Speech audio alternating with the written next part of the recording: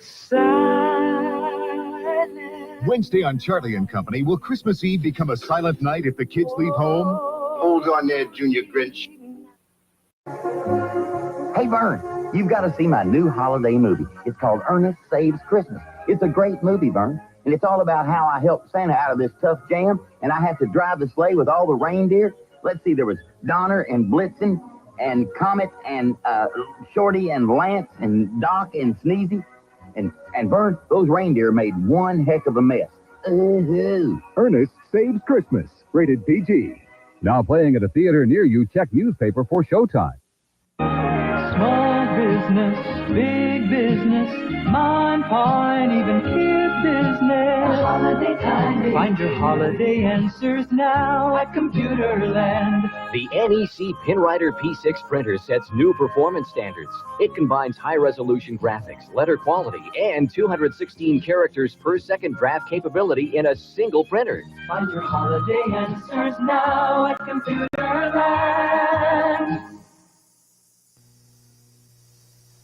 Time to go, John. I hope he knows I really mean it. For me?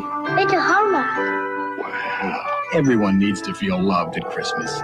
Give a Hallmark card and share your love. John, you know what Christmas is all about. See what a card can say for you. This is a Christmas gift I'll keep forever. See what a Hallmark card can do. Jody? Can I have a doll, please, Pepsi Snowman?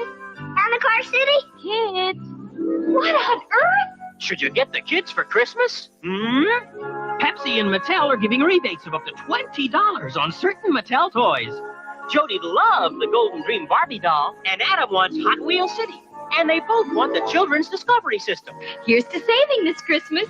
For details, see this Pepsi display at participating stores. People think I spend a lot on gifts. I don't. I just spend a little in the right place. At Venture, save 50% plus an extra 10% on 14-karat gold chains and 14-karat gold earrings. Save 50% on 14-karat gold men's and ladies' wedding bands and diamond solitaires at Venture. And these Elgin watches are on sale for only $49.99 through Saturday at Venture. It's not how much you spend, it's where you spend it. Venture. Gus, Jack. What's up, Cinderella? Surprise. That's me. That's you. That's Gus. That's us. When you buy a $5 book of McDonald's gift certificates, you'll get something extra. Either a free Gus or Jack, the two adorable mice from Walt Disney's classic movie Cinderella, now playing in theaters everywhere. They make great gift decorations, fun ornaments, and cuddly play pals. You can get either Gus or Jack with a $5 book of McDonald's gift certificates. And happy holidays from Jack, from Gus, and... All of us at Colony Center would like to thank you for being part of our holiday tradition. For more than 20 years, Colony Center has centered around you and your family. Come, be a part of our holiday shopping tradition. Enjoy the smiles and the spirit of giving at this wonderful time of year. Season's greetings and warmest wishes from your friends at Colony Center. Join Bob Hope for an American tradition. I love you. With season's greetings from Donna Mills, Brooke Shields, Crystal Gale, and the Osmond Kids. Don't you love fantasies at Christmas time? Grab Bob Hope's bag full of Christmas cheer.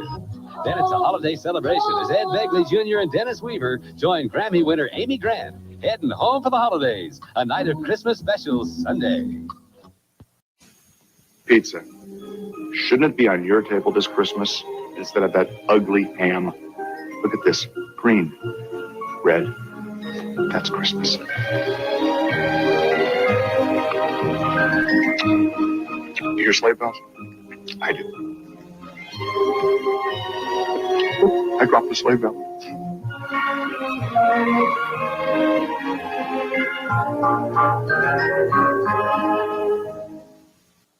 Hi, I'm Mrs. America, and I'm truly proud to represent Barberware and their fine American products.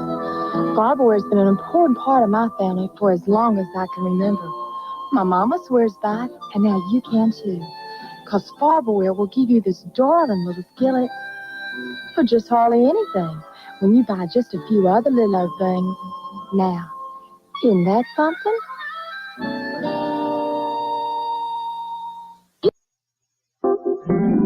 Watch the incredible new magic from Kodak. Kodamatic trim print instant color film. You lift the image off the back for a super thin print that captures the color just the way you like it. Now, see how trim print stacks up against ordinary instant print. It's so thin, it's the instant print your photo album's been waiting for. So thin, no ordinary instant print stacks up to trim print. And what a great Christmas gift. Only for Kodamatic instant cameras and only from Kodak. From a wish to the magic of Santa's little helpers, to a smile and a twinkle in their eye that will appear on Christmas Day when they've discovered what you've discovered at Greasetown Mall. Yes, there's enchantment in the air at Greasetown Mall, whether it's a gift for the man in your life or a gift from your heart to make her heart skip a beat, or toys for good little girls and boys. You'll make that Christmas wish come true. So enjoy the Christmas season and the happiness it brings at Greasetown Mall. That'll be a charge. We interrupt this purchase for a reminder. Don't forget, Santa. 'Tis the season to be choosy. La la la la la. That's it. So choose the card that actually pays you cash back for every charge. The Discover card. That's a great idea. You sure know how to pick them. It pays to Discover, the card that pays you back. Starting Sunday, our holiday insert can save you money at Pathmark. So bring it in and get more coupon value for your holidays. Like a 5-pound bag of U.S. #1 Eastern potatoes, free when you purchase any beef, veal, or pork roast, or leg of lamb. Scott paper towels, 2 rolls for just $1. And Coke, Diet Coke or Sprite, a 2-liter bottle is only 79 cents. At Pathmark, where you get more value for your dollar 24 hours a day. Holidays, holidays. During Sears 2-day holiday kickoff, doors open early at 8 a.m. with exciting values and gift ideas throughout the entire store. Something special like this touch control Kenmore microwave for fast cooking, now only $149.99. Or the Hamilton Beach ME food processor, compact, powerful, and versatile. Our lowest price of the year, only $29.99. Hurry, on sale now. There's more for your life. Opens at 8 a.m. at Sears. Next week on Disney. There's no business like snow business. Celebrate Christmas Eve with the Muppets. Okay. And all their friends. Your Fraggles. I'll say. It's a Sesame Street gang. It's a Muppet family Christmas.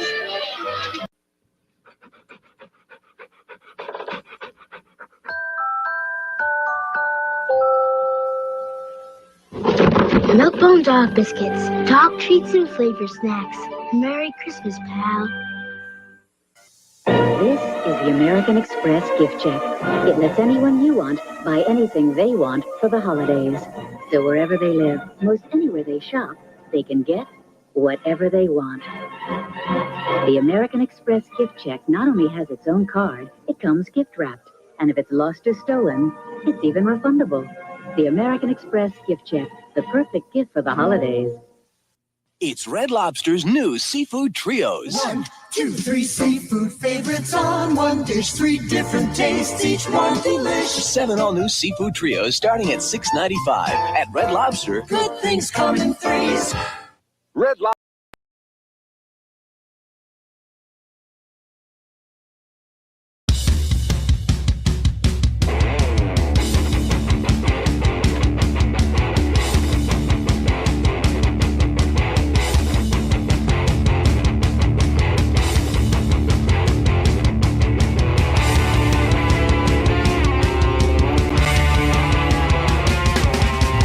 Karen left the waterfall, bound for Fairview Road. Next day the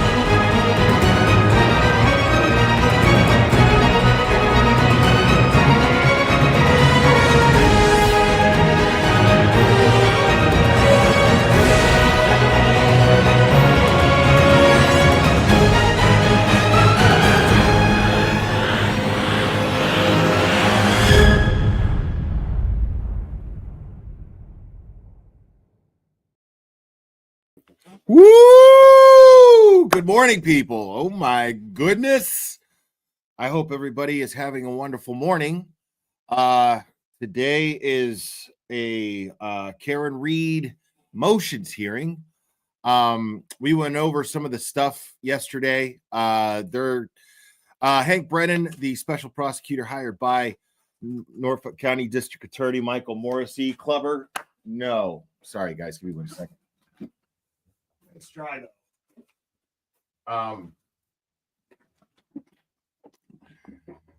Hank Brennan, special prosecutor who was hired by Norfolk County District Attorney Michael Morrissey, is trying to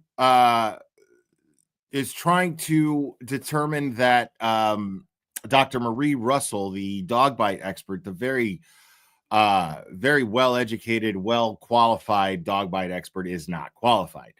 And I find that to be interesting. Now, I feel, I don't know. I feel like because it's a new trial, that's Bev's justification for having this hearing. The defense filed a motion and it was denied to not have this hearing, but this hearing is happening right now, or is about to. And there's also the ARCA experts who I think, they want everything. First of all, it's all in the TUI report, everything that he's asking for, except for the stuff. Clever, off, stop it. Thank you. The stuff that he's asking for, most of it's in the TUI report, but he thinks he's going to get witness identities, list of witnesses who the Massachusetts, the United States Attorney's Office, Josh Levy's office, is planning to use in their investigation into Michael Morrissey. So that's going to be very, very interesting. So now I don't have a feed of this yet.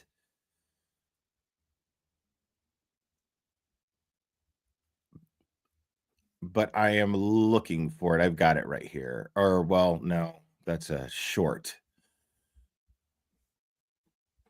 And let me see this real quick.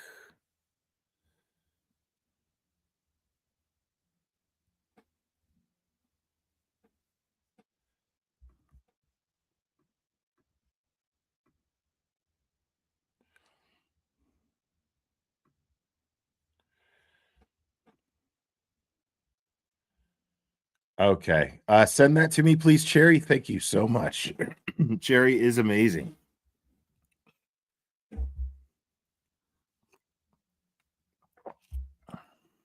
Now, if you guys are wondering, and I imagine my crowd is going to get even smaller.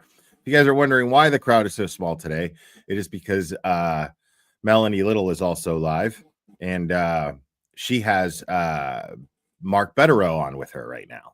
So if I was not streaming this live, I would be watching that myself. But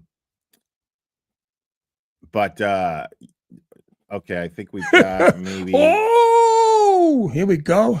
I think we got a super cat. Super cat. I think we got a super cat. Super cat. Super cat. Super cat.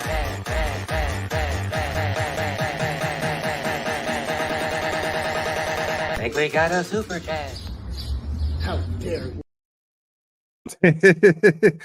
Okay, so Brad Blankenship, thank you so much. Let's give a shout out to Brian Higgins, a decorated dude who should be calling into you as Frank from Roxbury in 3, 2, 1. Yeah, well, my phone lines would have to be open, but yeah. Well, we're going to talk a little bit about that later after the hearing. Tess, thank you so much. Tell me about Higgins calling the JFK last night. Good morning, Will. Yes. Again, we will talk about that. I promise, guys. Thank you so much. I appreciate you guys. Hold on. Let's see what we got here. We're good. We're good.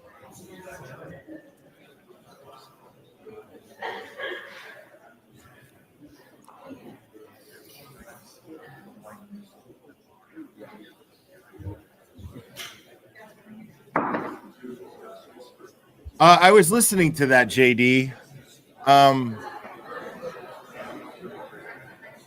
I was actually listening to that.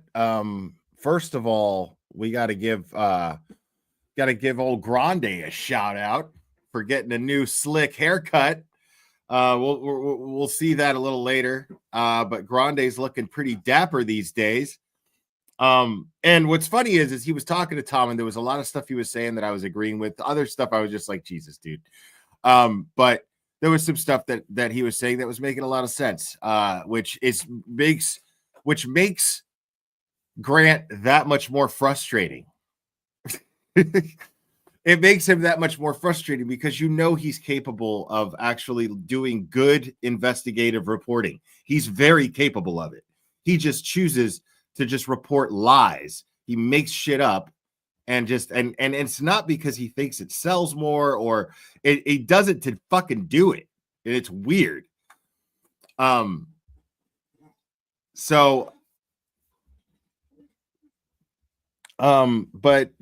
Grant, well, I don't think his autism has anything to do with it. I don't.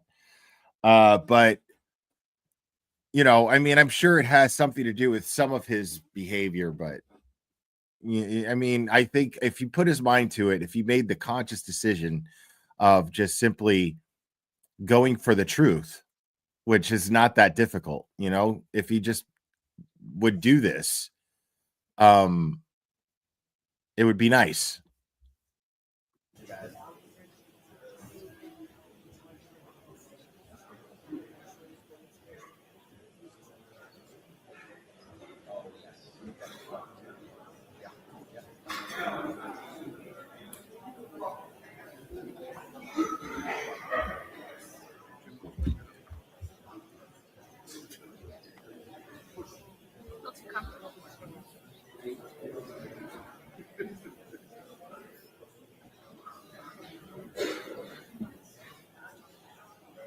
You think he's faking it, Oblivious Benson?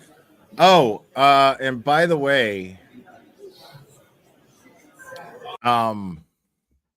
Oblivious Benson, I expect a group DM from me, including Auntie Deb. There's something that I need to talk to you guys about. I want to bend your ear on something, that's all. But be expecting whenever I become not too fucking lazy to do it, PM you and Auntie Deb.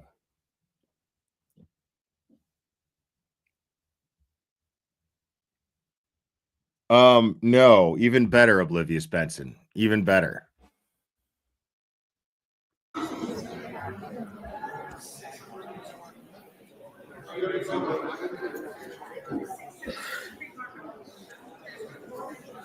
Yeah, as Sherry's saying, there's more logistic stuff that we have to work out first, but not necessarily like it's just it's more of a pitch than anything else. It's not necessarily us getting to work just yet, but it's more of a pitch.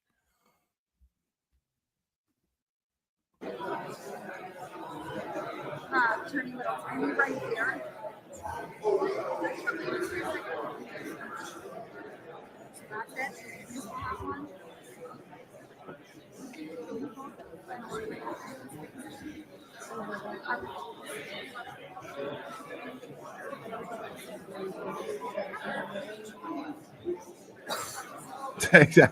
I don't even have to pitch it.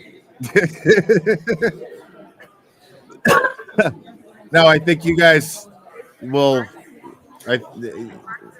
You'll definitely be interested.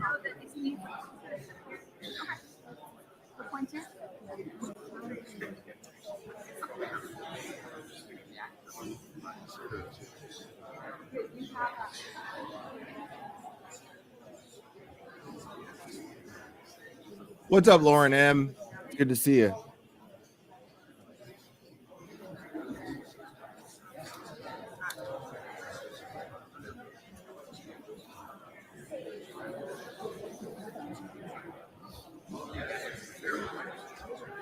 Dude, it is so cold right now.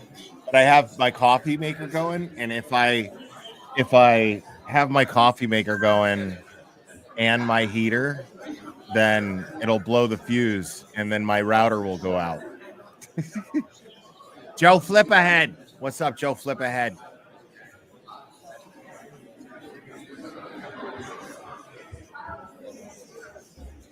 Ask Bob.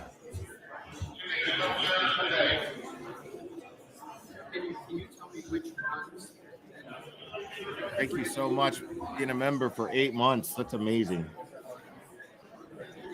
You guys are the dopest motherfuckers ever. Seriously.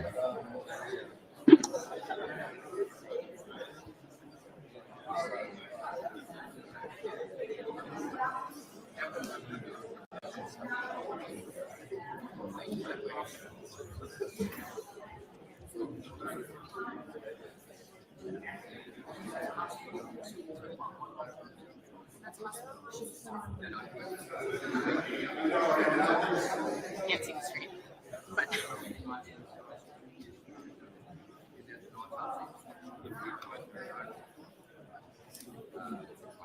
You okay, buddy?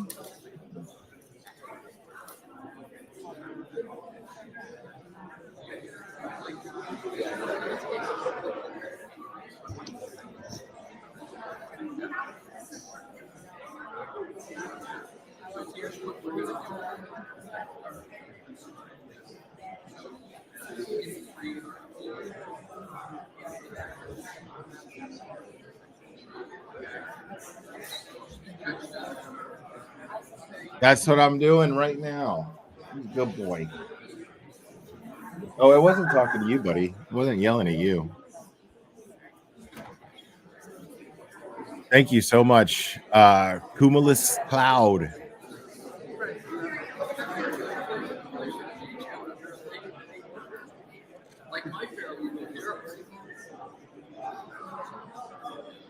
Bro, I mean, you know it. I got to represent, right?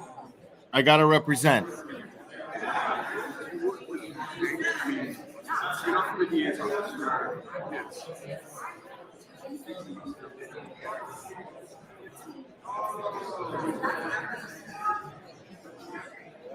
I know them very well. Yeah, like you guys don't know, man. Like and Cherry knows this about me. Cherry can attest to this because she's been part of this channel for a long time and very, very vital to it. And in events like this, right? Events like this where there are so many other great channels that are covering the same thing, and it puts people in a position, and it's not a bad position, but it puts people in a position to go, okay, well, who am I going to watch with? And so I'm still blown the fuck away that even one of you guys takes an interest in what the fuck I'm doing up here. You know what I mean? I'm still completely and totally blown away by just that. So when I have, it's real nice to have, 2, 3, 4,000 people in here sometimes. That's great. But it's actually more special to someone like me when there's something like this happening where there are so many other great channels that are covering it. And you guys are like, I want to watch it with Will, that's just something I won't squander. And it's important to me to tell you guys that. So thank you guys very much for hanging out with me today.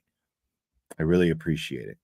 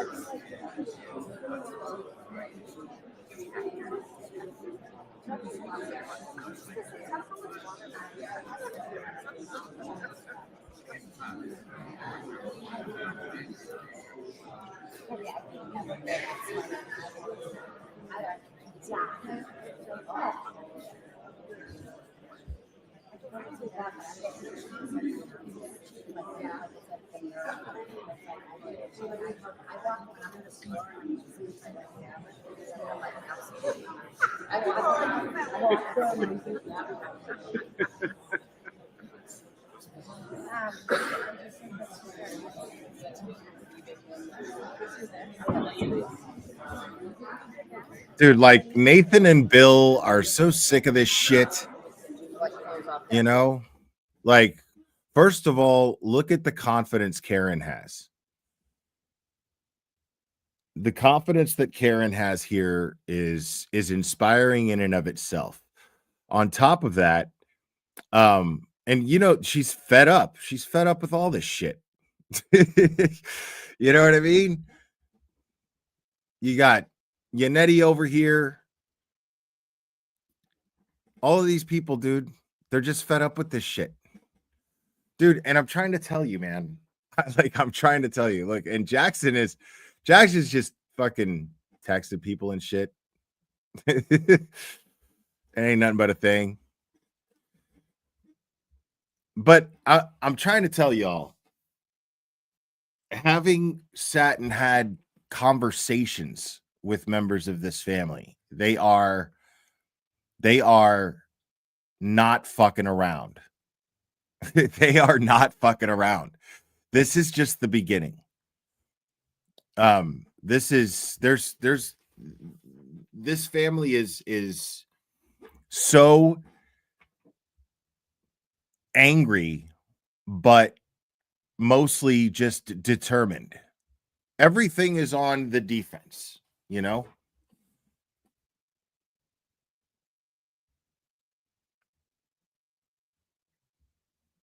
It's like when you think of like some kung fu master, there's some level of anger there, you know, but but they're just, you know, they're focused. They're deflecting the kicks and the punches. They're doing a great job at it.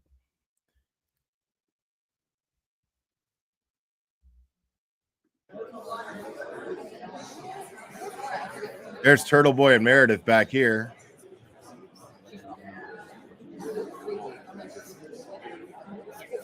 And there's Esty right in between them, behind them.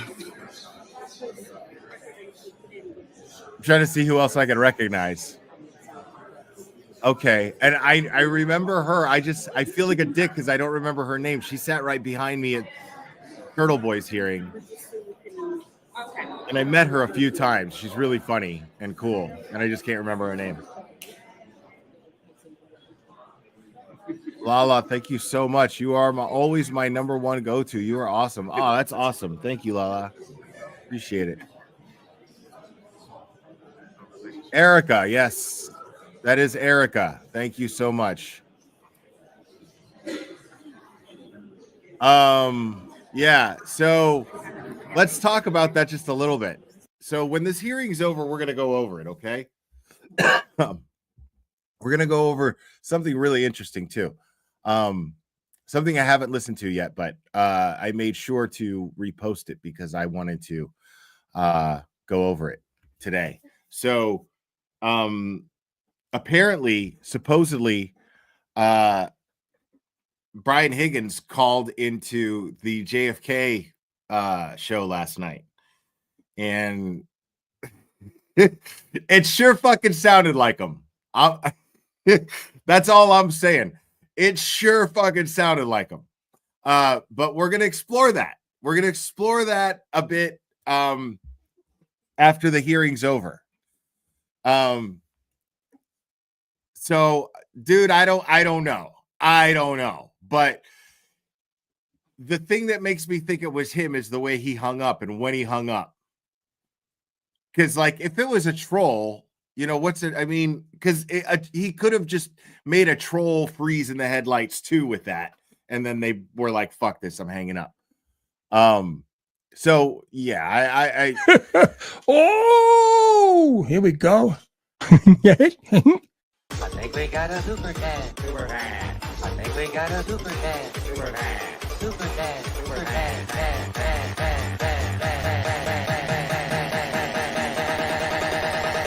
I think we got a super cat. How dare you? Fishing Kid, buy Clubba a bone for me. That's really ironic because I did yesterday. That's really funny. I bought him a new bone just yesterday. Fantastic. Thank you so much. Right, Rob P, we're gonna go over that when this is over. So stay tuned.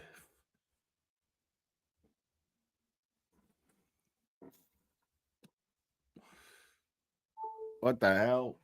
Clever, get away from there. Fucking up my shit, man.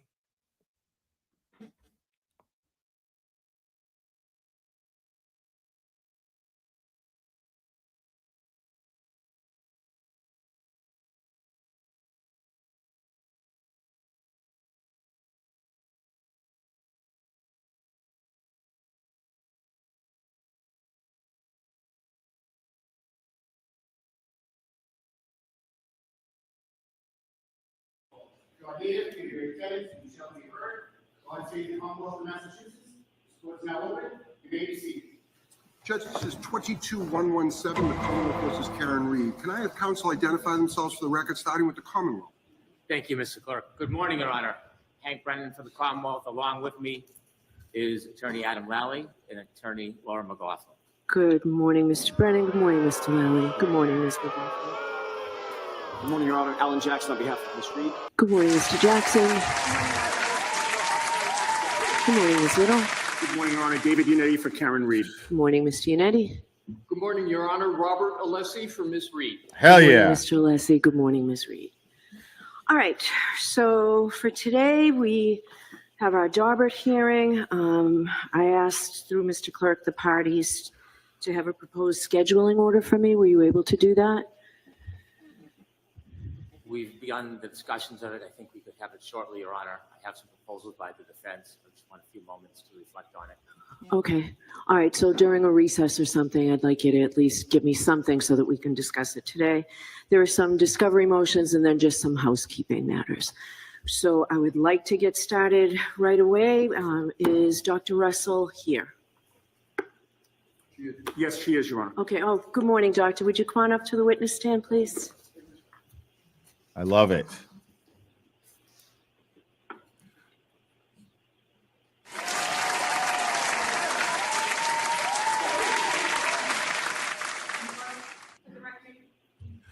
We love Dr. Russell. Thank you very much.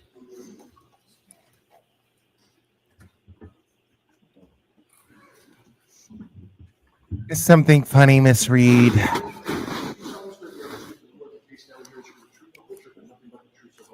I do. Good morning, Dr. Russell. Okay, the defense is calling Dr. Russell as a witness.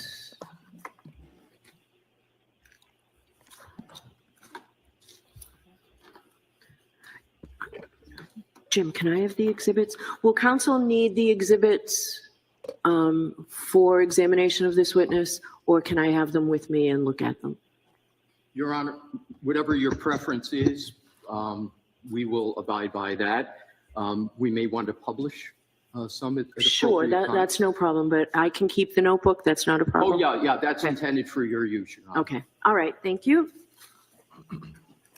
All right, go right ahead, counsel. Your Honor, if I may, a couple of matters before Dr. Russell testified, with Your Honor's permission. Okay. One will take 15 seconds and the other will take maybe 3 minutes. Okay, is it something that Dr. I Russell love can this remain guy, in the dude. courtroom for? It is. Okay. And Sure. if at any point I'm incorrect in that assumption, I'm sure you will tell me. Okay.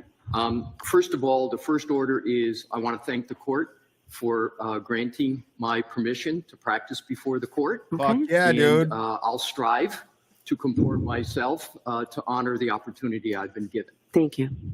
Secondly, with regard to the decision that Your Honor rendered with regard to our opposition to the motion, the reason I just wanted to raise that briefly is I wanted to make sure that I properly discharge my role in terms of a record.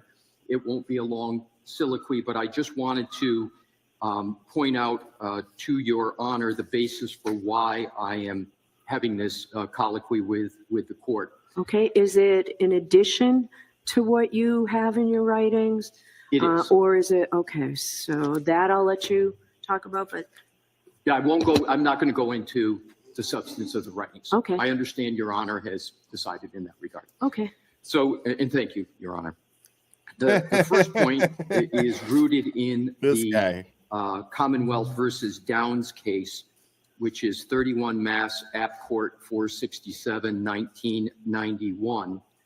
And the short of it for that case, which is toward the end of the case, which it was a matter very similar procedurally to this, where there was a request for reconsideration. The court took on that question of reconsideration. And what happened was the appellate court stated that it would be important, and I'm trying to discharge my duty as an officer of the court, but also for an advocate, to put on the record, right, the decision with the basis for the decision with regard to it. Sure, I know, I have no problem with you doing this. You don't need to apologize for making a record. I have no problem. Thank you. So I'll go right to it. So my request is in accordance with Downs that Look at Aiden. There be placed on the record some explanation for the decision. I would appreciate that. And then secondly, the second and last part of it is our expectation coming into the hearing is based on Commonwealth versus Addy, which is 79 Mass Appellate Court 835, 2011. And the short of that case, Your Honor, is it was a Daubert Lanigan motion, very, very much similar to the procedural posture of this motion, where the court set a Daubert Lanigan hearing. The party who was in support of the expert testimony then was given the opportunity to oppose the motion, and this is what the court said. The court stated that in response to the motion, the Commonwealth, and it was opposite because the Commonwealth was supporting the testimony, it says, in response to the motion, the Commonwealth submitted Trooper Sanford's collision reconstruction report. Then I'm going to skip down to the nub of it. At the motion hearing, after reading Trooper Sanford's report and listening to the arguments of counsel, the judge decided not to hold an evidentiary hearing and ruled that Trooper Sanford's opinion was admissible at trial because there was a factual basis for his opinion and it was therefore reliable.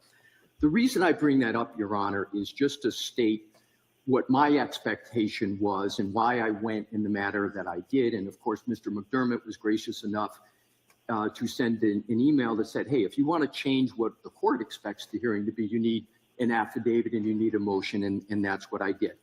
So in conclusion, Your Honor, it is the position of the defense that the papers that we submitted, and I won't get into the argument, would obviate the need for an evidentiary hearing, much in the way that the Addy case obviated, where the party was given an opportunity to make the arguments in terms of the motion. So my main point in raising these two in conclusion is I would appreciate if Your Honor could state a basis for the denial of the, what I will call the Addy process. Woo! And we will, of course, respect Your Honor's decision and proceed. And you give us a reason why you denied it. Yeah. What do you say? Who's going to argue this for the Commonwealth? I love this guy. We would love an answer as to why. Decision that a Lanigan hearing is appropriate. I didn't have the benefit, but Your Honor certainly had the benefit of a voir dire prior to trial. Your Honor had the benefit of watching the trial testimony. Your Honor had the benefit of appreciating that it wasn't Rule 14 that was complied with prior to that hearing. In fact, a report was provided merely 2 days ago on December 10th. And that report, if the court has an opportunity to see it, is in conflict in many ways from the testimony at the voir dire, and it's in conflict with testimony at trial. One thing that is constant from the voir dire through the report that we received 2 days ago is that there is an absence of methodology. There is no basis in methodology to support the opinions that have been provided by this witness. And that fundamentally supports a decision that the defense should meet their burden, be compelled to provide a witness so that they can see if they can satisfy. Appreciate that. Okay. Your Honor, he delved into the substance. I don't plan on belaboring it, but if I could just be heard. Sure. Thank you. Appreciate it. The methodology, and if we're going to go to the testimony, you will, of course, everyone will hear it firsthand, was established the first time. It's pattern recognition. It's well established in the law. And that was what Dr. Russell testified first trial. That's in her report. And as we're to proceed, that's what will happen. That's right. First. Your Honor, it was a rule. The trigger for the last time was a Rule 14. But Your Honor, in the June 20th transcript, on pages 59 and 62, said, dude, this guy's a machine. On 59, Your Honor said, you, the Commonwealth, raised Daubert-type concerns. And on page 62, Your Honor said, I have to exercise my role as gatekeeper. So it was clear that it was Daubert. The methodology was established. So I just wanted to respond in that manner for clarity of the record. Okay. Additionally, after I made the finding that I made, I heard trial testimony. So based on everything, in my discretion, we're having a hearing. Understood, Okay. Your Honor. There are your findings. Thank you. Okay. Appreciate it. Wow. All right. Because So I you said want to so I'm is all her set to go, Your Honor. reasoning. Go right ahead, Mr. Leslie. Because you. I said so. That's morning, her Dr. reasoning. Russell. Good morning. And you'll keep your voice Wow. up. That would be helpful to all. Yeah, I'm not Please forgetting his state name your today. name, your full name, and spell your last name. Yes. Marie Russell, Russell. Now, at a high level, what is your professional background? I'm an emergency physician. And is your professional, do you have anything else in terms of your professional background in addition to being an emergency room physician? Yes, I'm also a trained forensic pathologist. Your Honor, may I interrupt for 1 second? I'm sorry. Sure. Unreal, dude. Bev is a piece of shit. I won't even hold back. Like, Bev is a fucking piece of shit. Dirty as fuck. Because I said so. Thank you for that, Your Honor. Go right ahead. Is what she says, basically. How long have you been an emergency room physician? I've been an emergency department physician since 1987, so that is over 30 years. How long have you been a forensic pathologist? I've been a forensic pathologist for about 31 years. So you've been an emergency room physician and a fellowship trained forensic pathologist, both of those for 30 plus years. Correct. Do you have a medical license? Yes. When were you first licensed to practice medicine? In 1988 in California. And what licenses do you I currently was hold? 13. I hold medical licenses in California, New York, Idaho, Oh my God. Massachusetts. And in California, what are you technically licensed? What is the documentation of the license you had? Your license as a what? Physician and surgeon in California. A physician and surgeon, did you say? Correct. Wow. It's going to go on and on like this for the next 5 minutes. It's going to go on and on of how qualified she is. Like, he's just going to get right to it. Like, we shouldn't even be here for this, but Your Honor, as okay. I'm sure you know, but I want to make sure I get your protocol correctly. We've pre-marked, Mr. Brennan and I have agreed to the exhibits. We've agreed to both the pre-marking and to the admissibility of each exhibit. And I can never either tell you how I understand I'm to go, or Your Honor can state it. So these are in evidence. Yes. So use them as if they're in evidence. Thank you. Appreciate that. May I approach the Yes. witness? Thank you.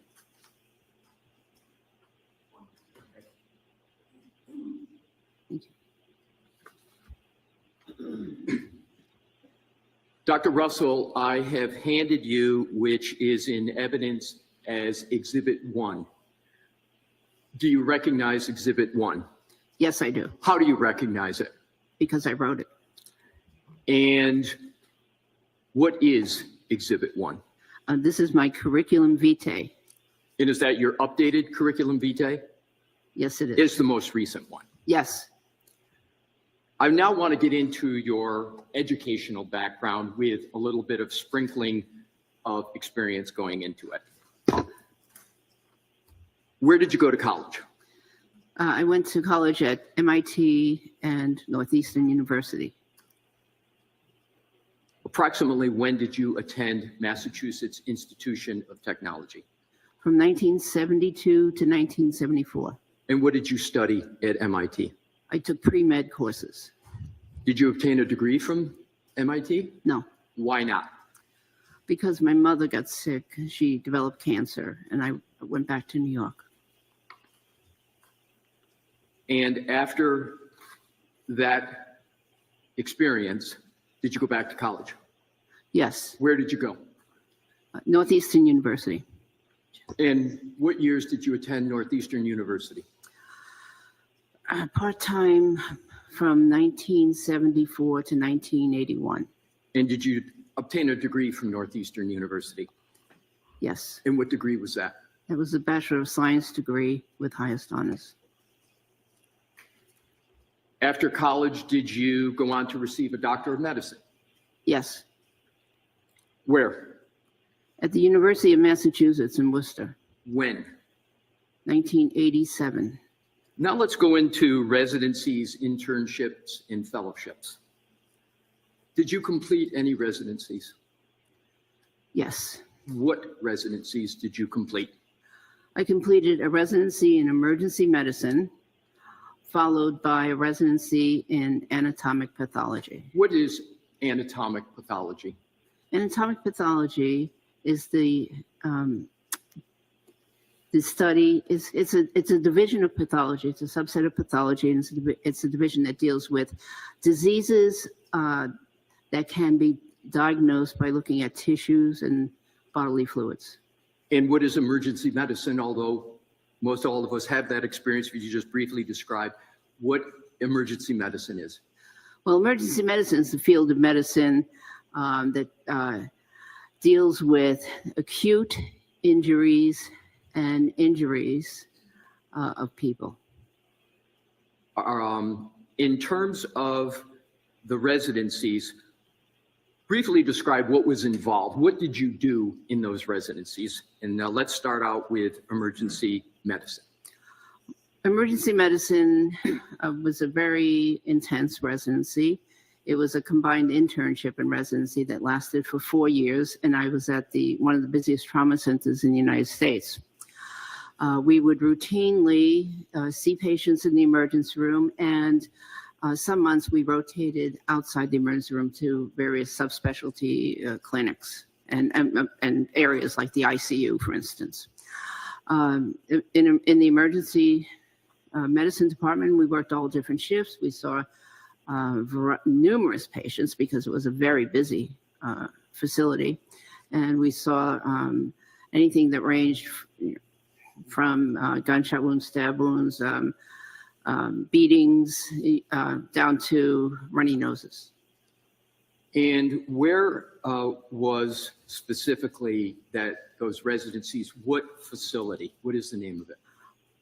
It was at the Los Angeles County USC Medical Center, which people formerly knew as the General Hospital, the 19-story General Hospital from Los Angeles.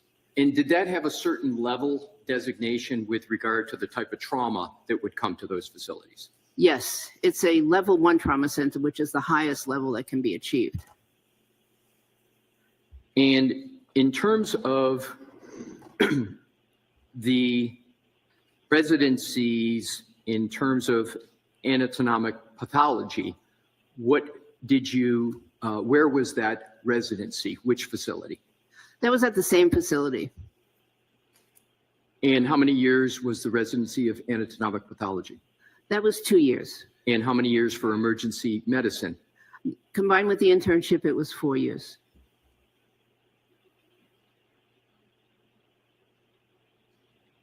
Did you complete any fellowships? Yes. This just goes on and on, dude. What fellowships? I completed a fellowship in forensic pathology. What is a fellowship compared to, say, an internship and a residency?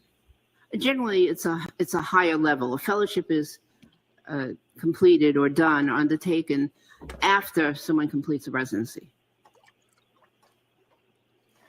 What did you do in your fellowship? Oh, in forensic pathology? Yes.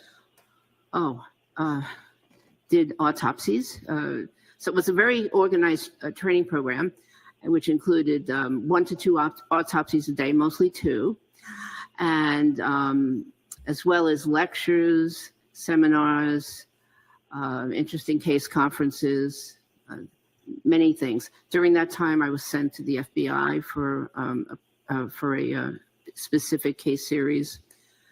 So it was very intense. And in terms of the autopsies, I autopsied cases that were gunshot wounds, stab wounds, many homicides, many homicides, accident victims, car accidents, people hit by cars, people stabbed, people, child abuse, a wide range. And the goal was to give the fellows the widest range of experiences. And can you estimate how many autopsies you performed during your fellowship? Oh, I know for a fact that I performed over 500. And that was over a 2-year period? Correct. So you're performing then an autopsy almost every other day, is that? Oh, no, correct? 1 to 2 autopsies a day. 1 to 2 a day? Yes. And what at its core are you doing in terms of an autopsy as a forensic pathologist? You know, the autopsy is just part of what the forensic pathologist does, which is death investigation. So a forensic pathologist looks at a person's, well, just the body is one part of it. The external exam, sometimes, some cases, not all cases, get an autopsy actually that go to the medical examiner's office. But there's a death investigation which involves a detailed external examination, plus an examination of the circumstances of how the decedent was found, interviews with police officers and others when appropriate, interviews with their doctors, and examination photos if available. Earlier in your testimony, you said you have over 30 years of experience as a forensic pathologist.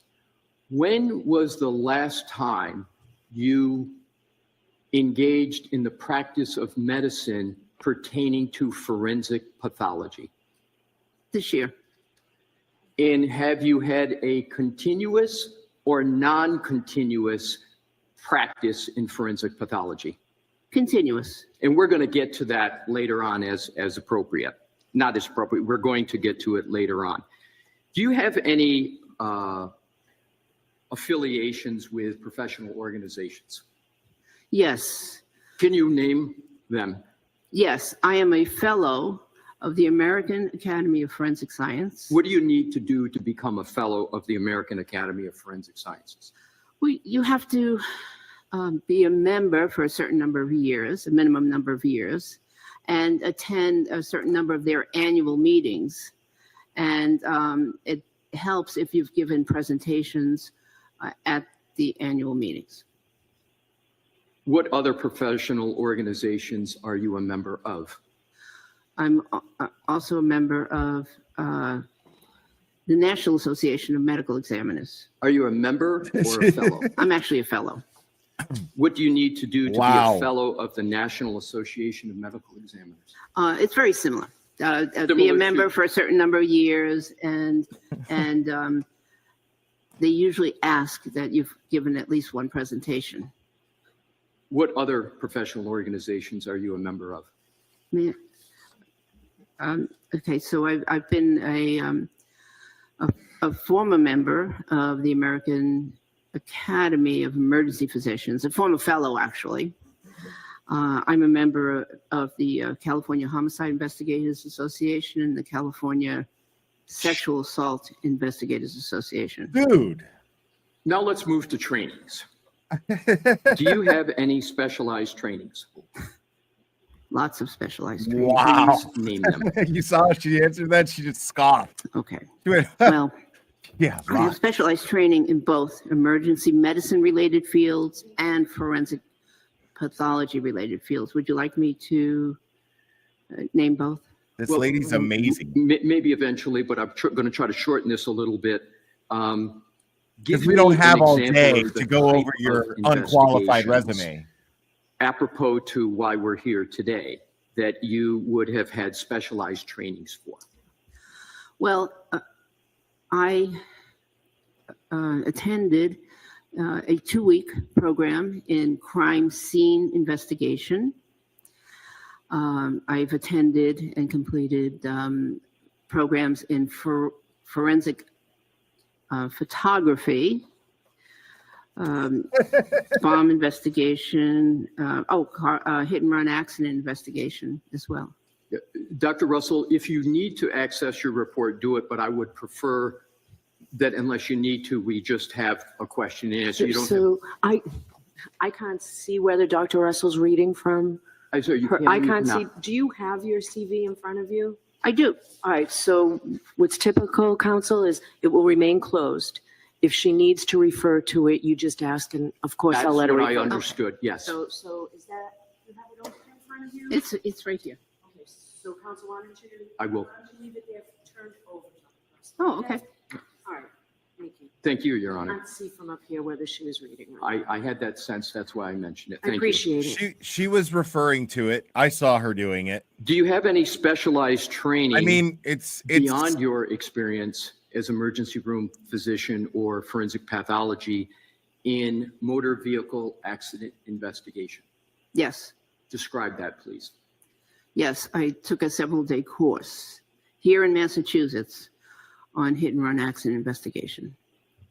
And we're going to get into this a little bit more, but did you also have experience with motor vehicle accident diagnosis and treatment of humans in the emergency room? Oh, yes, yes. We'll get into more of that detail. As a forensic pathologist for 30 plus years, did you see decedents and living patients who had been the subject of motor vehicle accidents? Many. And in terms of forensic pathology, are patients always deceased, or does the field of forensic pathology What's up, Dana? also address living persons? Yes, the field of forensic pathology as a broad field, yes, can deal with living people. Some government offices will choose to restrict their involvement to deceased people only, but it's a broad field. It does involve living people too. Now let's move to expert witness experience in courtrooms. You understand what I mean by the terminology expert witness? Yes. What jurisdictions have you testified in as an expert witness? Well, California, Florida, Illinois, Arizona, and the state of Washington. What topics in that expert testimony did you testify to? Both emergency medicine and forensic pathology. So you testified as an expert witness in those cases in both emergency medicine and forensic pathology. Correct. And you were qualified as an expert in each one of those categories, correct? Yes.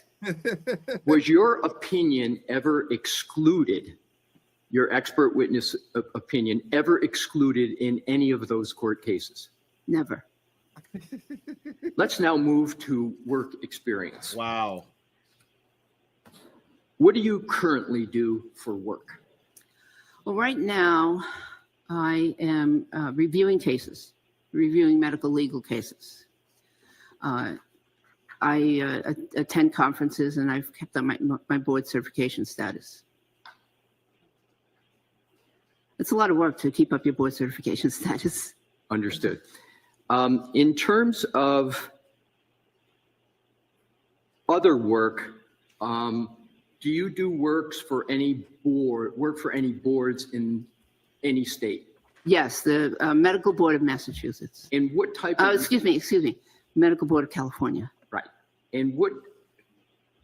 So, what is your title with respect to the Medical Board of California? In her defense, medical it's a consultant. lot to And remember. describe specifically, you don't have to go into detail, but just describe what it is, the types of things you do for the medical board. And I assume that's in furtherance of practicing medicine. Is that consultancy the practice of medicine in California? Oh, absolutely. You can't be a medical consultant for the medical board without a medical license. It is the practice of medicine. Give us some examples of what your practice of medicine is with respect to the Medical Board of California. For the medical board, I review cases. So the cases are referred to the medical board because of concerns that a licensed physician in the state of California is either practicing outside the law or practicing below the standard of care, or a combination of those things. So the cases are referred to the medical board, and I am one of the people that reviews the cases and makes recommendations as to whether there is actually a concern. So going back to my clinical pharmacy days, I believe I understand the standard of care parlance, but we have maybe some different parlance in the medical field. Is standard of care and whether a physician's met it also known as physician negligence? Yes, if they don't meet the standard of care, it's considered physician negligence, yes. Describe your role in cases briefly of your expert witness to topics in forensic medical investigations. The topics actually range from homicide.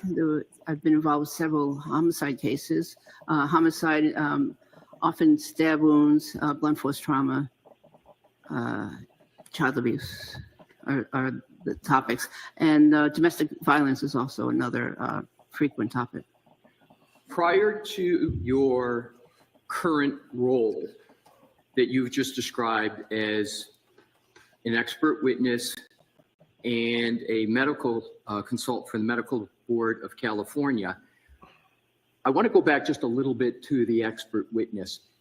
Are you able to state whether you have testified previously mostly for prosecution or defense? Do you have a sense as to where the majority of your testimony has been on whose behalf? Well, it's been mixed. There's been a lot of prosecution cases. So you've testified as an expert witness many times in support of the prosecution? Yes. And has your testimony in support of the prosecution been only as a physician, or was there times when before you became a physician, that you were testifying on behalf of the prosecution, say when you were a police officer? Yes. And roughly, how many cases, we're going to get more into your police officer experience, but how many roughly cases do you recall testifying on behalf of the prosecution as a police officer? 25 to 30. Now let's go to just prior to your immediate role. Dude, it's like, what are we doing here? Before being a medical consultant for the Medical Board of California, where did you work? Immediately before I worked at the state of California prison system. It's called the Corrections Department in the state of California. Oh and I was the chief medical executive for one of the major prisons. What years approximately did you serve in that role as chief medical executive of the California State Prison? Only a fucking idiot From would 2018 say that she's not qualified. to Only excuse me, from a fucking idiot 2018 to in a coma 2023. would say that she's not qualified. What was your role? What did you do? Oh, well, the chief medical executive is in charge of the whole medical department, and so in that role, I had a lot of duties, including supervising the medical care of all of the patients, the inmates, conducting various committees. I chaired many committees, process improvement, pharmacy therapeutics, death committee. I investigated every single death that occurred at the prison during that time period. Let's stop there if we could, please. Oh my And God. talk about from 2018 What do you want, to Bev? 2020 is what I heard you say was your time period. Describe what was a death review at Corcoran that you performed. Yes. The death review at Corcoran was quite extensive. And so what would happen, well, first of all, let me give you background. Background is that the patients die from a variety of causes in prison system, including suicide, homicide, natural death, overdoses, a wide variety of reasons people die. Like so my every job was possible way to you can investigate imagine. those deaths. And the way I did that was when these inmates or patients were taken to the emergency area, when they were found unresponsive, taken to the emergency area. Short of being hit by if a I was car. there, Yeah. in the building, which that's where my office was, I would go and personally examine these patients from head to toe.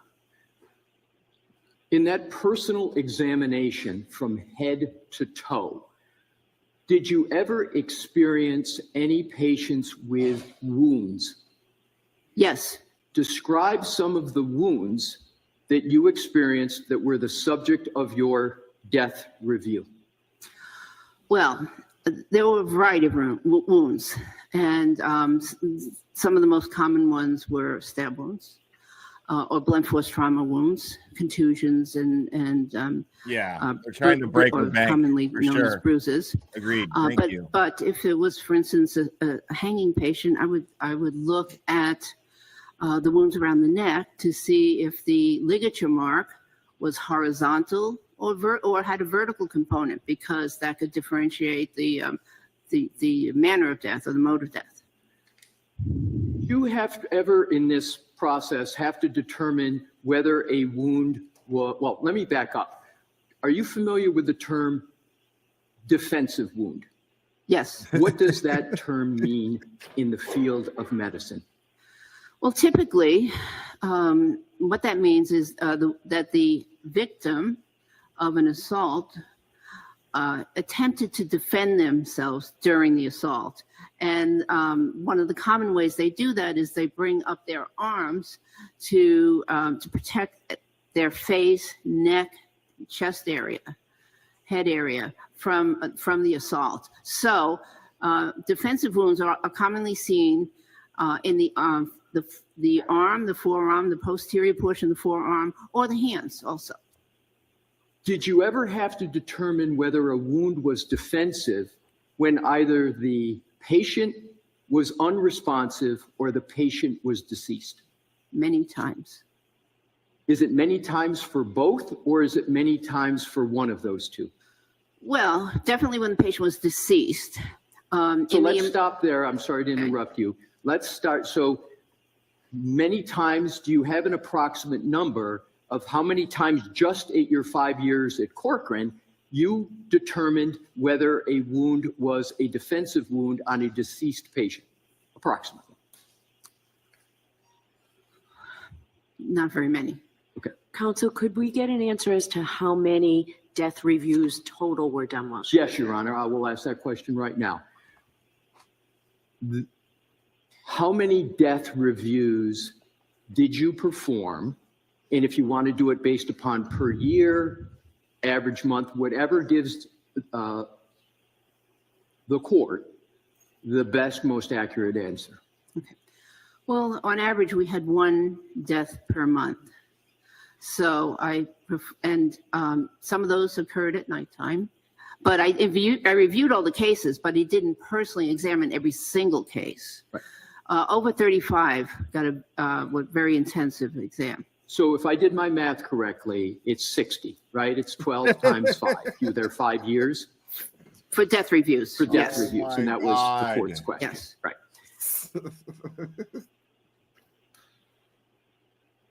Was there anybody else at Corcoran doing death reviews? There was a committee that I formed to review deaths. It didn't exist when I first got there, but it did get formed later on. Were there any my other God, physicians? Man. She on the formed a that- committee so on you it. were the only physician on the committee in Corcoran that was performing the death reviews, or not? No, I misspoke. There was one other physician, the person who was my assistant, who also needed to be involved in those death reviews in case I wasn't around. Did you ever need to consult with any medical examiner's office in connection with your death reviews at Corcoran?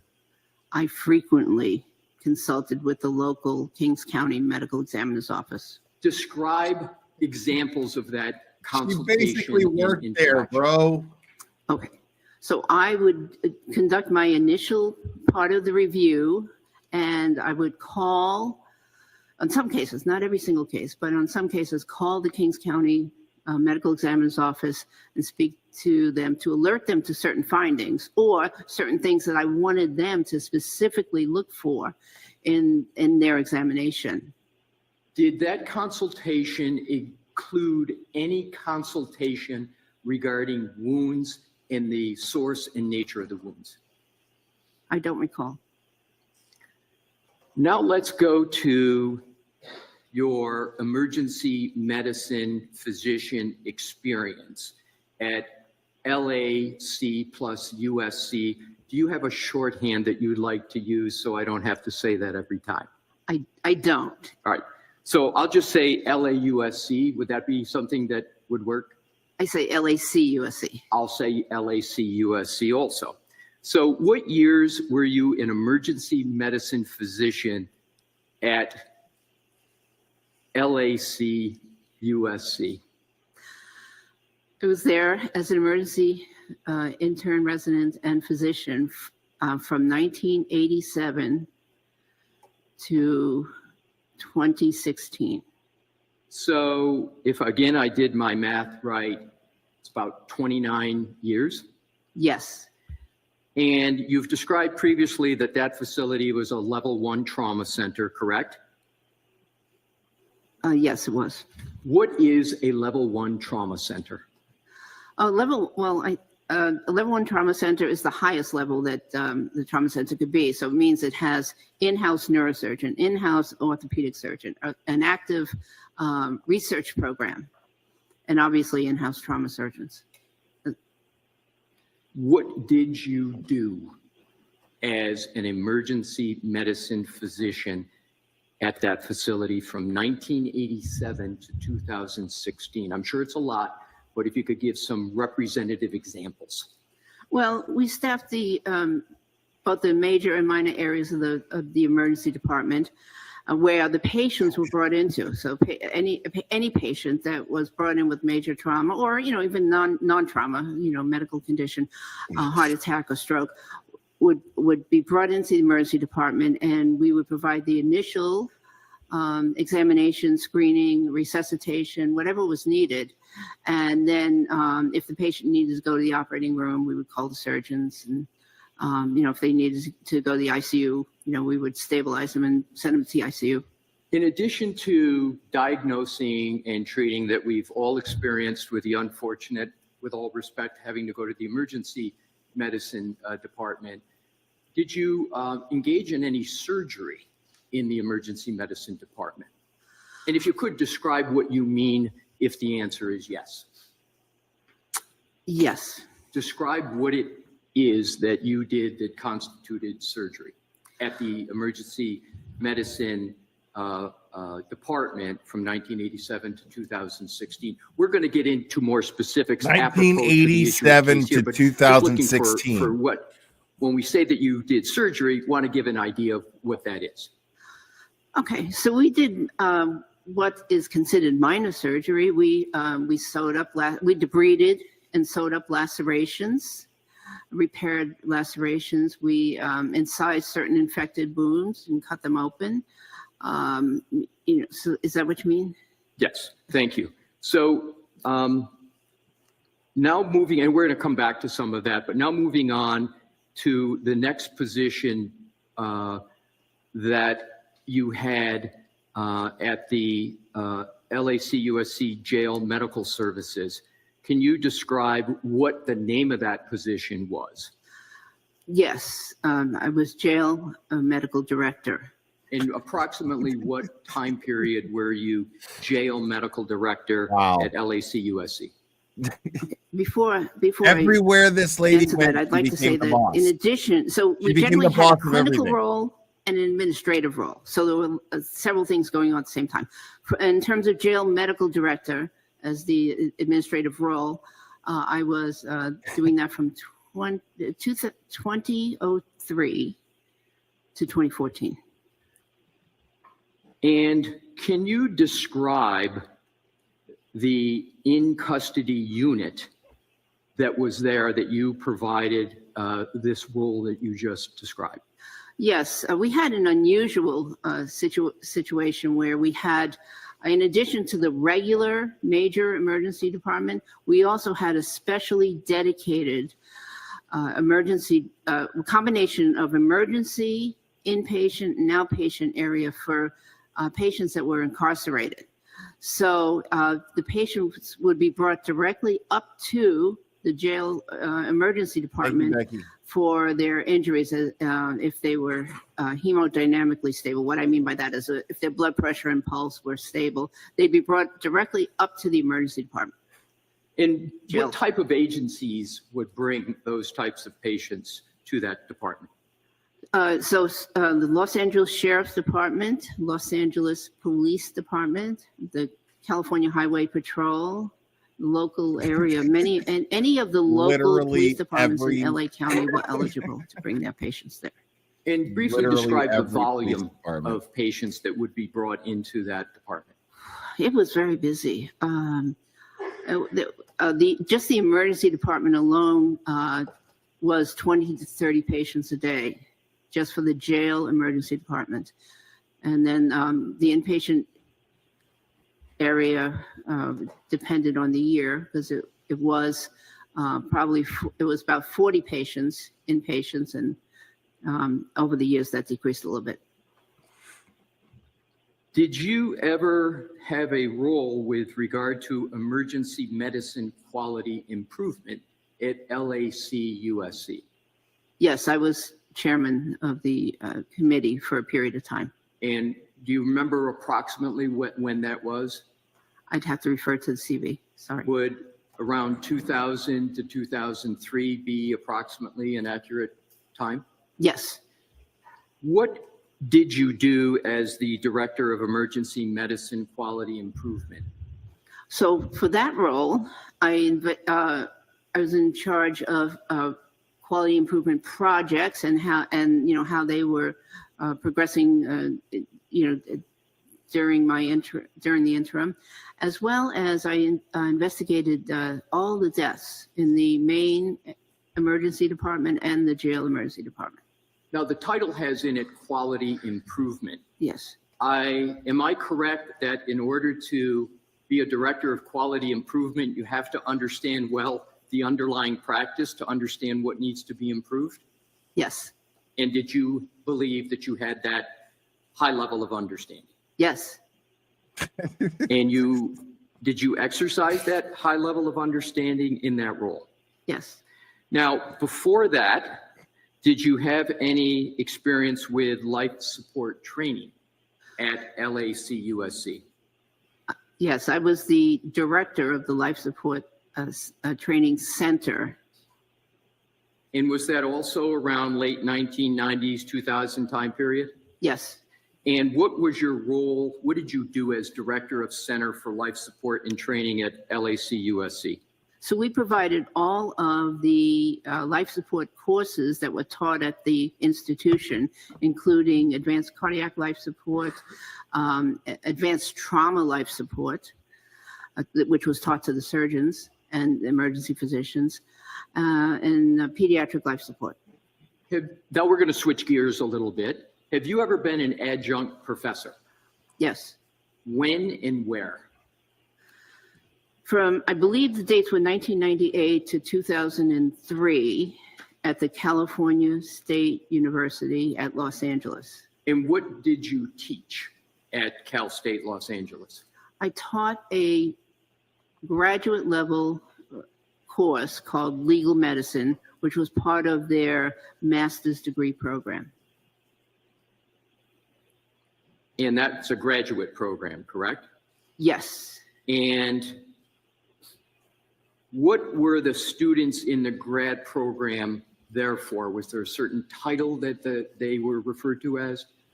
Yes, it was a graduate program in criminalistics, and so many of them were crime lab employees or headed to work at a crime lab. And just briefly, can you give just examples of some of the topics you taught to those that were in this criminalistics program? Yes, so I was teaching the medical course, and so I had to teach a wide range of topics about forensic medicine to these people who would be going to crime scenes and seeing deceased bodies, etc. So my topics included things like time of death, blunt force trauma, sharp force trauma, burns, wounds. I did teach about wounds and including, so a wide variety of wounds. Let's focus in on wounds. Okay. Describe in some detail the type of wound analysis and treatment you taught as an adjunct professor at Cal State Los Angeles. Well, there was no treatment taught to those students, as opposed to the emergency students, emergency medicine doctors. But the types of wounds that I talked about in the legal medicine course included, again, sharp force, blunt force, thermal. I talked about bite wounds in terms of identifying bite wounds on a deceased body. I talked about wounds that people would see in child abuse, domestic violence, elder abuse. And in your teaching, let's break that down. In your teaching of dog, is it fair to say dog-inflicted human wounds? Is that a fair term? Or would you use? Mostly bite wounds in general. Bite wounds. Was that bite wounds from a specific animal or general animals? No, mostly human. I talked about mostly human bite wounds. Okay. With a reference to animal wounds. And what was the reference to animal wounds? Just how they can be differentiated from human bite wounds. So you taught human bite wounds, but you also taught how to differentiate human bite wounds from dog bite wounds on humans. Yes. So let the witness answer that. So ask it in a non-leading way, please. Thank you, Your Honor. Yeah, that was a little leading. It was a little leading. Describe what you taught the students on the topic of human wounds and dog bite wounds. Okay, I taught the students to recognize human bite wounds. So I had pictures, images, and slides on human bite wounds, why they would be important, the forensic value of bite wounds. I mentioned how they may differ from other bite wounds, such as dog bite wounds. In the emergency department, the focus was a little different. That's what I wanted to go to next. So describe, well, first, in your many years in the emergency department, and we're going to get to this in more detail, So why don't we just save it until the next category we get to? We'll come back to that. Before Y'all are fucked up. you were an adjunct professor Knock it off. at Cal State Los Angeles, and before you were Y'all know who I'm talking to. Stop it. What did you do for work? I was a police officer full-time. And See, now you're just showing off, when Dr. were you a Russell. full-time Stop police it. officer? From 1977 to 1984 in Massachusetts. Wow. When you started on the police force in Malden, how many women were on the police force? Before I started, none. Wow. So you were the first woman on the police force in Malden. Correct. Before, did you go to academy? Dude, Yes. come on, Did man. you graduate successfully? Why are from we academy? even From the here? Boston Police Academy, yes. Before that, did you have any other work experience? Yes, I worked in an emergency room, actually. Right, but in terms of from the time period, as I understand it, in Malden, you, if I heard correctly, you said approximately 1997 to 1984 for? 77. I'm sorry, 77, right. So before that, did you have any other job in the community in Malden? Well, in the period 1974 to 1977, during that period of time, I worked in the emergency department. I was an EMT and I was an auxiliary police officer. Let's talk about the EMT experience. I was puking breast milk. What did you do as an EMT? I did volunteer work in an ambulance. And just, again, most of us know what an EMT does, but just for the record, just briefly, what did you do as an EMT? Generally rendered first aid to calls for emergency service. Now let's go into the category of your medical training and experience specifically pointed at a certain topic. With regard to wounds, do you have any experience with dog-inflicted wounds on humans? Much experience. Here we go. Let's start Here we and do go. this chronologically. What professional experience have you had with, we'll call them dog bite, what would you like to call them? Dog bites or dog bite wounds? What's your parlance? Dog bite wounds. So what's She's your like, professional whatever. experience going chronologically with dog bite wounds? Your first. Well, my first experience that I recall was during that period of 1975 to 1977 when I attended a training session And I saw just on Star Wars. where I witnessed the training of guard dogs. The training was conducted by some people I know, and I was invited to this professional session.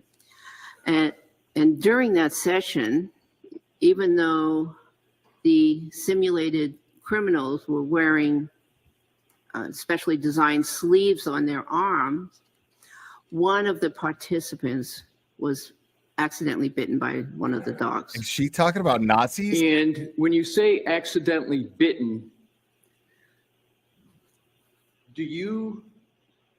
what do you mean accidentally? Did the dog have a full bite grip or less than a full bite grip? You know, I can't really say because I don't remember if I actually saw that bite, but the dogs were being taught how to aggressively bite and hold on to the simulated criminals. And apparently this one bite went out of, the range of where the sleeve ended. And this was back in the 1970s. Mid-70s, She's yes. talking about a dog training. Did you provide Yeah. any care for the wound of the person that was subjected to that dog injury? Yes, I was an EMT, so I provided basic first aid and transported that person to local emergency room. So you provided treatment on the spot, and then you participated in the transport to the ER? Yes. And did you get an opportunity at that point to observe the wound that was caused by this dog bite? Very closely. And because you treated it, correct? Correct. Let's now move to the LACUSC Jail Emergency Department. And I recall you testify that was approximately 1987 to 1995. Do I have that right? That was part, yeah, that was the intense part that where we saw a lot of, law enforcement dog bites. What, did you see any dog bite wounds in that jail emergency department? Many. When you say many, can you give, not how much you treated, but just how many of those dog-induced wounds that you observed? I would say about 60 to 70 cases that I personally observed. There could have been a lot more. Now, what type of dogs? Well, let me strike that. As part of that treatment, did you learn what type of dog inflicted the wound? Well, these were trained law enforcement dogs. So these were canine dogs, right? Yes. And is canine bites an appropriate term to describe them? Yes. And how many of these individuals at LAUSC Jail Emergency Department did you personally treat with these canine-induced dog wounds? Personally, about 40. And you're saying personally, did you have any other experience in addition to those 40 that was not personal treatment with dog wounds? Yes, so we worked. Describe what those additional roles were. We worked as a team, and so sometimes one intern or one resident would get the case, and another time the other person on the team would get the case. So, but we worked as a team. We saw all the wounds together as a team, and so that's why it's hard to give a hard number. What was your role as a member of that team when you were not personally treating the wound? What was your role? What did you do? I would assist. I would see other patients, but we all rounded on all the cases. What do you mean by rounding? Rounding is this medical phenomenon where the team of doctors and sometimes other healthcare professionals go from bed to bed right now and discuss each case. So you went, in addition to the 40, you went as a member of the team from bed to bed to bed. And in addition to those 40 of dog-inflicted wounds, you saw additional dog-inflicted wounds, correct? Yes. Describe the level of bites that you would observe both as personally treating and as a member of the team. Well, these bites were unlike anything I'd seen before. They were very extensive dog bites with a lot of tissue damage. And there were areas on the patients where the dog would attempt more than one bite. And sometimes there were, completed bites, and sometimes there were what I called partial bites, where there were just some scratches, abrasions, superficial wounds. But so it was quite a different thing than I had read about in textbooks. So literally every kind of bite or scratch that you can think of. Got it. Well, a partial bite would be where the dog did not get a full grip on the victim and therefore did not penetrate the skin. The teeth actually slide around along the surface of the skin in the attempt to get a grip.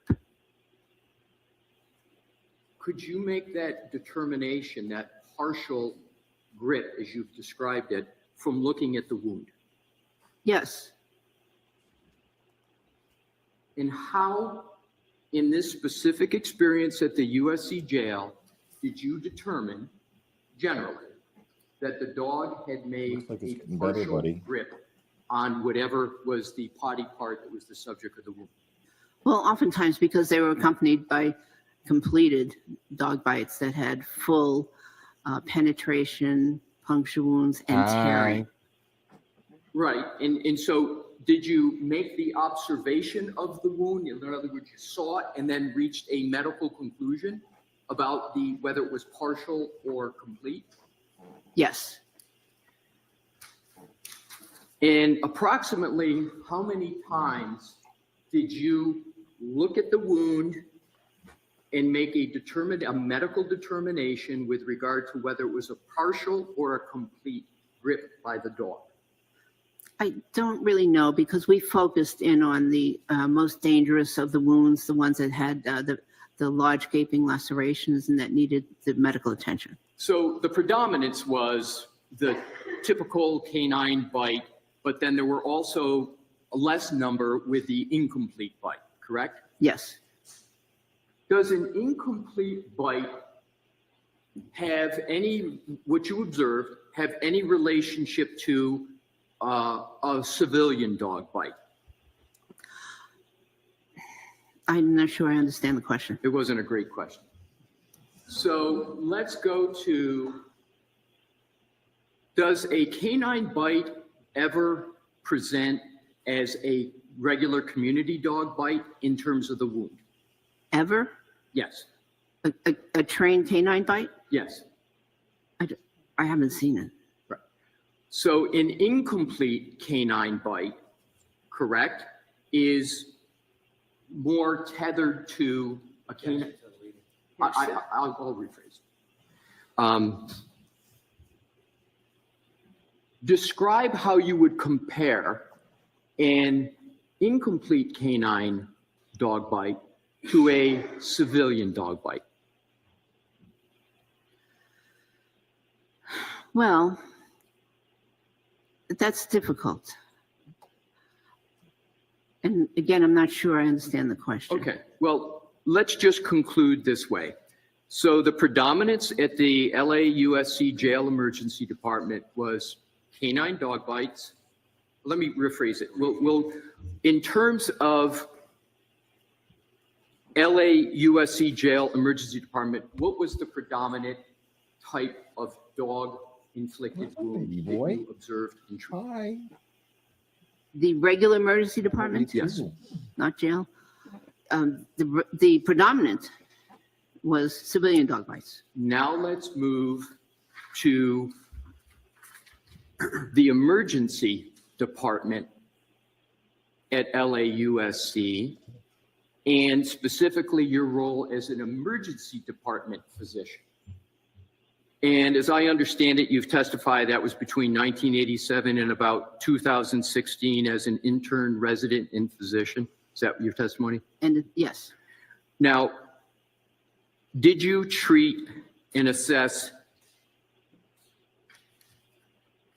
dog bites or dog wounds in that capacity in the emergency department of LACUSC? In the main emergency department, yes. In the main emergency department. And did you also treat, beyond dog-induced wounds, general animal-induced wounds that were not from a dog? Yes. Describe some of the animal wounds, non-dog animal wounds that you would observe and treat in the regular emergency department. Well, the most common one was the cat. But beyond that, we would see wounds from skunks, rats, raccoons. I recall seeing an opossum wound one time, and of course, snake bites and, various other animals. Approximately how many dog bite wounds did you observe and treat in the emergency department at LACUSC? So the main emergency department? Yes. Well, over the course of all those years, at least 500. How do you come up with the number 500? Well, it was an estimate based on seeing, based on the number of years I worked, plus the number of weeks in a year, plus the number of dog bites that I saw per year. Per week. And that's how I came up with that number. And I underestimated. Describe what you did, just briefly, with regard to the wounds. What type of practice of medicine, what did you do specifically with the wounds? So when a patient came in with a wound. And I'm talking dog bite wounds. Okay, well, first I had to figure out if it was a dog bite. Because some patients couldn't tell us what kind of animal bit them. Most of the time they could, but some couldn't. Some were young, some, there were various reasons. There was sometimes language barriers. So I had to figure out what a type of animal inflicted the wound. And there was a very important clinical reason for that. We're going to get to that. Okay. So I think you testified earlier about specifically what you did with the wound. What did you do specifically with the dog, these 500, approximately more than 500 dog inflicted wounds? What did you do specifically, so to speak, with your hands? 500 dog inflicted wounds. Interested. He's qualified. In wounds, and particularly bite wounds. I was very interested in this, so it got my attention all the time. And so what I first do, I had to do differential diagnosis, but physically, if I determined it was a dog bite wound, then I'd render the appropriate treatment. Sometimes there was perforation of the skin and lacerations, and those lacerations sometimes needed debridement, which is cutting away from the edges and the dead tissue, any devitalized tissue.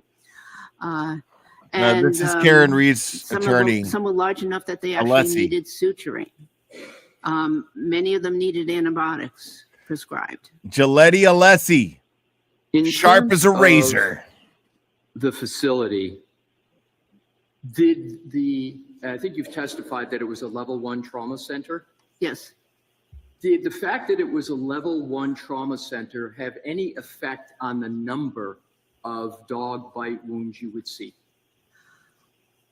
I don't know the exact effect, but we did get referrals in. And does the fact that it was a level trauma 1 center mean your estimate was conservative or liberal? Oh, my estimate was conservative. Meaning conservative, you say 500, but describe what you mean by meaning they were MAGA wounds. Conservative Up or does it go down? Oh, I probably saw a lot more than 500.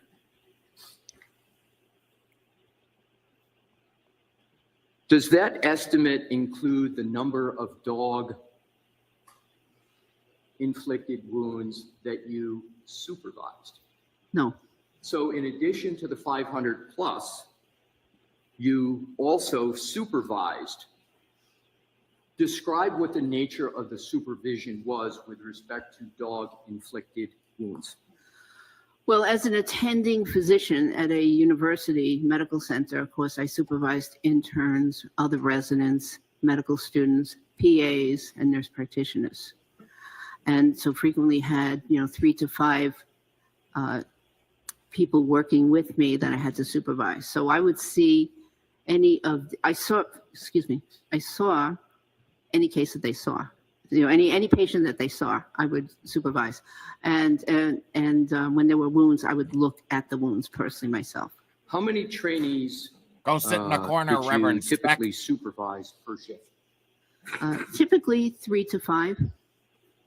So in addition to the 500 plus, you were supervising 3 to 5 trainees per shift who also were treating dog inflicted wounds?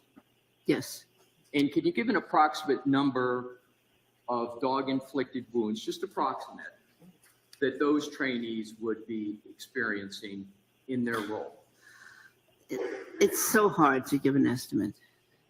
But with all those trainees and all those weeks and years, I'd say at least another 500.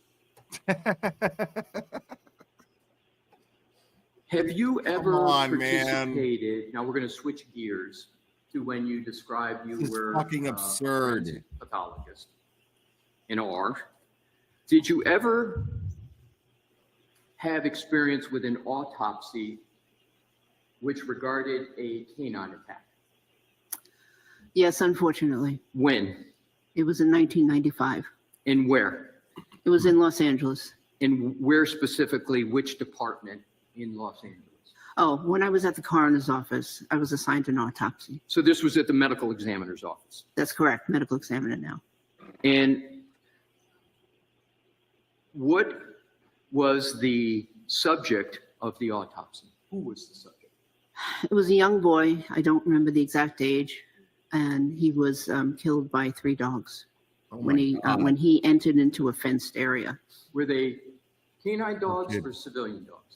I don't know the exact training, but I was led to believe that they were not law enforcement canine dogs. So you were led to believe there were civilian dogs?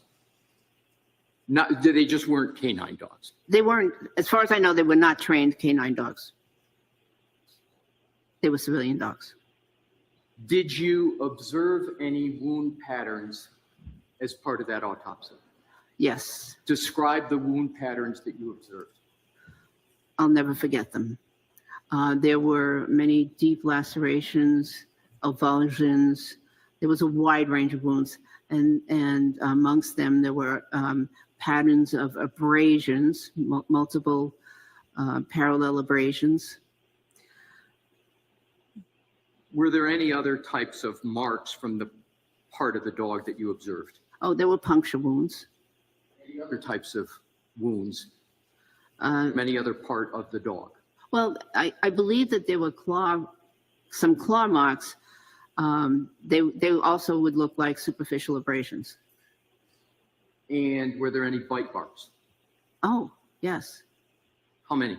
Approximately. I don't know. More than one? Oh, many. Many. Now let's move to studies and publications. Have you ever performed a study of canine dog bite injuries? Yes. Describe it. Yes. My colleagues and I performed a study of over 700 canine dog bites that presented to the jail emergency department over a 10-year period. When approximately was this study? In the in the 1990s. Did that study result in any publications? Yes, 2. Were those 2 publications peer reviewed? Yes. What does peer review mean? That means that a group of physicians from the same specialty have read the article, analyzed the methodology, and determined that this was a valid study. Have you, in addition to that study that was supposed to be peer reviewed, have you ever edited any publications? Yes. Describe the publications that you edited. I edited a 2-volume publication called Topics of Emergency Medicine, Forensic Emergency Medicine. And were there any chapters in that regarding human bite wounds? Yes. Describe briefly what the chapter was about. Yes, the chapter was written by Dr. Gerald Vale, who was a pioneer, and one of his colleagues, Dr. Anselmo, who were pioneers in the field of forensic odontology, bite wound analysis. Now you mentioned Dr. Gerald. Oh my God! Vale. What was is his profession or professions? Okay, he was a dentist and a teaching dentist at the University of Southern California, and an attorney as well. How was he? Are you aware of his reputation? Oh yes, even before I got to. What was his reputation? Sustain this. What was his reputation? No, we're going to move on to a different question.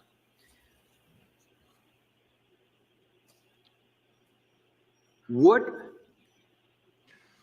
do you remember the title of the publication? Excuse me. The title of the publication again? Yes. It was called Topics of Emergency Medicine, Forensic Emergency Medicine. Okay. What part of that publication did you edit specifically? Myself and my co-editor edited the entire publication, every chapter in the publication.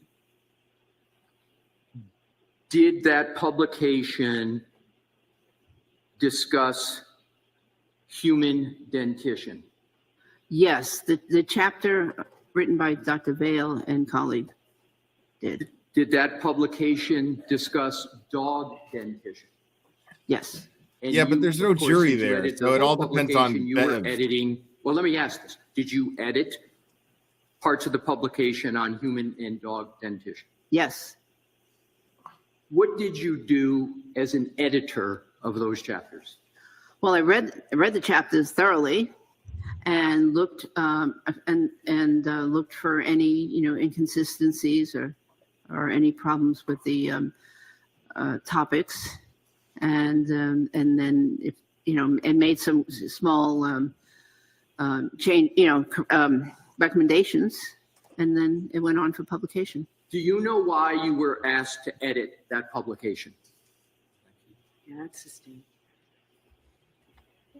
In terms of the publication after editing, was the Dude, if Bev publication peer reviewed? rules that this And were woman you is part of that not peer review qualified, No, because I was the I editor. swear I'm gonna shit a Jeep were the editor, Wrangler, and then a after white your Jeep editing, Wrangler you with went a on plow for peer attached to review? it. Yes. And then did it sort of pass, This so to is speak, to peer review? unreal Yes. that And then this it is became even published? happening Yes. right now. Let's now move on to the topic of publications, seminars, talks, lectures. How many peer-reviewed, well, let me start this way. Have you read any peer-reviewed published articles on dog-inflicted wounds? Yes. Can you describe how many? At least 20. Jesus Christ. Have you ever attended any seminars regarding wound identification and bite wounds? Yes. How many approximately? Or if you can't recall, describe some of the seminars. I don't know the exact number of seminars. However, I would frequently attend them at the coroner's office, Los Angeles coroner's office, and at the American Academy of Forensic Sciences annual meeting. And some people have varying reviews about what happens in the seminar. What happened at these seminars that you attended? These are high-level seminars, very intense.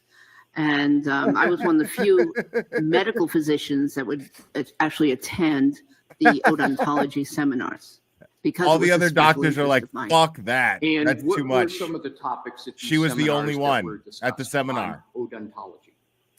I'm sorry, first let's talk about what She is was the odontology? only one at the seminar because all the other I think doctors it's thought the it was too study of advanced. human dentition, or dentition in general, I believe. I don't know. And so it can be, it's the study of, I'm sorry, back to the seminars.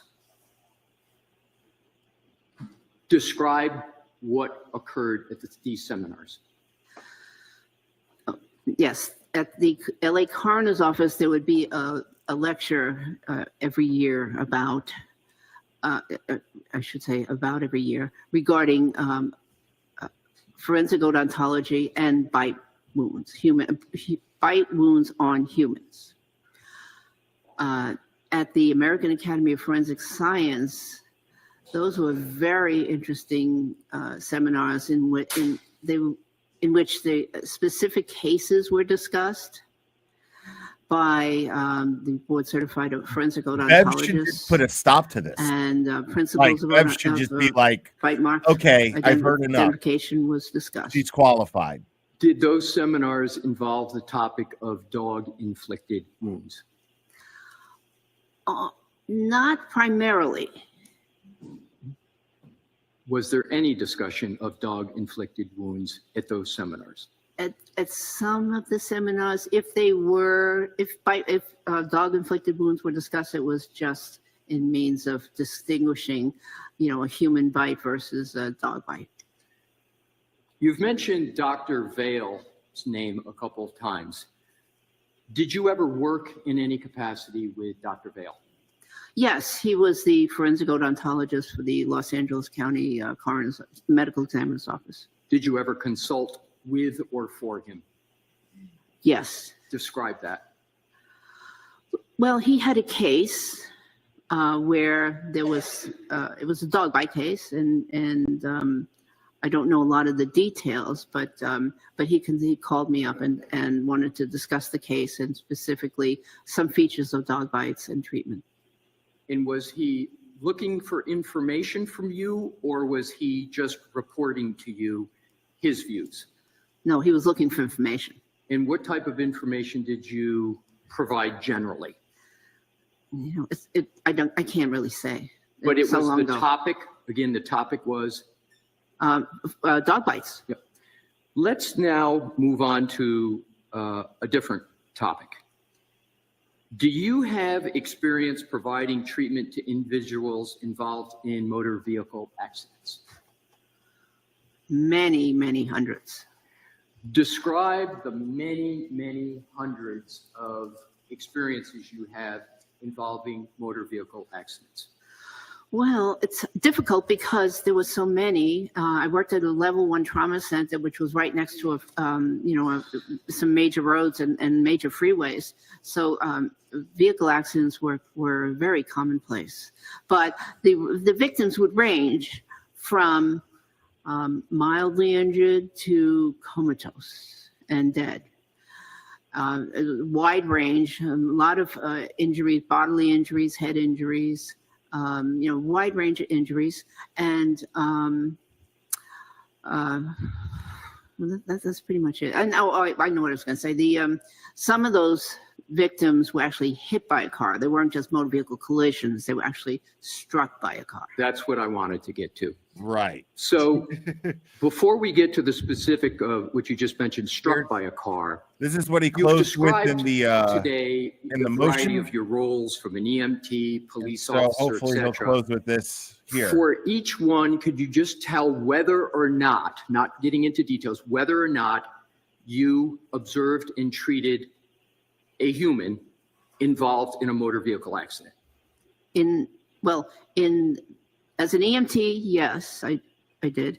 As an emergency physician, yes, I did. As a forensic pathologist, no, I didn't treat anybody, but I certainly examined them and took very detailed notes and made some assessments. So as a forensic pathologist, because I'm assuming, as a forensic pathologist, describe a little bit more about what you mean. Well, as a forensic, I should have clarified a little bit better. As a forensic pathologist in the coroner's office, all of those victims were deceased. However, in my role as a consultant forensic pathologist, I would consult on cases for the courts, for various parties in the courts on motor vehicle injured patients. Now let's go to the emergency room. Can you approximate how many patients involved in a motor vehicle accident that you treated? I can't. There were so many. Is it in the Hundreds or tens? thousands. I'm sorry, repeat that, please. I'm sorry, hundreds or to thousands. And how do you come to that estimate? I just, again, if on a very conservative way, if I just very conservatively said I worked 1,000 weeks during my career, even if I saw one motor vehicle accident patients per week, I'm at 1,000. But certainly I saw a lot more than that. Wow, dude. Jesus. This is the most Let's move ridiculous on to the waste topic of time of and money wound patterns. ever. How do you assess the source of wounds? Generally. Well, I look at the skin and I try to recognize if there is a pattern that I've seen before, a pattern that I am familiar with. And sometimes in the past, I had to compare a pattern to an object, for instance. But yes, wound recognition and pattern recognition are major interests of mine. Is wound pattern recognition a topic that is taught in medical school? In residency, for sure. And what is taught in residency about wound pattern recognition generally? Well, in emergency medicine residency, it's taught to recognize patterns and locations of wounds because the physician has to be able to recognize things like child abuse and elder abuse and domestic violence, which oftentimes are associated with specific patterns of injuries. Is wound pattern recognition considered a standard of care? You used that term earlier today in the medical profession, in the emergency department. Is that something is wound pattern recognition in areas that an emergency room physician is trained in? He did. Yes. And how frequently, in your experience as an emergency room physician, do you exercise pattern wound recognition? I can't tell. Is it frequent or infrequent? Oh, frequent. Why is assessing the source of bite wounds? Well, let me go backwards. Is assessing bite wounds important in the practice of medicine in the emergency department? Is assessing the source of bite wounds? Is it important? Yes, it is very. Why? Well, because different types of bite wounds are treated differently. Does the assessment affect the care and treatment that the patient is going to receive? Yes. How? Okay. Well, certain bite wounds are prone to certain infections. So dog wounds are prone to certain infections, cat wounds, various other animals that inflict wounds cause infections. And the infections can differ from the inflicting animal. Additionally, so there are bacterial infections. There are also viral infections such as rabies. So for instance, some types of wounds, wounds from some type of animals will require a series of rabies shots because those animals are known to harbor rabies. It used to be 30 So it's shots very important in your stomach. to try to figure out what the source of the wound is so you can determine, does the person just need some antibiotics and a tetanus shot, or do they need a series of rabies shots? Are there circumstances in which you've had to identify the source of wounds without input from the patient? Yes. Describe those. Well,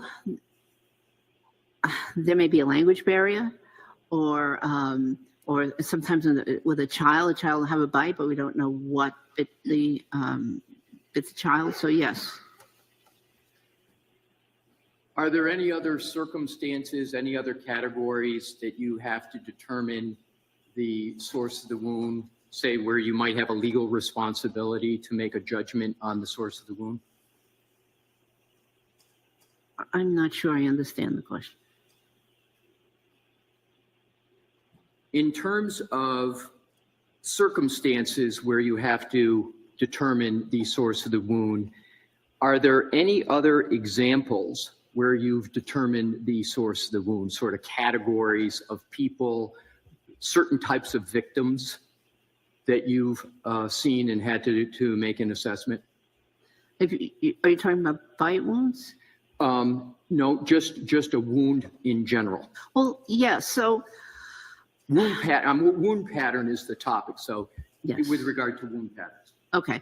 Well, yes. So it's important for an emergency physician, for instance, to recognize patterns because sometimes the victims themselves will attempt to mislead the doctor. For instance, it's not uncommon for parents or I should say caretakers or domestic violence victims to lie. A different story in the emergency department than the true story of how an injury was sustained. And I'm a mandated reporter. Emergency physicians are mandated reporters. So we have to be on the lookout for certain injury patterns. Are you familiar with the term posterior surface? Yes. And specifically with regard to a limb, upper body. Kiss my posterior. What is the posterior surface? So the posterior surface is the back of the individual. And hold up your arm and demonstrate what you mean when yes. you say posterior. But first, let me just explain that the anatomic labels are given to the human body, or have been given in the past to the human body, in reference to what they call the standard anatomical position, which is with a person standing upright and their arms down at their side. So anything in the front is called anterior, anything in the back is called posterior, which means that the posterior of the arm is actually here. Because even though it doesn't look like it might be a posterior to somebody, it's actually anatomically the posterior of the arm. So it's this surface right here. And so that's what is meant by the posterior of the arm. The back of the arm. What can and have you observed wounds on the posterior surface of an arm in your career? Oh, that's highly indicative of defense wounds. What do you mean it's highly indicative of defense wounds? Well, we're taught in both emergency medicine and forensic pathology that if there are wounds to that area of the arm, it may be because the person or victim sustaining the injuries was trying to protect themselves. And so they brought the arm up to protect their face, their head, their neck, chest area. So the wounds to this area, the posterior of the arm, are often defensive wounds. What is your experience with defensive wounds to the posterior location of the arm? I have a lot of experience with them. Describe that. Well, both, again, in the emergency department, saw many victims, many patients, I should say, that had wounds to that area of the arm. And of course, in the medical examiner's office, again, so many victims that had wounds to that posterior surface of the arm. Did you, as part of that examination for the posterior surface of the arm, ever determine the wound was from a stab wound? Yes. How many times roughly? 10, roughly. Did you ever in your career determine that a posterior wound was sourced by a dog bite or dog claw wound? Not that I labeled in the medical chart as such. In your analysis, in your experience in the emergency room and in the jail with canine wounds, did you reach a conclusion with regard to whether a wound on the posterior surface of an arm was a defensive wound as you have defined it today? In the emergency department, it didn't really matter if an animal bite was on the posterior surface of the arm, because in the emergency department we focused in on treatment. It did matter in cases of, like I said, domestic violence or child abuse, because those were assaults. But other than that, the wounds were treated as if they were on the front of the arm. No difference. How about in the canine dog bite wound experience? Did you ever conclude that a wound from a canine bite or any kind of dog bite was a defensive wound? Yes, some of them were, but again, it didn't matter in terms of the treatment. So, so that determination wasn't really important. So you made a determination that they were, well, put it this way. Did you make any kind of an assessment, whether it affected treatment or not, that the wound was a defensive wound with regard to a dog bite? Yes. Now let's go on to characteristics of dog bites and scratch wounds.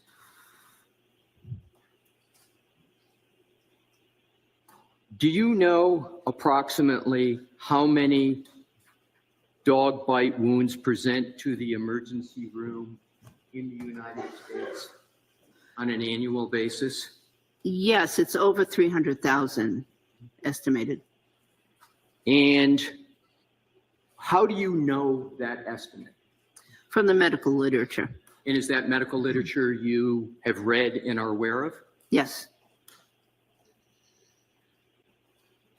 Which medical specialty, you know what I mean by medical specialty? Yes.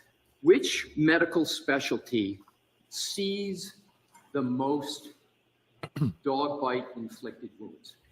Well, I believe it's the emergency physician because we're the gatekeepers, so to speak. Do you have a conclusion whether emergency room physicians have more exposure to and familiarity with dog bites than other specialists? Objection. Ask it differently. Thank you.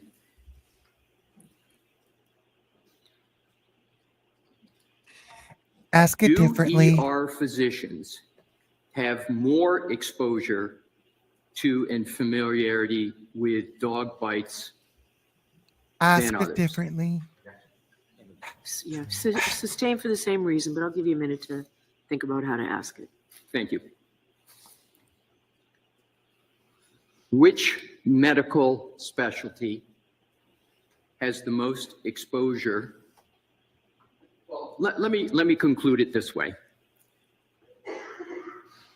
In terms of the presentation of dog bite wounds in the emergency room, are emergency room physicians trained to recognize and treat dog-inflicted wounds on humans? Yes, it's a common presentation in the emergency department. Describe the difference between, well, do you know the difference between a civilian dog bite and a canine dog bite? I believe I do. Describe it.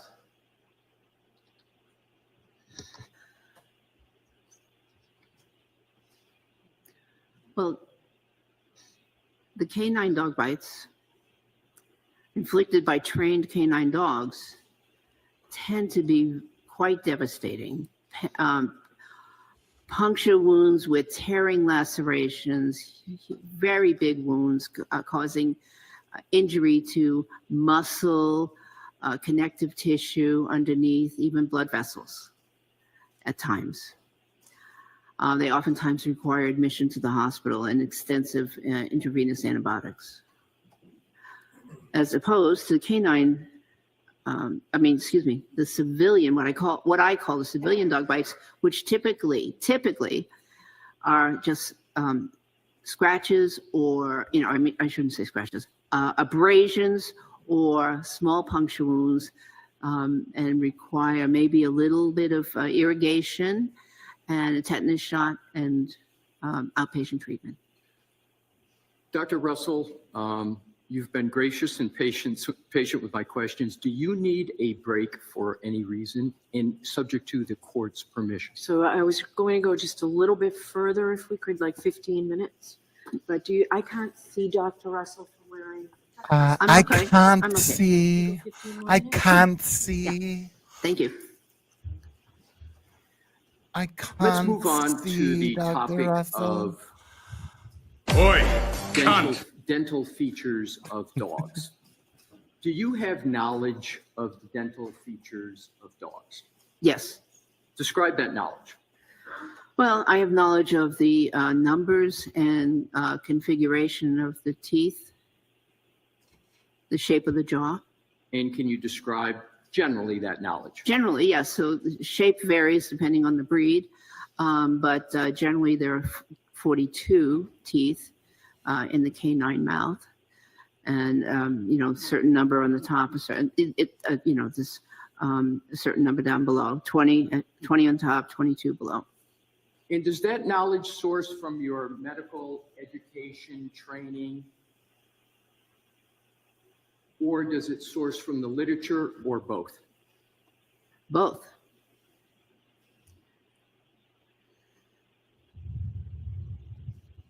Now let's go to an overview of dog-inflicted injuries.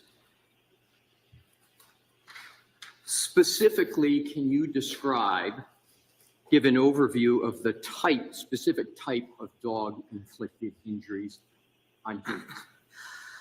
Yes, they could range from the very minor, which are abrasions and contusions or bruises, to very large gaping lacerations and amputations and avulsions and just about everything in between. What do you mean by an avulsion? An avulsion is where a piece of tissue is actually torn away. By tissue, generally I mean the skin, and it's torn away from where it's supposed to be. But yet, a little part of it may still be intact. So it's not completely amputated, it's just a portion of it is torn away. Are there ever teeth from a dog that are the cause of those types of injuries you just described? Yes. Are the nails of a dog ever the source of the type of injuries you just described? The nails are sources of abrasions. Are the claw marks the source of any type of injury from a dog? Or are the claw marks of a dog the source of any type of the injuries you just described? Yes, abrasions. Let's go to the types of dog bite injuries. Describe the types of dog bite injuries with which you have professional experience. Well, I have experience with that whole range of injuries and the unfortunate situation of death too. So let's discuss the components of that range you just talked about. What types of injuries specifically from a dog do you have experience with regard to the type of dog injury from the dogs and the dog dentition? I don't understand. I'm sorry, my question is not clear enough for you. Are there words or names that are associated with the type of injury from a dog? Other than the medical terms like abrasions and contusions, lacerations. Is there a certain action of dog teeth that occurs that they have a name for the type of injury that they present? Okay, so one type of injury can be what they call the tear and the puncture and tear and pull injury, where the canine teeth, which are the longest ones, and the dogs have 2 canines on the upper jaw and 2 on the lower. The canine teeth actually puncture the wound, and what happens, and which I haven't described yet, is that generally a person's not standing still while they're getting bitten. They're pulling, the dog is pulling, and what happens is a lot of these wounds are caused, especially the extensive ones, by the relative pulling away of the victim and the dog. The dog, some dogs hold on and pull as well. So this pulling, the puncturing and then pulling will cause these hole and tear lacerations. Now, you've discussed previously wound pattern recognition. You've used that term. How would you describe the wound pattern characteristics of dog-inflicted wounds on humans? There are a number of different patterns. In a spectrum of characteristic, from small to medium to high, what one of those three categories would you describe is appropriate for the characteristicness of recognizing a pattern from a dog? Well, if there is a certain combination of wounds, a certain pattern of wounds, being parallel lines and puncture wounds, etc., if that is present, that combination, that is highly characteristic of a dog-inflicted injury. So I just want to make sure There you go. We understand the type of dog-inflicted wounds that are, as you just called it, highly characteristic of a dog wound. What is the observation that leads you to conclude in certain instances that a wound is highly characteristic of a dog-induced wound? Well, if I see a combination of punctures or incomplete punctures, as well as parallel abrasions, so striations, scratches would be the civilian word for that, that combination is highly characteristic. Are you familiar with the term with regard to dog bites and dog wounds, an incomplete dental impression? Yes. What does that term mean? Well, dogs don't generally bite with their entire mouth when they are biting a human. They bite with the front of their mouth. So, so you get a partial dental imprint.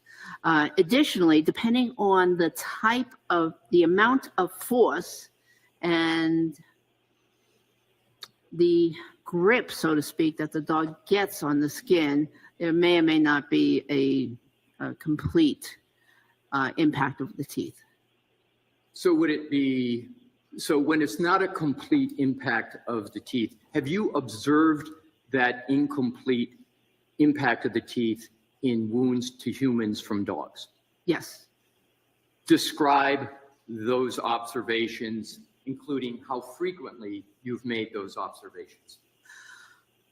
In general, they're more frequent in civilian dog bites because the civilian, well, I can't say why, but anyways, they're more frequent in civilian dog bites, the incompletes. And the pattern is as I just described. Is your experience greater from your entire career with dog-inflicted wounds from canine bites or from civilian dogs, as you've used that term? In terms of overall numbers, civilians. Your Honor, I would be going on to my next topic, and if you would like me to continue, I can, or if Your Honor prefers a break, I can do that as well. So I don't need a break, but I understand if people want a break. But what I want to know is how long, I'm not rushing you, but just to figure out how long we're going Yeah. on the You direct. regret that shit now, don't My you? best estimate, Your Honor, is 40 to 45 minutes. Okay, so you say this is a good place to stop? I do, Your Honor. Okay, then we'll stop. So Thank you, we'll take appreciate a 20-minute break and be back out here at 11:30. 20-minute break. Oh. Quiet, please. A 20-minute break. Okay. Like, look at them. They're like, dude, this is the fucking stupidest shit in the world. Why are we even here? This is a joke.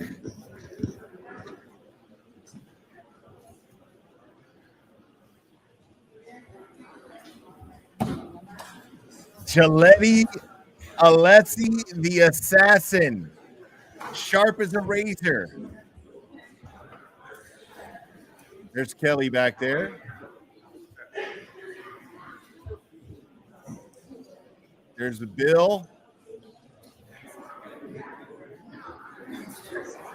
There's Meredith. There's Scott McGinnis. Turtle Boy, Aiden.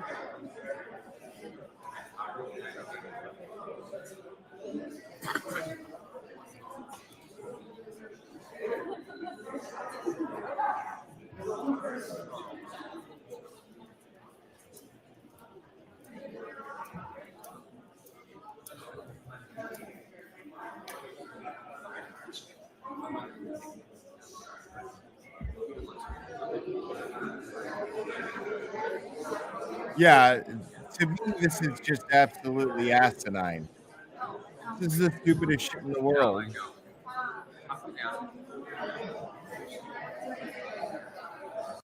Like, people,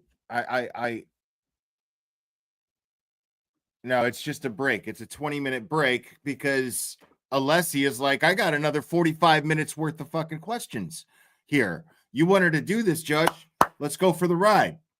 That's exactly what is taking place right here.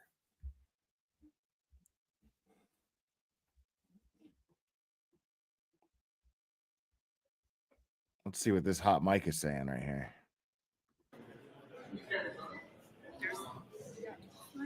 Is that Christina Rex?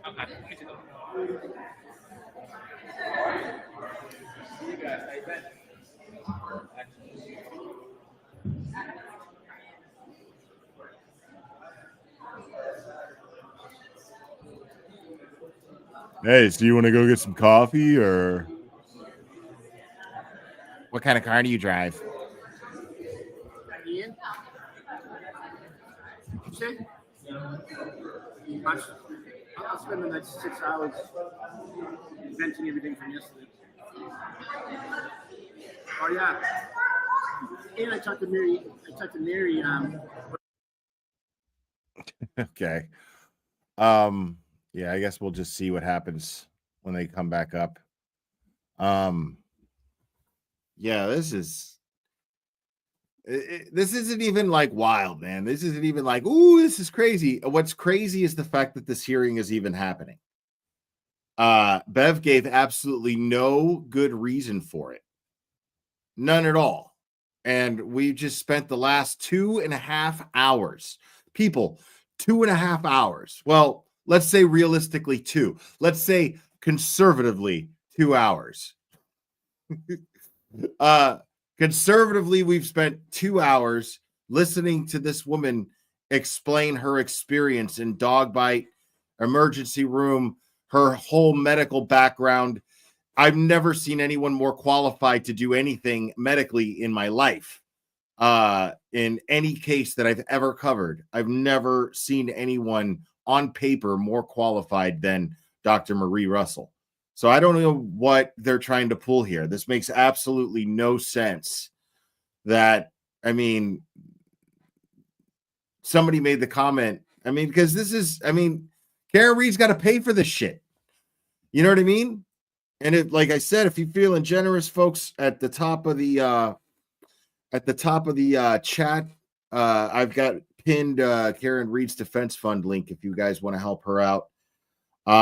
Because and let's be honest, folks. There's the feed is still back on. Let me mute it.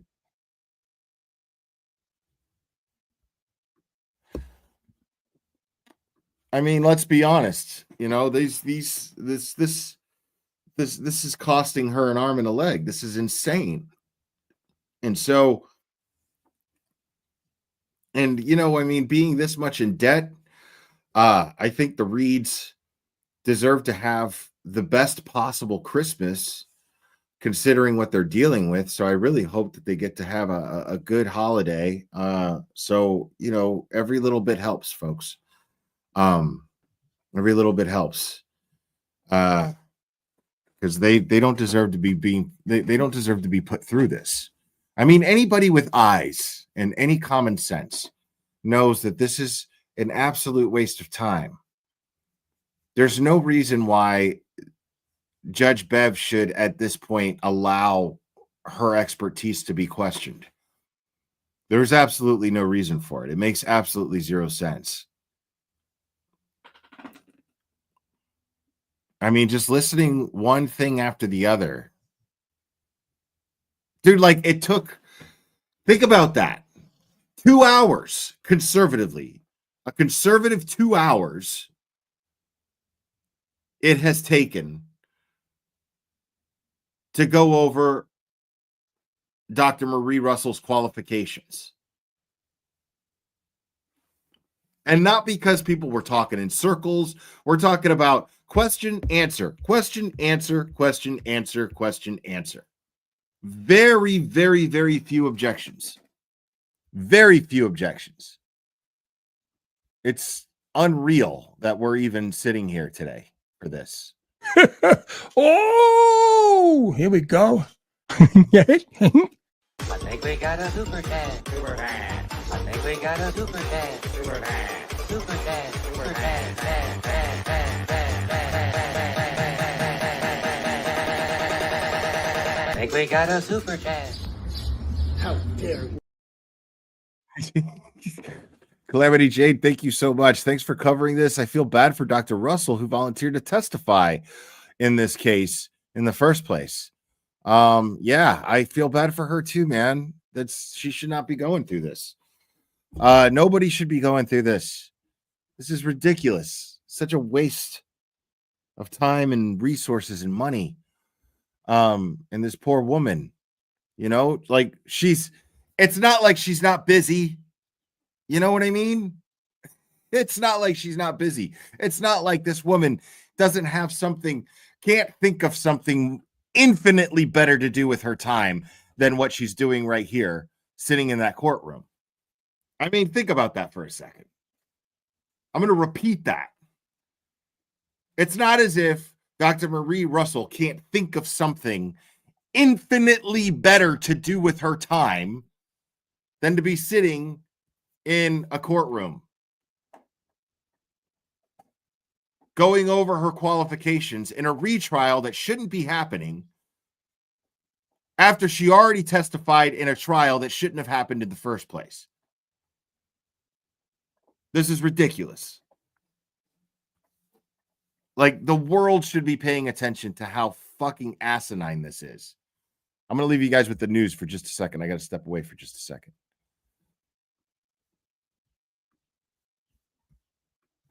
Check out the weather in Boston. In the islands, but gusts in Boston 25 to like 30 miles per hour, really not uncommon as we go through the day. Keep in mind, today is going to be generally dry. In fact, most of the weather is going to be generally dry until we go through the weekend. But I am going to talk about a couple of exceptions today. It also gets warm next week, so when we start talking chances for precipitation again, it's probably going to be rain.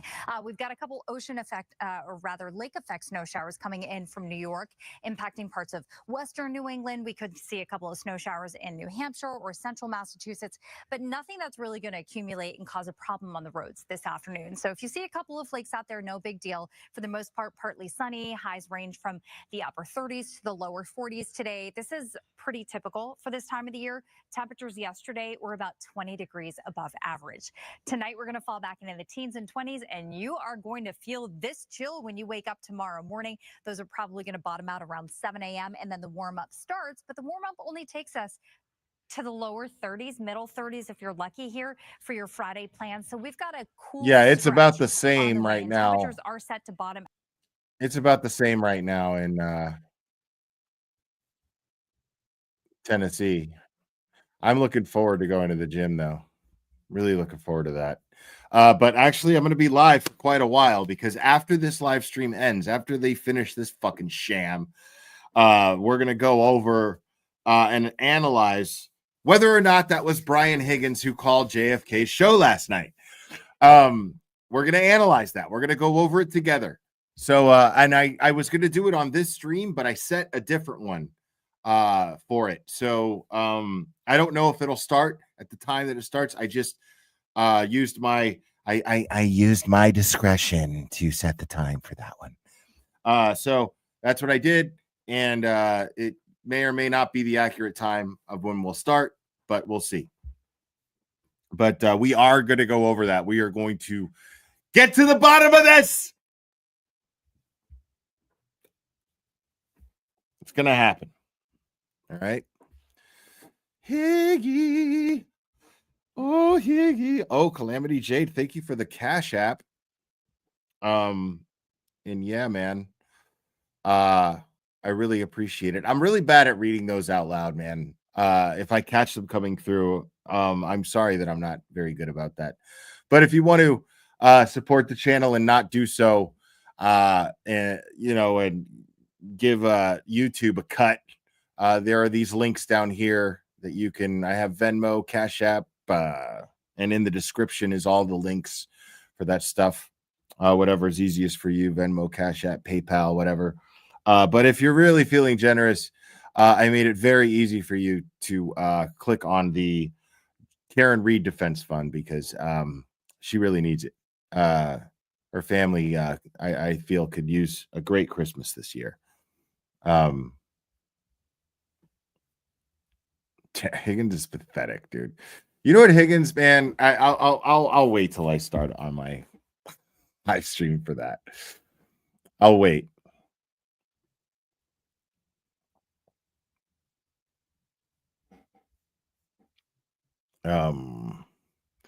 Let me see. Is there anything else that I could go over here? Let's see.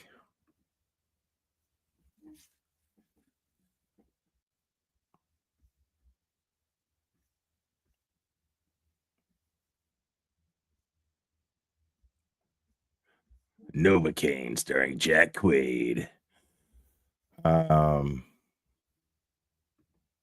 see what these guys are doing. There's nothing going on out there.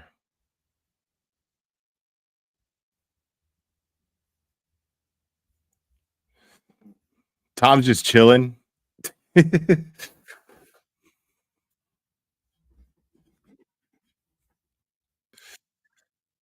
Kevin from Southie. I don't know who this Higgins person is. I told you, I am Kevin from Southie. Thank you, buddy.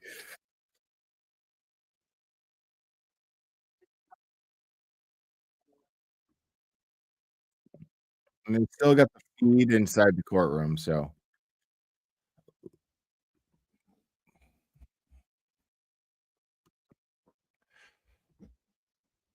All right. Let's see what's going on Twitter here. Turtle Boy tweeted 44 minutes ago, call me crazy, but I think Dr. Marie Russell might be qualified to testify about dog bites. You're insane, dude.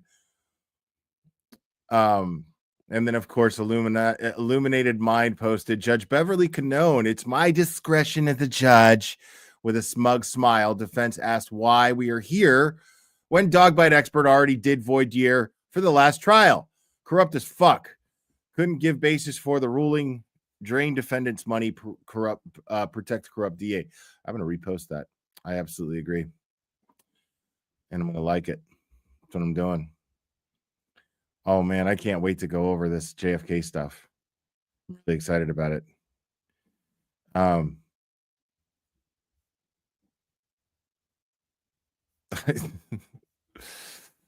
Kevin from Southie.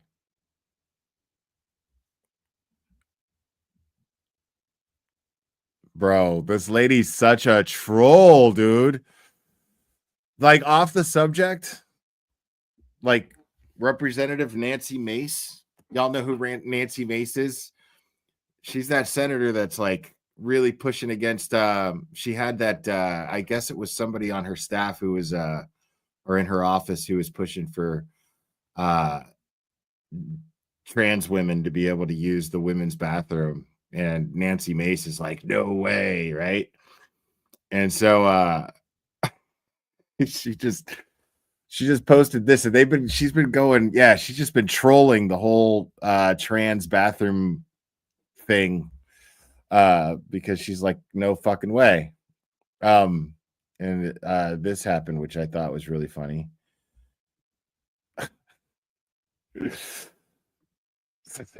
This is her. This is Representative Nancy Mace, and she said, just sitting here with your run-of-the-mill, gentle, normal handshake. She's her arms in a sling. Lady, wow. That's some troll shit right there. She was assaulted.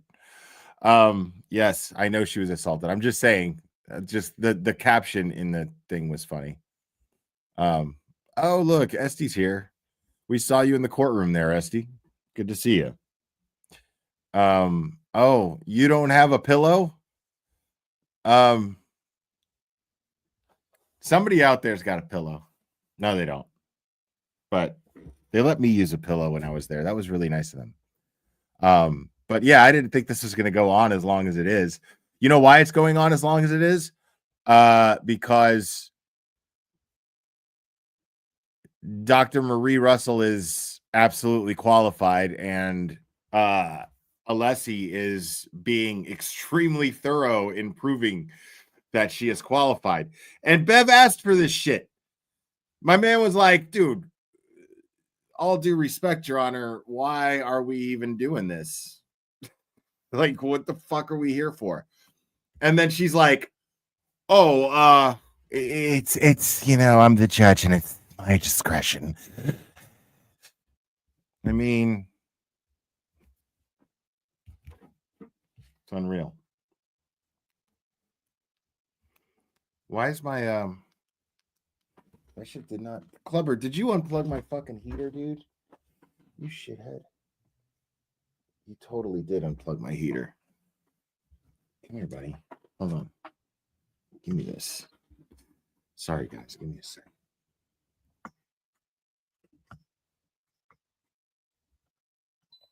There we go. And a stolen Fiero. Yes, after this stream is over, after we finish streaming this, I'm going to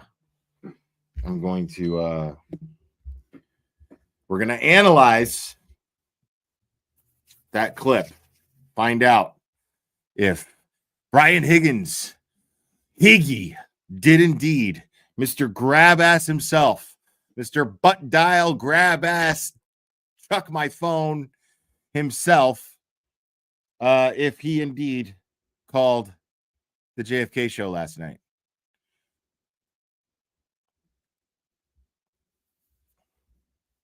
Let me see what else we got here.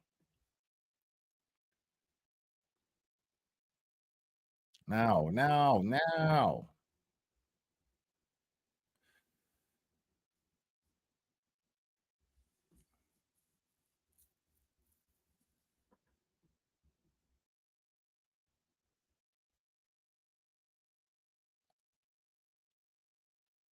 Who is that?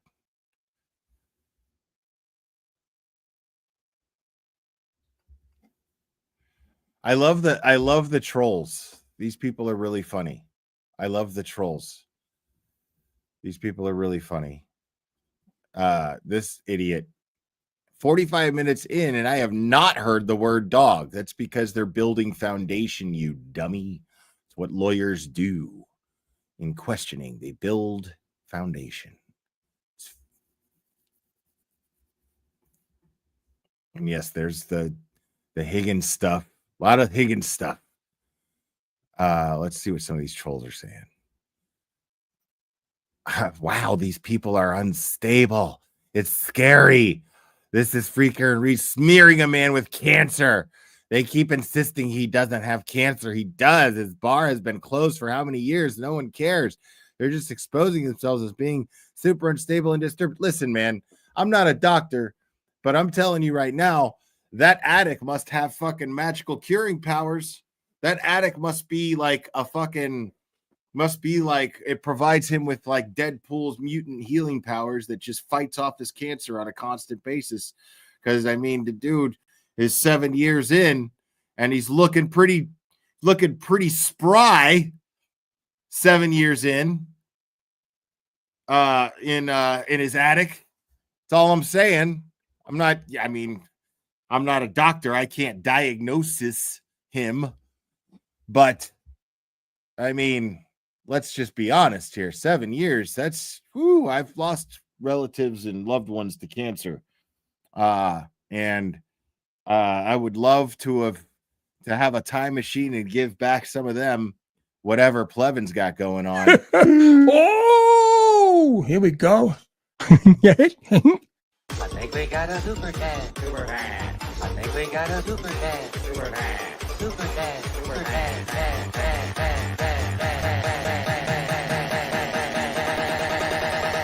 I think we got a super dad. How dare you? Jennifer Kidwell, Judge Cantoni, has a master's degree in bitchcraft.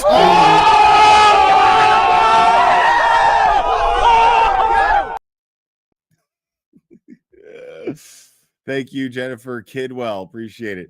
Romy, Tommy CPU wants you to know he saved your ass with a pillow. No idea what that means. He did save my ass with a pillow.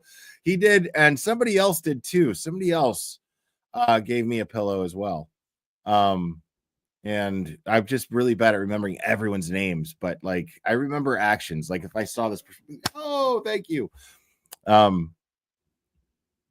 But yeah.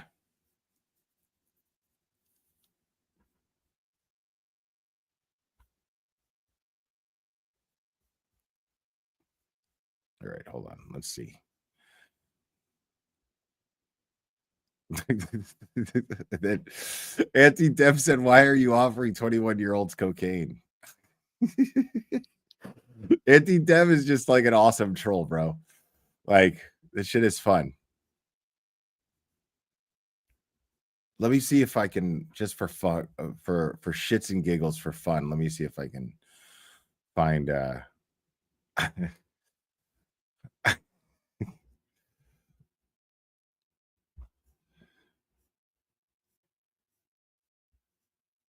Let's watch Auntie Deb's video on Plevin real quick.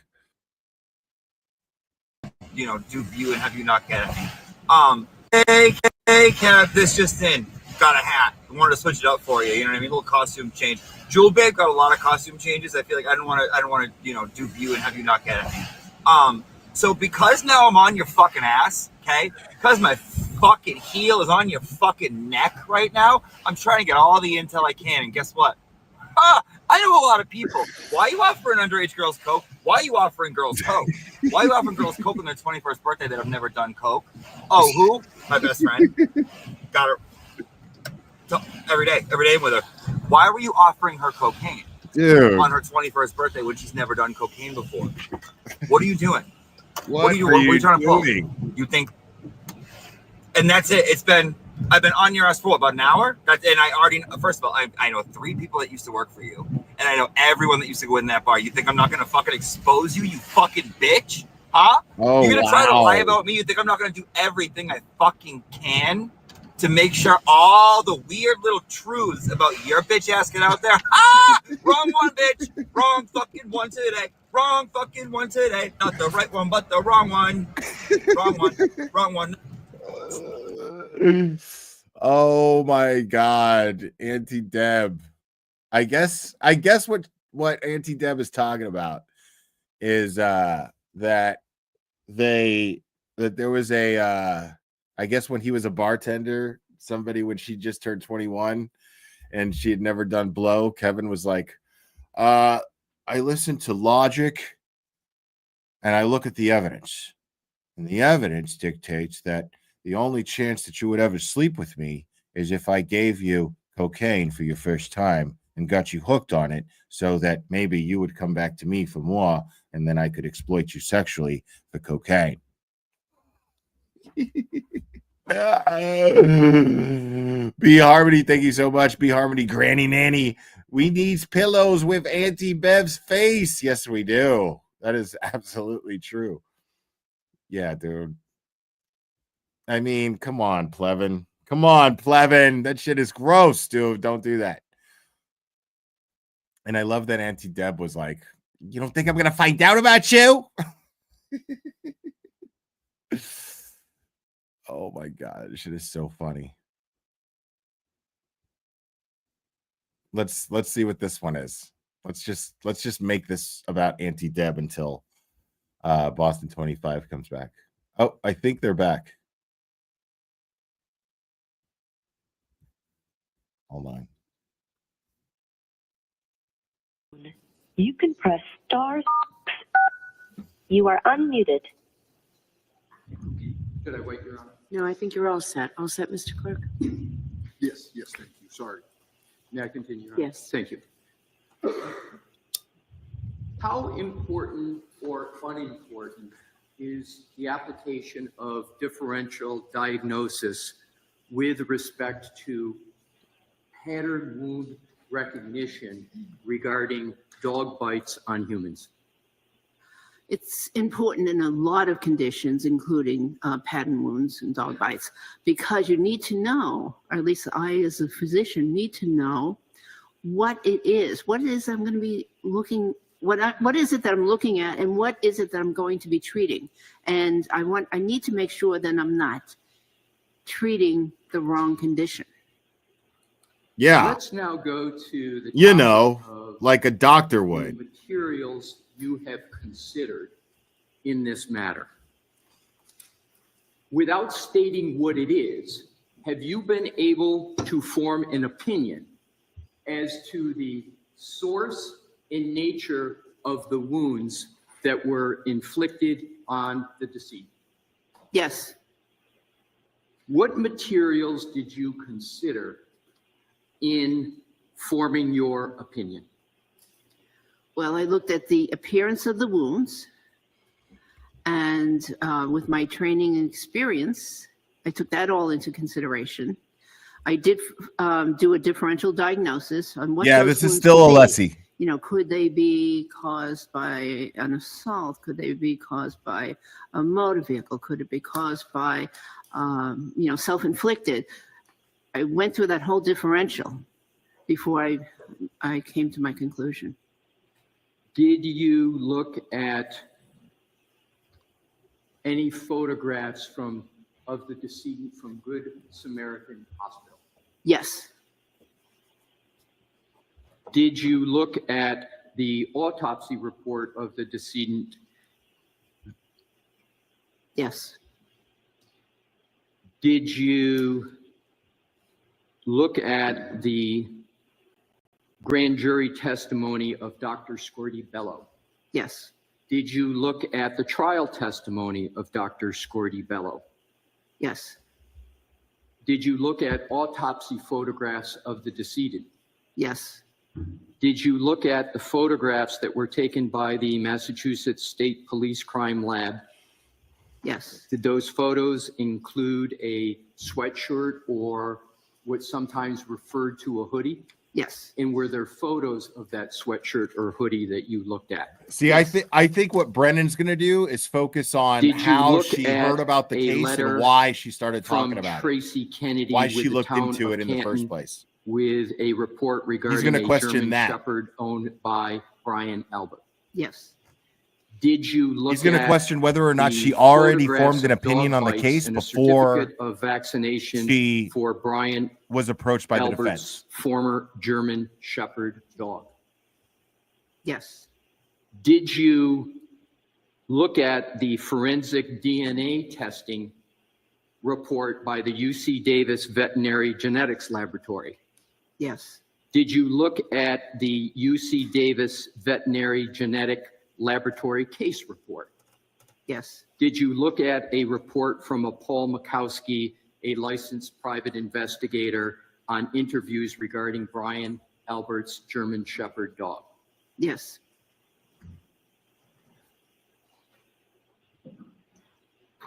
Do you have an opinion with regard to the nature and source of the wounds on Mr. O'Keefe's right arm? Yes. What is that opinion? Those wounds were inflicted by a dog attack.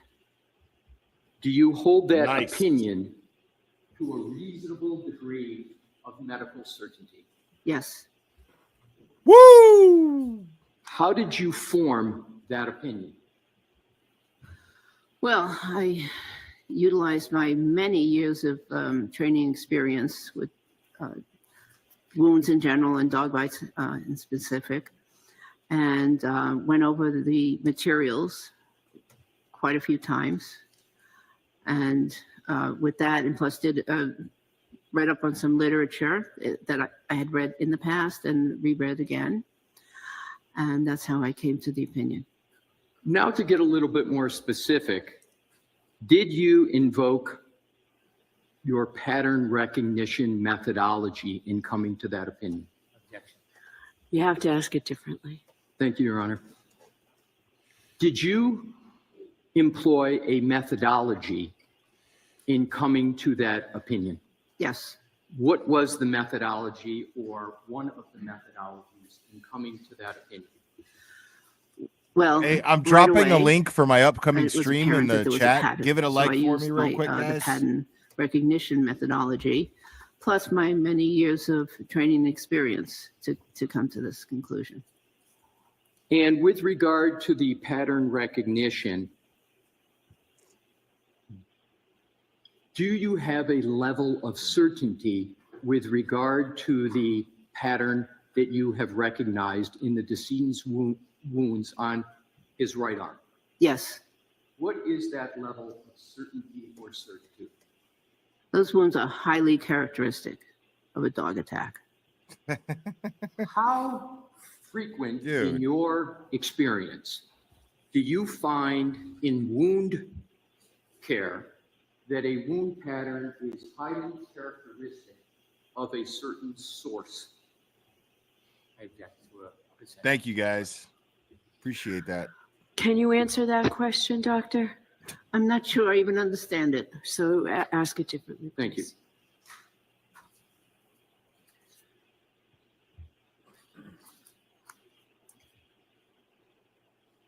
When you use the phrase highly characteristic, what do you mean by that phrase? Well, it's very high. If I were to give a percentage, Please continue. I would say almost almost pathognomonic, 90, very high 90s. Now let's go to differential diagnosis. Did you perform a differential diagnosis in coming to your opinion? Yes. What other considerations did you take into account as to possible other causes of the injuries to the right arm of the decedent?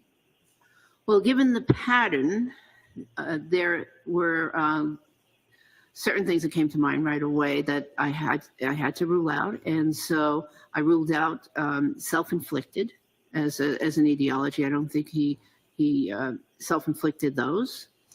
The pattern was not characteristic of being struck by a motor vehicle.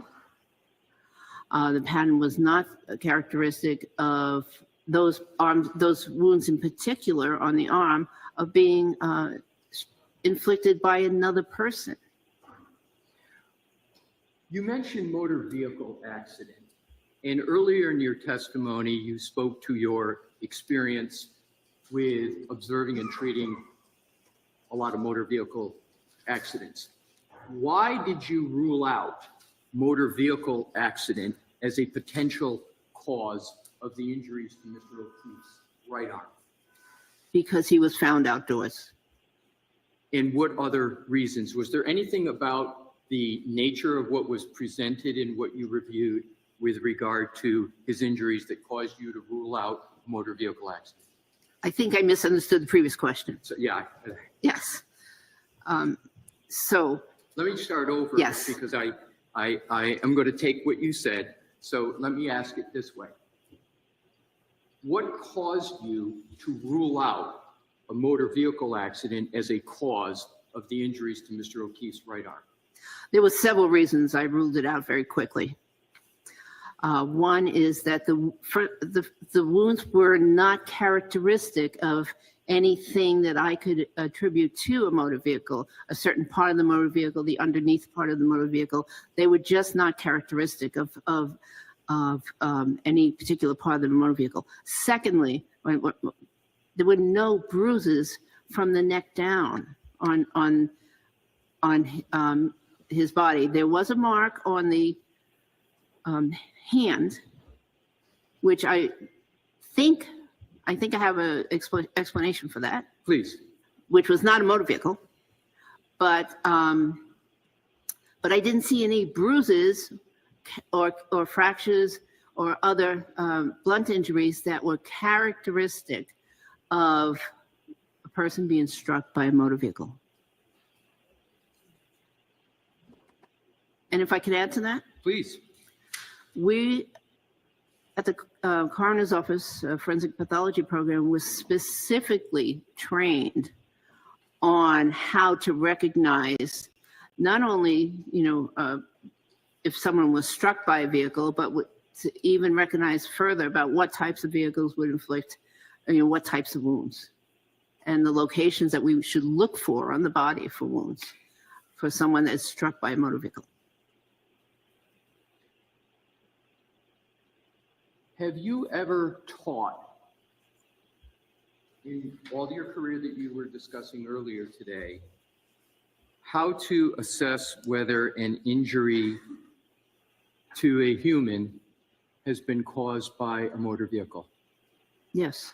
Describe how you taught that in your career. Well, again, it's oftentimes a pattern. So, for instance, a wound on a certain part of the leg, certain number of inches up from the foot of the leg, could be the result of a bumper, for instance. So we were taught to look for certain patterns and locations of injuries. Also, injury from glass, has a certain pattern, automobile glass, and road rash has another pattern. So, what are the features of glass from your experience with regard to motor vehicle accidents regarding injuries to humans? Well, they often cause what we call dicing injuries, which are another pattern of injuries and lacerations. Have you made that diagnosis that you just described as an emergency room physician? Yes.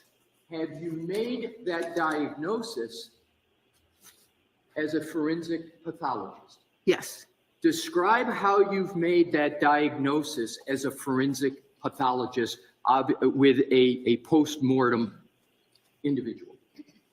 So again, it's pattern recognition.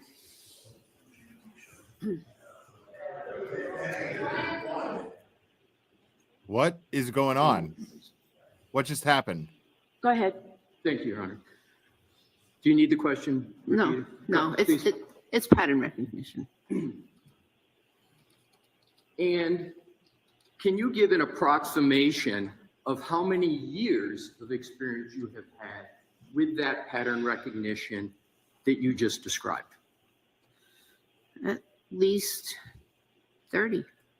And how often in the 30 years, by year estimate, have you made that assessment?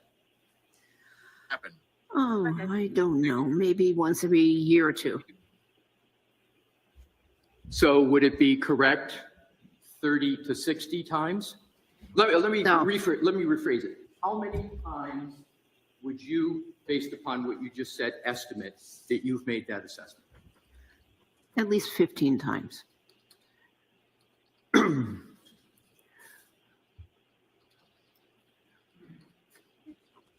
Your Honor, may I approach the witness with exhibits? Sure, just show counsel what you're showing.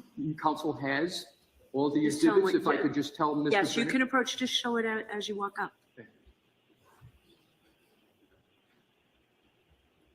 Yes.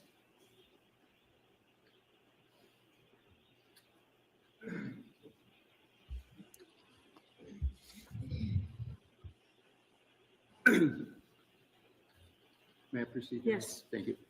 Dr. Russell, I have just handed you what is marked as Exhibit 2 in evidence. Do you recognize it? Yes. How do you recognize it?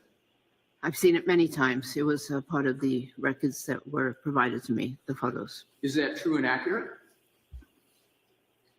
This, yes. Well, okay. Of what I've seen, yes. Right. So what I'd like to do is, Your Honor, may I publish that exhibit? Yes, is it ready to come up, Ms. Gilman? Or they're going to do it? Okay, sure.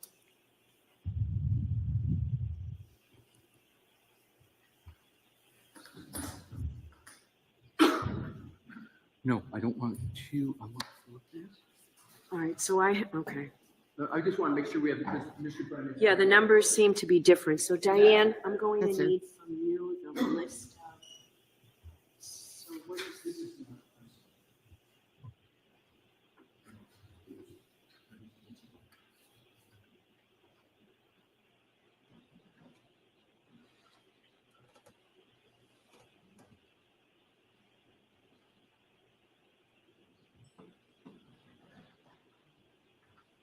Can I have a moment, Your Honor, to make sure, and I'll get it. Get the written Sure. order? My numbers are different, so I'm going to need to see the list of the exhibits so that I can remark what I have.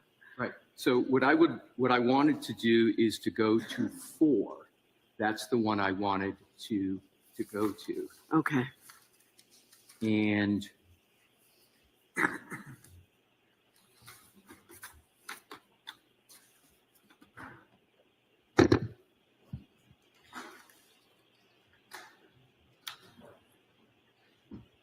Are 4 and 2 the same?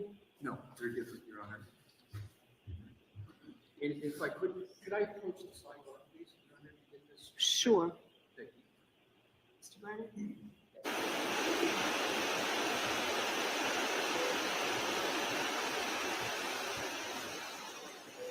Sidebar.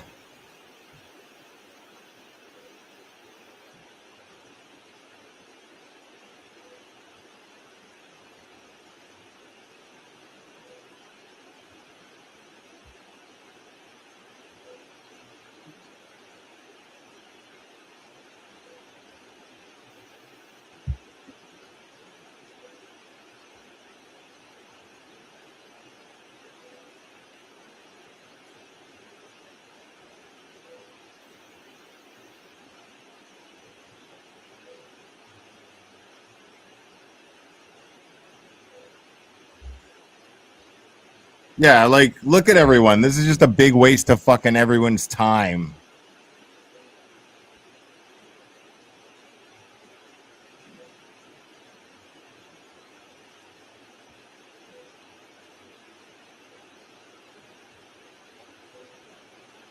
I wonder what happened earlier. Like, I want to know what that commotion was about inside the courtroom. That was really weird. It was like an outburst. It sounded like...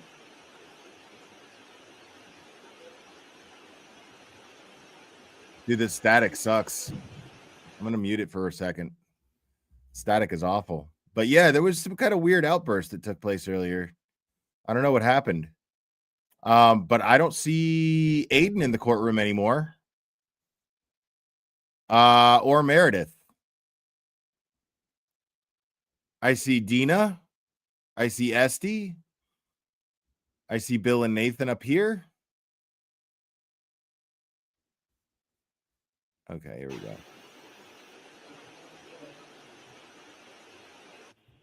So for purposes of an appellate record, we're now going to look at what's been marked as Exhibit 5. That's correct, Your Honor. Okay. And I appreciate Mr. Brendan's cooperation in getting to this point.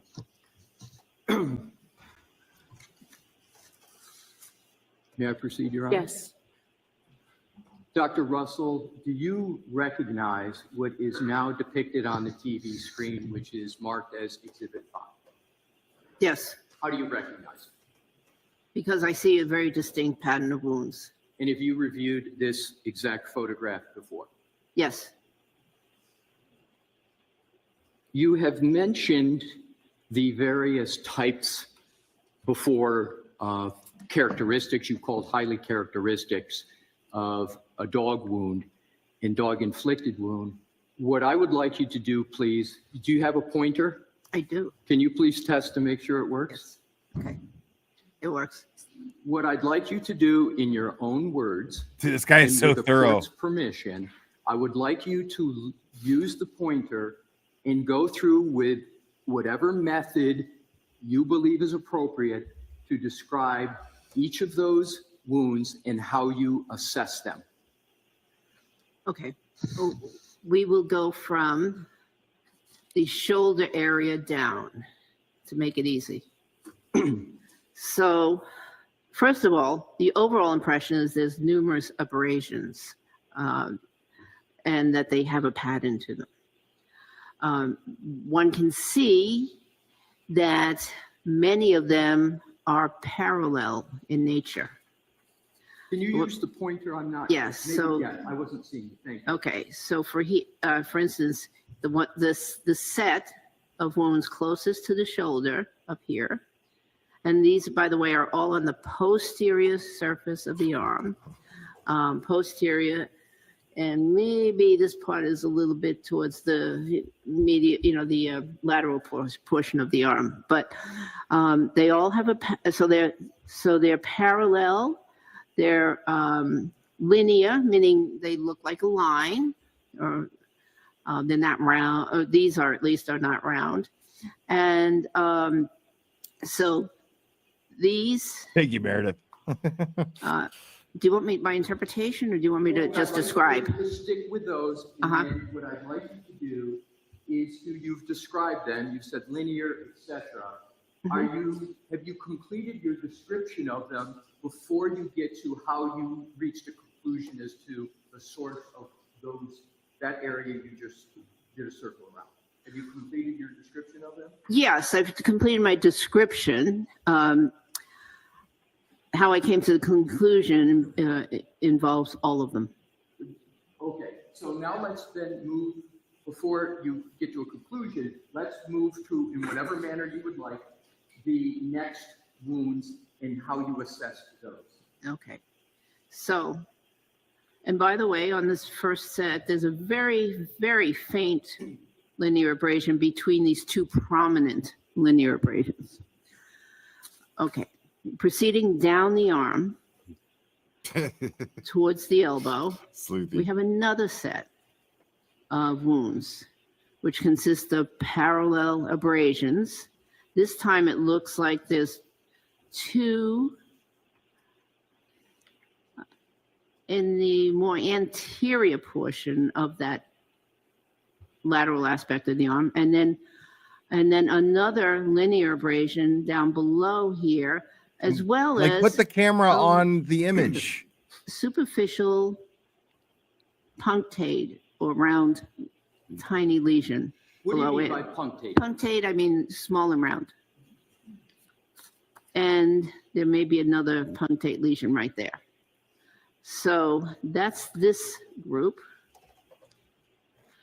Proceeding down the arm, there is this irregular group here of multiple 1, 2, 3, 4, 5 linear abrasions at least, and then 2, possibly 3 punctate wounds below them. And this is right over the elbow area.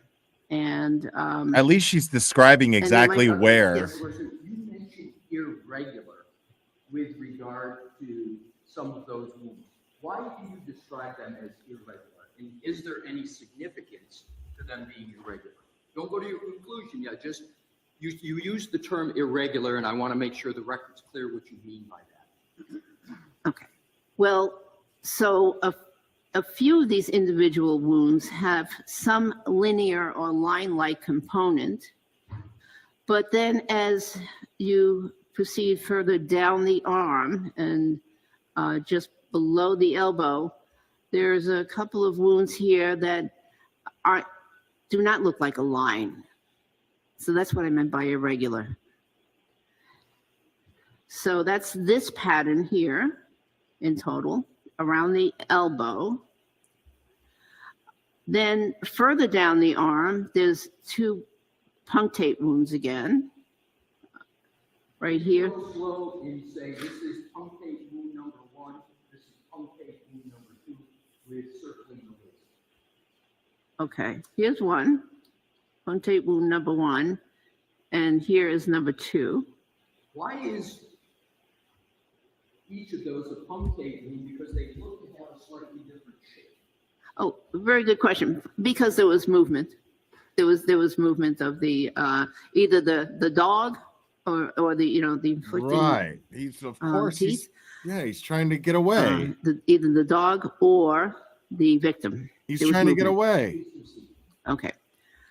Then there is this group, which are again irregular, because they're I'm calling them irregular because they're not shaped like a line. And it appears that there's also some what we call movement artifact on those. When you mention irregular, does that mean it's uncharacteristic or characteristic of a dog? It means neither of those. Huh. Okay. And then finally, the furthest down the arm is this grouping of linear, I'm going to call them linear because they're line-like, but they, so linear abrasions, which appear to have a somewhat semicircular appearance, a configuration. And the direction is slightly different. The angle of these linear lacerations are just ever so slightly different than the ones above the elbow. Is there a medical term that is used to describe the location of those wounds that you just spoke about? So they're on the posterior forearm. And is there a medical term for the forearm location down here? Or is it just, you just refer to it as the location? No special. Not that I'm aware of. Okay, so please continue. So those are the wounds of the arm, which is above the elbow, and the forearm, which is below the elbow.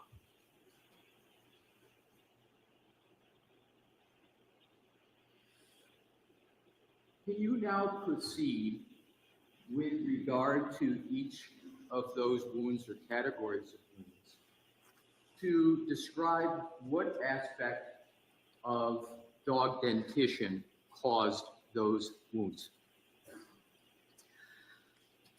I believe that the ones closest to the shoulder, the two large linear wounds, were caused by the canine teeth, the upper canine teeth of the dog. What are upper canine teeth of the dog? Well, the canine teeth are the ones that seem to be most prominent when you look at a dog's mouth. They're the triangular, the sort of triangular shape. We humans also have canine teeth. Okay. But they are the teeth that, for the most part, grab onto an object. Please proceed to the rest in Okay. terms of describing the dog dentition with regard to each wound. I'm not sure exactly what teeth made these. But they're definitely one of them teeth? could, one set of these could be canine, one part of this, and then an adjacent incisor tooth, but I'm Are not they- sure. are they On the definitely second teeth? set. So this is the set that's just above the elbow. However, what is interesting and certain is that there's an upper set and a lower set. So this mark was an upper tooth. This is a lower tooth.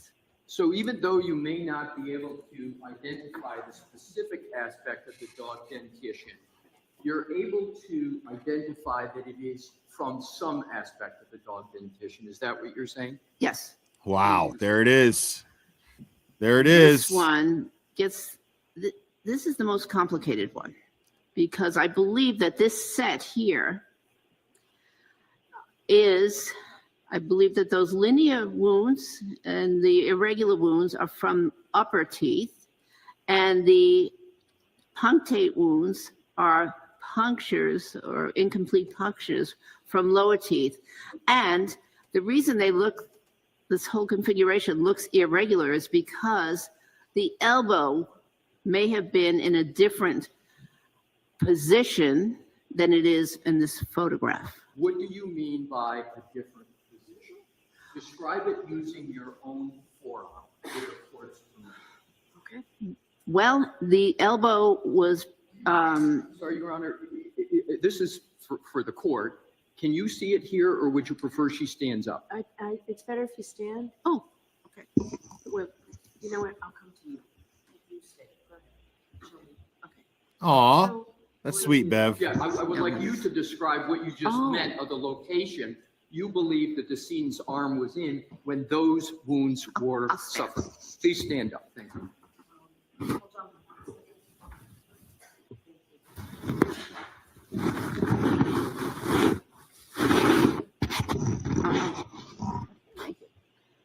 So in this picture, the elbow is, for the most part, somewhat extended. It's not bent as much as it could be, and it is not bent as it was likely as he was protecting himself from the wounds. So you're saying, just so we understand, I'm going to strike that. Just describe the placement of the arm. Okay. Well, so the elbow bends, as we all know. And so the skin of the elbow is in a different location depending on whether the elbow is bent or not. So anything that's inflicted will depend on the position that the elbow was in when it was inflicted. I hope that clarified. Okay. Yep, please proceed. Okay. So this is one set, the ones around the elbow. Then there is, going a little further down the arm, there is another set of wounds. The two punctate and irregular wounds, halfway down the forearm. I'm sorry to interrupt. You may sit down if it's more. Hold on and wait till you choose. Thank you, Your Oh, Honor. yeah. Okay. Thank you. Thank you. And then finally, there's this area down here, which is the closest to the wrist. And there are at least 3 or 4 parallel abrasions there.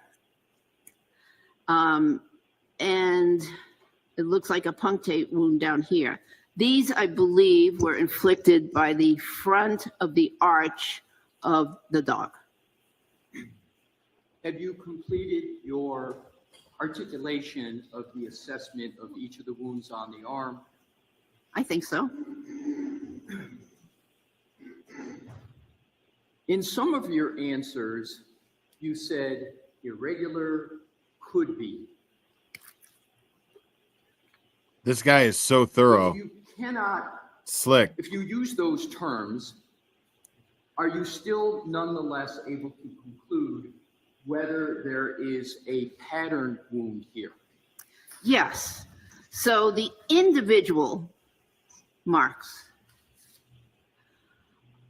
are characteristic of, possibly more than one cause. However, the combination of the overall series of patterns is highly characteristic of a dog inflicted. There you go. So are you saying that one specific wound could be indicative of a dog-inflicted wound, but the whole pattern itself is how you reach the conclusion? Yes. Sustained. Describe how you conclude. In what way? Walk backwards. What do you conclude from the pattern of all of these wounds collectively? These were inflicted by a dog, and this was a dog attack. Nice. There it is, folks. Why do you say it was a dog attack? Because there are multiple bites here. Multiple bites. Do you with regard to the injuries? It's possible that this set immediately above the elbow could be claw marks. However, I don't think so on further examination because I see some punctate lesions which suggest that those are also teeth. Wow. Wow.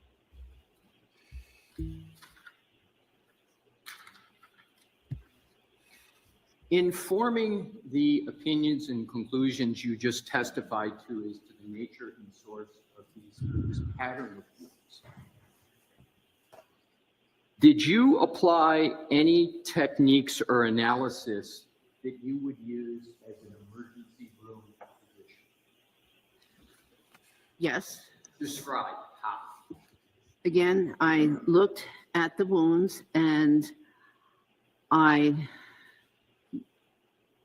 looked to determine if there's anything else that could inflict that pattern of wounds that were inflicted around the same time. And there is nothing else that I am aware of that could do that. How did you, right. Did you determine that those wounds occurred approximately the same time, each of those wounds? Yes. How did you determine that? By the appearance of the wounds, the color, yes. Anything else about the appearance? Color, the fact that there's no healing, yes. In conducting your differential diagnosis, how did you rule out a motor vehicle accident as a cause? Diagnoses. Again, I did not recognize the pattern as being inflicted by any particular part of a motor vehicle. The motor vehicle accident would have caused injuries to other parts of the body. Exactly. Such as the chest and right. Other parts. There would be bruises. Motor vehicle accidents cause bruises, fractures sometimes. There were no other injuries like that. Exactly. Did you reach any opinion or conclusion as to when these injuries were suffered, meaning pre-mortem or post-mortem? They're pre-mortem wounds. How did you determine these wounds were pre-mortem wounds and specify? That's crazy. So pre-mortem means before death. They occurred before death. And the reason I can tell that they're pre-mortem wounds is because they have what we call a vital reaction. Post-mortem wounds, so vital reaction means that there was life in the body at the time that these wounds were inflicted. And a post-mortem wounds look very different because there is no blood flow that occurs post-mortem. So they don't get this vital reaction. Is it an accepted methodology in the practice of medicine to observe a post-mortem photograph of wounds in reaching a conclusion as to the source and nature of the wounds? Yes. And why is that an accepted practice? Well, first of all, it's realistic. The wounds appear the same. Realistic. In this case and in many cases. And then the other thing is because autopsy is a finite period of time, 1 or 2 hour period of time on a certain day, and other physicians can't always be at the autopsy. So is it common or uncommon for forensic pathologists to use photography to determine the source and nature of a wound such as this? Common. How common? Very common.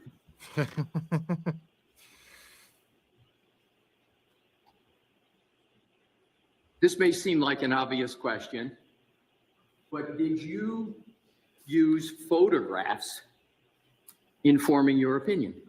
Yes. Did you use any ante-mortem photographs of the decedent's right arm in forming your opinion? No.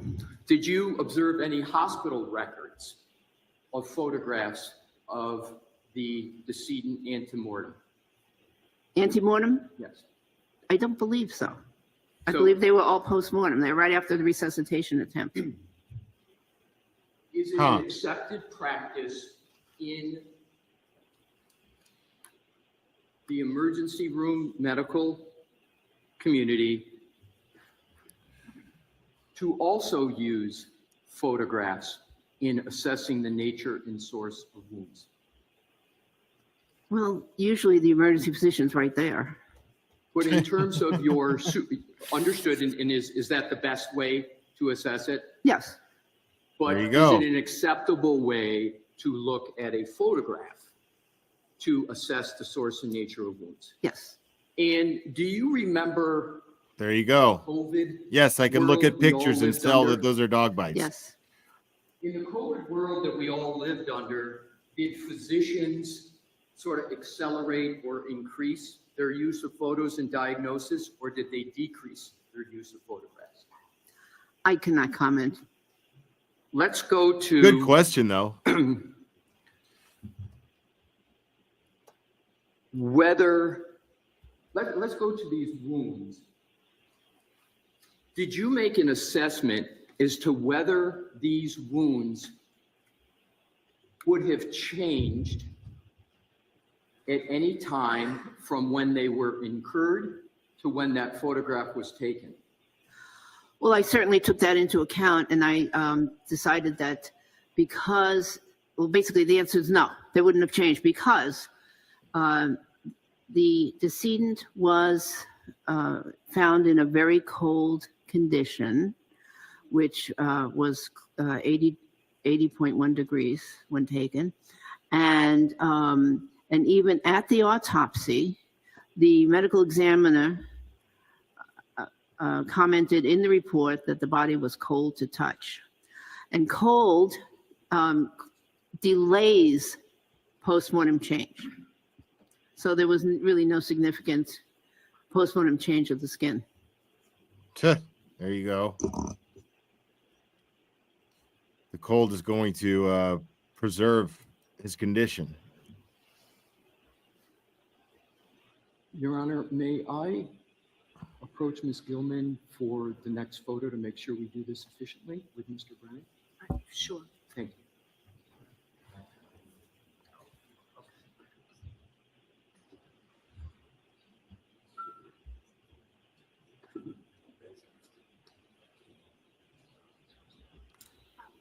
Justice Brennan.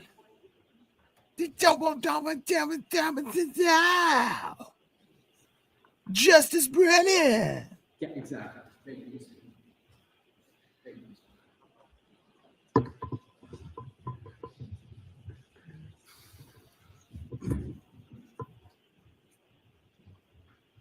Your Honor, may I publish Exhibit 4? Yes. Thank you, Your Honor.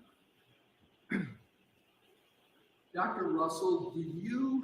You know what? Actually, take it down for just a Oh, minute. that's right. Yes, I'm sorry. Your Honor. Take it down, Ms. Gilman. Thank you. I'll see counsel at Sidebar. I'll see counsel at Sidebar. Sidebar.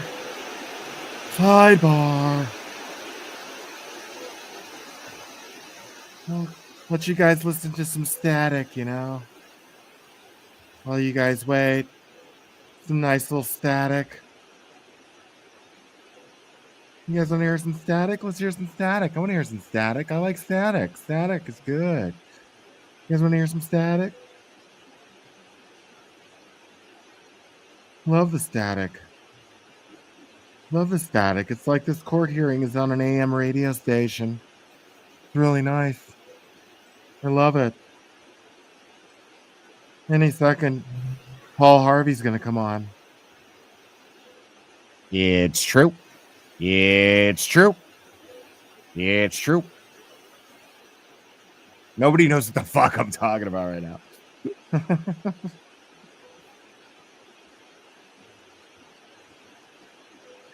Justice Brennan! Oh, it's totally a spirit box. Totally a spirit box.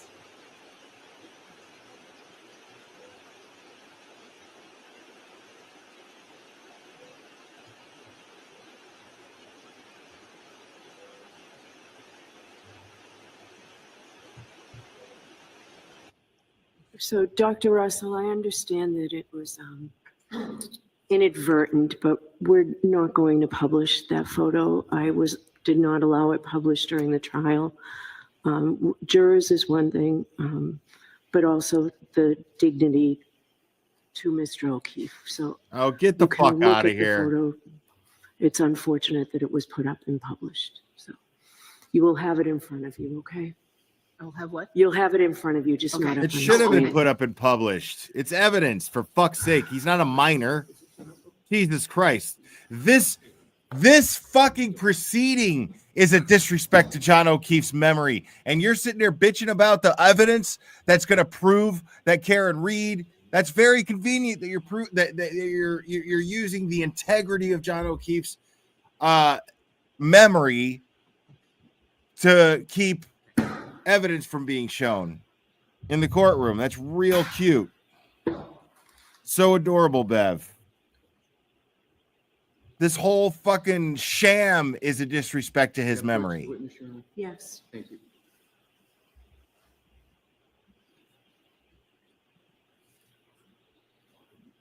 I am handing the witness exhibits 3 and 4. Okay.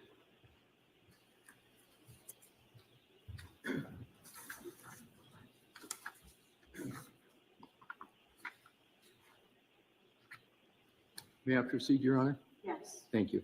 Now, Dr. Russell, please keep those 2 exhibits down on your lap. Don't even put them up on the top.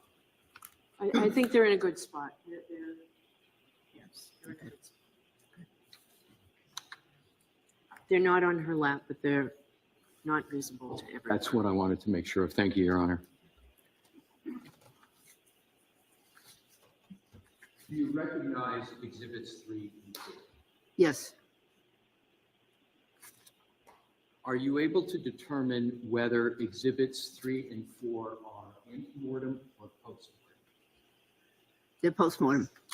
Is there any way for you to determine by the nature of the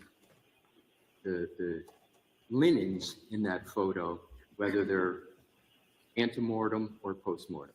By the nature of what? The linens under. Oh, the linens?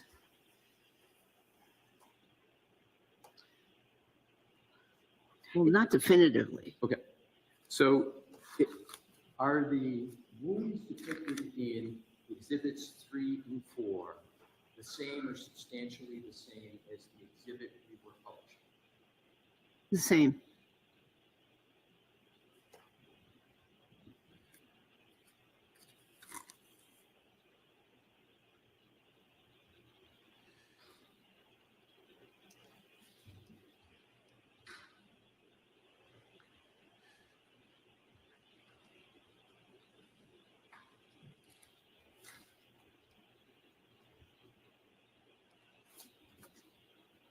Can I approach the witness, Your Honor? Yes. Justice I am now Brennan! on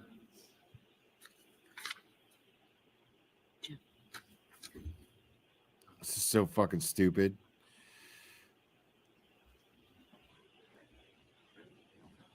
Your Honor, this is exhibit 3. Okay. Okay. I have it as 4, but that's okay. They've been numbered. Okay, so I need that list. Do the list of the exhibits. Your Honor, The knock list. Sure, come on over.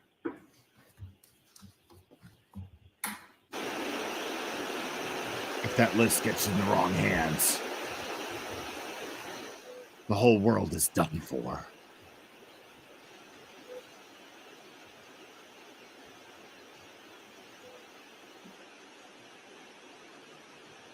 The knock list contains the identities of every field agent.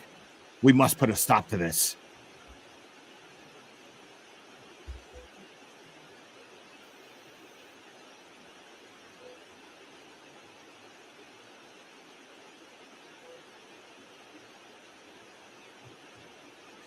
Dude, it's so fucking annoying, dude. It's just so annoying that Bev has the audacity to be like, oh, out of respect for the family. Dude, listen, I get all that. You know what I mean? But the more this goes on, the harder it is for me to feel bad for the family in regards to images of John O'Keefe being shown in the courtroom, specifically those things, because they're supporting this bullshit. You know, like supposedly this is all for them, right? Isn't that what Michael Morrissey's trying to say? That we're trying to get justice for this family. No, you're not, dude. So if they're supporting this, then you know what I mean? Like, they should absolutely have enough intelligence at this point to look at all of this and see everything that's taking place as an absolute fucking sham. 100% bullshit. Nobody should be here today for this bullshit. This shouldn't even be happening. Much less a retrial, much less a trial that took place in the first place, where this expert already proved that she was qualified and already testified, already subjected her. She was already subjected to a voir dire, and then she was already subjected to having to testify in front of a jury. And here we are going on 4 hours.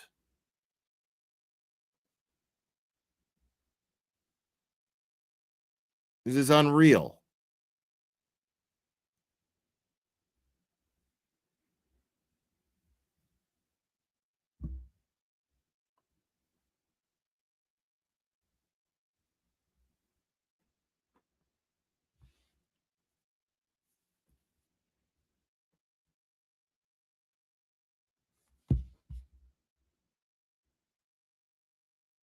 Oh, I see I have a problem. Hold on. Wait, when is this?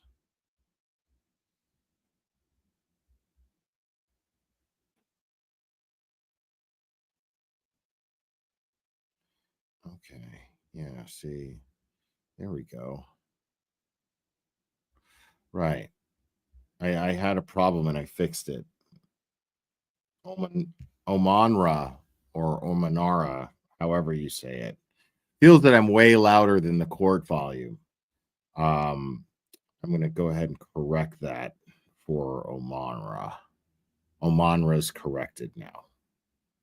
Omanra doesn't have to listen to it anymore. That's how little I give a fuck, people. I love when people come into my chat and Karen. You're so loud, Clara. The sound effects, Clara. I don't understand. Clara, I think you're great and everything, and I love your channel, and I support you. But since you don't have a complaint box and a suggestion box, I'm just going to substitute your comment section for a suggestion box, and I'm going to tell you exactly what the fuck to do with your channel. Because that's what I do, you know. When I watch movies on TV, what I do is I write the producer, I write them letters and tell them, well, you know, I really think that you should probably have more dialogue and less close-ups of the supporting actors. That would be really helpful if you did that. Like, who the fuck do you fucking think you are? Fuck off.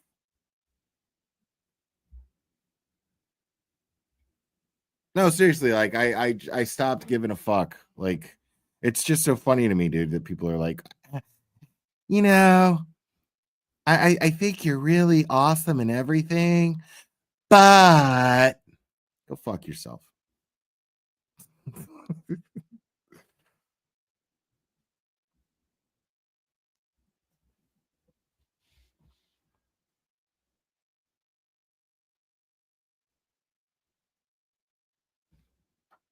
Like, I'm over here just playing Candy Crush Like, I don't even like, none of this shit matters at this point. Like, this woman basically, listen, we spent the first like 3 hours. All right, he's back. Hold on. I'll elaborate in a bit.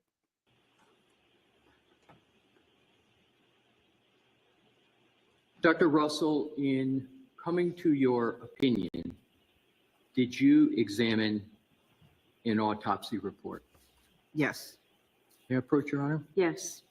And I am approaching with Exhibit 3. Okay. The autopsy report of autopsy.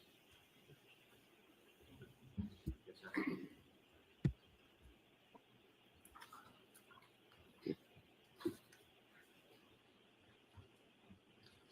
May I proceed, Your Honor? Yes. Thank you. Do you recognize Exhibit 3? Yes. What is it? This is a report of autopsy on Mr. John O'Keefe, medical examiner number 2022-1697. Did you consider that medical examiner's analysis in Exhibit 3 informing your opinion? Yes. And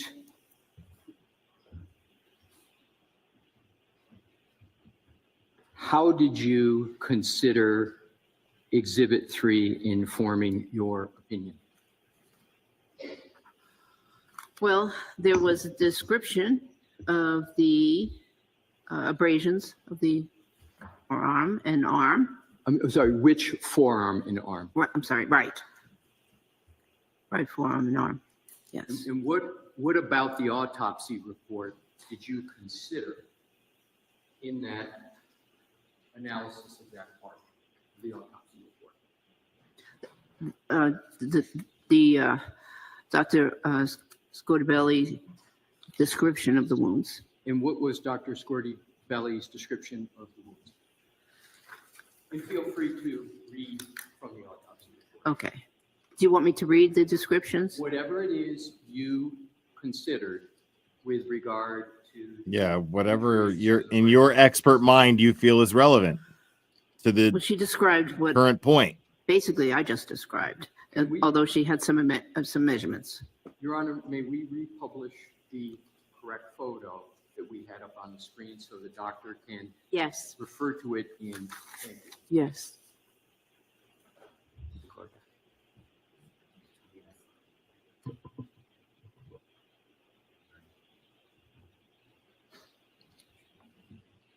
It's going to be number 5.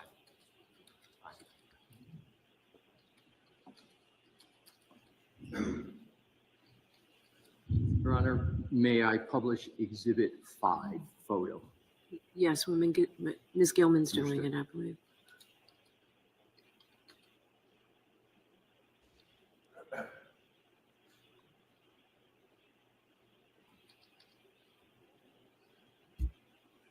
Ms. Gilman, are you all set with what you, thank you. And thank you for putting that back up on the screen. May I proceed, Your Honor? Dr. Russell, in reading from the autopsy report, can you read it and then determine whether there's any relation to what is being discussed in the autopsy report to what is in that photo? Well, the doctor just. I think he was asking her what she based her opinion on the reference to the medical exam report, not to compare it by reading. So I have an objection to simply reading through it and trying to. I have an objection to simply reading through So it. rephrase your question. Sure, thank you. I have an objection. Read from the autopsy report. Because I'm a fucking mob The weasel. relevant portions related to Dr. Scortabelli's analysis of the right arm. Again, I object. It's not whether she I object. I'll repeat. Did you rely upon what is in the autopsy report to support your opinion as to the nature and source of the wounds in the right arm? Yes. What did you rely upon in that report to support your opinion with regard to the nature and source of the wounds? The description of the wounds at autopsy. And what was that? What is that description that you relied upon? It says here, multiple abrasions from 2 to 3 millimeters and up to 7 centimeters. What page are you on, Doctor? I'm sorry, page 3. Okay. Under the area that says injuries. Okay. And then in the subsection that says extremities. It's the second bullet point there. Okay. Multiple abrasions from 2 to 3 millimeters and up to 7 centimeters on the posterior right arm and forearm.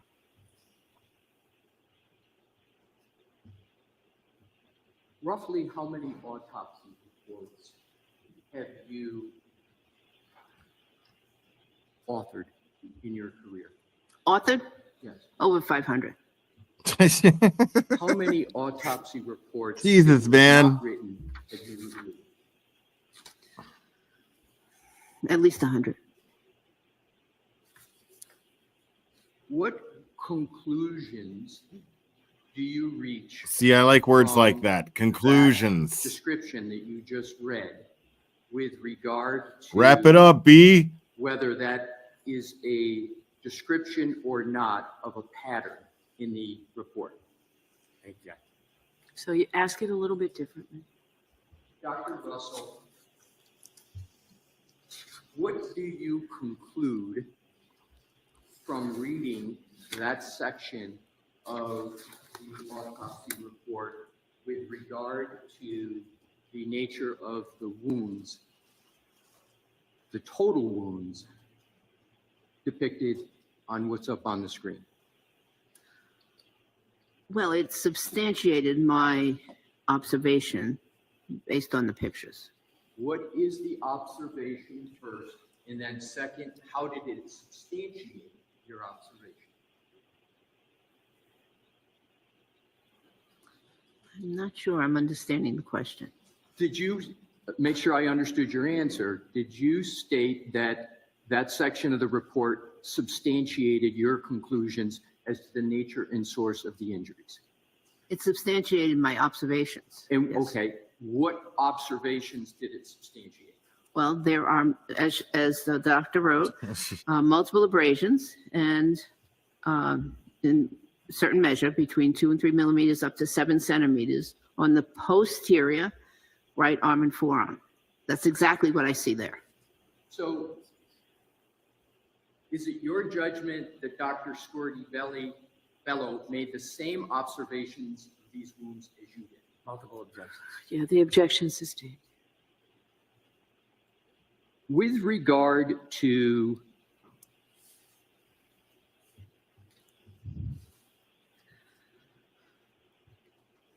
well, we've covered what we needed to cover with regard. You think? You think you that covered what aspect you of the needed autopsy to? report. Was there anything else in the autopsy report that spoke to the nature or source of those wounds? Not that comes to mind. So, did the medical examiner, Dr. Bello, in that report reach any conclusions about the nature and source of the wounds that are depicted on Exhibit 5? Not in this report. So, not in that report. Now we're going to now move on to the next topic. Did you consider Oh my God. DNA evidence in this case? Ooh. That's How, interesting. if at all, did the DNA, well, what DNA evidence did you consider in this case pertinent to the injuries to the right arm of Mr. O'Keefe? I considered the reports from the UC, University of California at Davis lab regarding the DNA evidence. What training and experience do you have with regard to DNA evidence? Not very much. With regard to what you, well, describe what your DNA experience is. Well, I'm aware that you have to maintain continuity of evidence. So you have to sample the appropriate area. And then you have to maintain continuity of evidence. You have to sample until the appropriate that evidence area. gets to the laboratory for analysis. How do you have experience, training, or knowledge with regard to the topics you just testified to? Well, several ways. One was that I took a course when I was a police officer in crime scene investigation, and that was stressed, continuity of evidence. Secondly, I was sent to a course as the rape officer, the rape investigator, I should say, in the Malden Police Department. I was sent to a course in Brockton entitled Rape Investigation, and they stressed continuity of evidence that was obtained from victims. And then finally, of course, as a emergency doctor and forensic pathologist, I received additional training. How, if at all, did let me ask you, did you review the UC Davis Veterinary Genetics DNA report in coming to your opinions and conclusions with regard to the wounds on the decedent's right arm? I did. And what conclusions did you reach? The same conclusion. And what is that? That those injuries were inflicted by a dog. There you go. Are you aware of the results of the DNA testing of the UC Davis facility? Yes. What are you aware of? I'm aware that DNA was not found. And excuse me, let me clarify that. I'm aware that dog DNA was not found. Right. And does that conclusion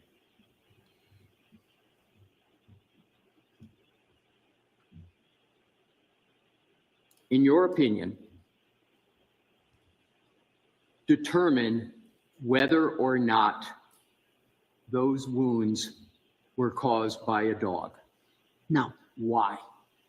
Because I don't know anything about how the specimen was sampled. First of all, none of the samplings came from the arm of Mr. O'Keefe itself. What do you mean by sampling? They sampled the swabs that were performed and sent to the laboratory. None of them came from the arm of the decedent. That's right. Secondly, I don't know anything about how the samples were actually obtained from the evidence and what the state of the evidence was. If they actually sampled the correct area, I don't know if there was any continuity of evidence. And then finally, any test can have a false negative result. So the absence of canine DNA does not mean that the canine DNA did not exist. It just means that they didn't capture it. There you go. To your recollection, did the autopsy Spoken like a true canine dog bite expert. Dr. Scorty Bello reach any conclusions with regard to dog DNA evidence? The autopsy report, no. Is there any mention whatsoever in the autopsy report about dog DNA testing for analysis? No. Do you have any information that the medical examiner assessed dog DNA at all in the autopsy report? I didn't see anything like that.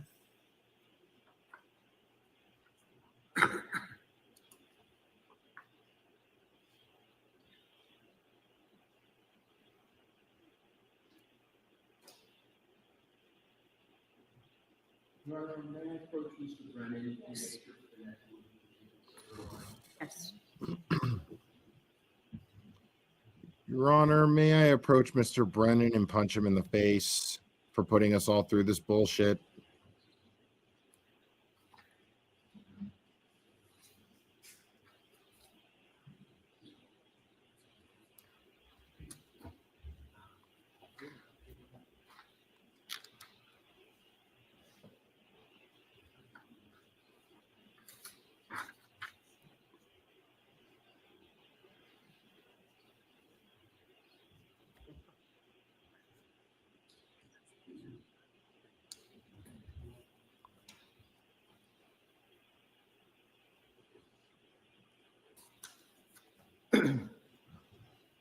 Your Honor, with the court's permission, I would like to start with publication, and I'm going to have several exhibits that I would request your permission to publish, and I would appreciate starting with the Commonwealth's Exhibit 8. And I want to make sure Your Honor is aligned with the exhibit book with the numbering, and I'll do that in any manner. If you want me to put 8 up, or you want me to come sidebar and show you what we have. If these are all in order from the Commonwealth's photos, go ahead and put it up. And if you do know the number, let me know. Number 8. Okay. And I believe Mr. Brennan and I are aligned on the numbering. This is what is 8. Okay. May I proceed, Your Honor? Yes. Do you recognize Exhibit 8 on the TV screen? Yes, How do you recognize it? because I've seen it before. And have you seen it before in your assessment of the nature and cause of the decedent? No. Well, how have you assessed Exhibit 8 before today? Before today, Have you assessed Exhibit 8 at all? I've seen that picture. Do you have an assessment as to what you observe in Exhibit 8? Do you have an observation about Exhibit 8? Yes, What is your observation? they appear to be blue jeans. They appear to have certain stains labeled with a small ruler, and I don't know the nature of the stains. Is there anything with regard to Exhibit 8 that you believe is pertinent to assessing whether or not any injury from Mr. O'Keefe was sourced from a dog attack? I can't tell. Can we go to Exhibit 9, please? And if we could just, I'm sorry, Ms. Garrett, I if we go hope back to- that he asks, like, is it common that there Is there are anything in more the wounds on the autopsy skin, even though the dog may have attacked over some clothing, that there's not as much damage to the clothing as there is to the skin? Exhibit 8 in terms of the assessment that the medical examiner made in the autopsy report? I don't recall seeing anything in the autopsy report regarding that, but if you can direct me to a certain area. Oh, I can look at it. that's fine. So, thank you, Ms. Garrett. We could go to Exhibit 9 with the court's permission? Yes. Thank you. Do you recognize Exhibit 9? Yes. How do you recognize it? Well, I've seen that image many times. And what is that image? Well, it appears to be a hoodie, sweatshirt, hoodie style sweatshirt. It's got multiple dark stains on the sweatshirt. There appears to be a large tear through the middle of it, which I believe was probably caused in the emergency room, because that's what. Why do you believe it was probably caused in the emergency room? To cut him Because up? I've made those kinds of cuts in clothing before, Right. having to get access to a patient. Right. So what is the that's purpose of commonplace. making a cut like that on a piece of clothing, given your understanding of the nature of the injuries to Mr. O'Keefe? He was in a very emergent situation, and they needed to get access to his body right away. So that's why they didn't have time to undress him. They just did the fastest thing, which is cut the clothing. That's what Do you have any other observations with regard to Exhibit 9 pertinent to your analysis?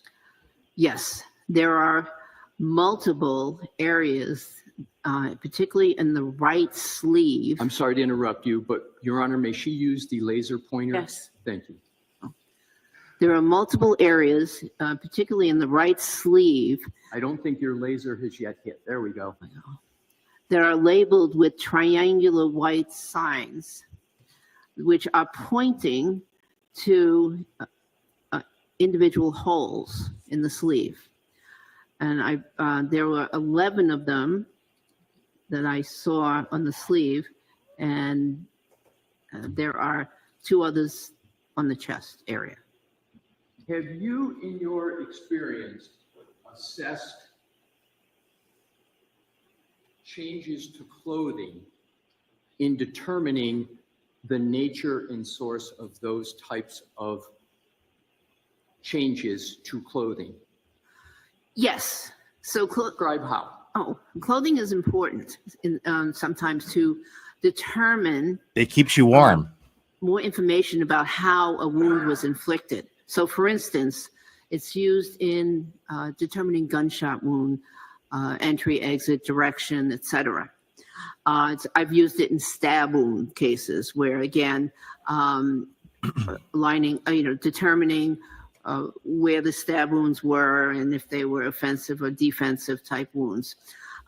So yes, and in this case, they have significance. And what is the significance in this case?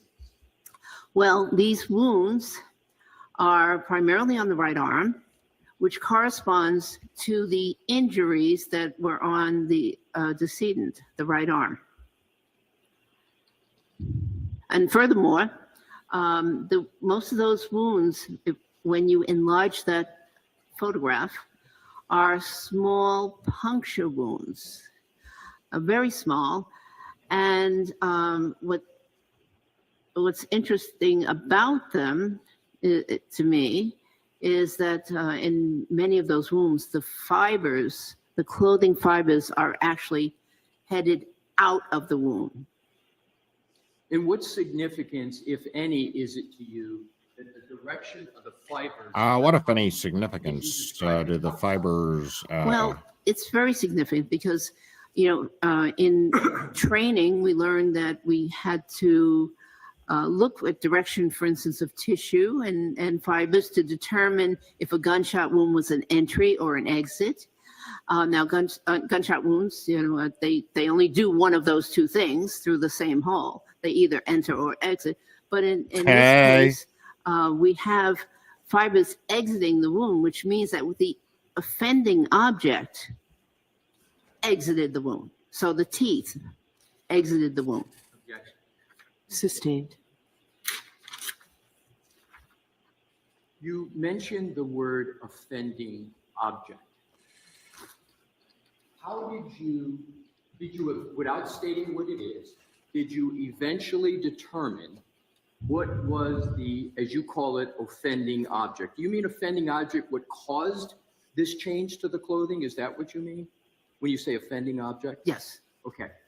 How did you assess what was the offending object that caused the change to the clothing as depicted in that right arm of the hoodie?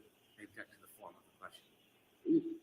Sustained. Just ask it differently, Okay. please. Did you have a methodology to determine the cause of those changes to the hoodie sweatshirt? Yes. What was that methodology that you deployed? So I looked at the location of those holes. I looked at the location of the wounds on the decedent. And although they're not exactly in the same location because clothing moves, they are generally in the same location of the wounds on Mr. O'Keefe. Okay, with that, we're going to recess. I know that this is taking longer than you anticipated. Do you have any idea? No, it's how taking much longer than you And anticipated, I'm not Bev. rushing you, Mr. Leslie, just do you know how much longer you might be? Your Honor, my best estimate is 30 minutes. Okay. It's Mr. Brennan, taking do you longer have any than idea yo how long ass you might be? expected, Bev. At least a few hours. Jim.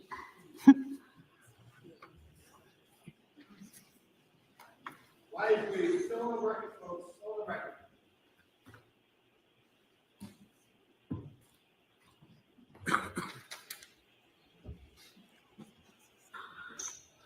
All right, I'll see you at 2 o'clock. 2 o'clock, Your Honor? Yes. All right, I guess the JFK thing's not happening today. Or at least not this afternoon. I'll have to do it tonight.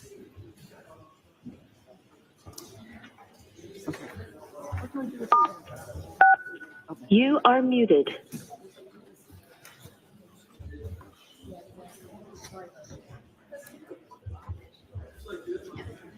All right, so this is gonna take an hour. Motherfucker, dude. This is the fucking worst shit in the world, dude. Like, I'm seriously, like, genuinely, like, annoyed and pissed off right now. Because I got shit I want to do today. Like, it's been raining and shitty here, and I want to fucking go do shit that I've been wanting to get done for the last couple of days. Embarrassing. Let me get.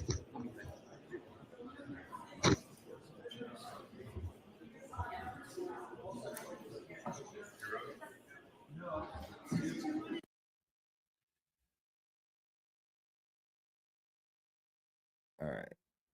Yeah, this is really fucking annoying, dude. No, it's not Bev trolling. Bev's the one. Bev decided to be a passive-aggressive asshole and just deny emotion from the defense because she's an asshole who shows bias to the prosecution. That's all this is. Because the fucking truth is that it's going to take all goddamn day to go over thoroughly how qualified she is when we've already established this. This is the point. The reason why everybody is so fucking annoyed with all of this is because this was already done. Sorry, I got this in my ears. Hold on. This was already done. Not only was the voir dire already done, and Bev herself already went through this in the trial before this. Bev herself went through all of this. But she didn't go through it with Mr. Alessi.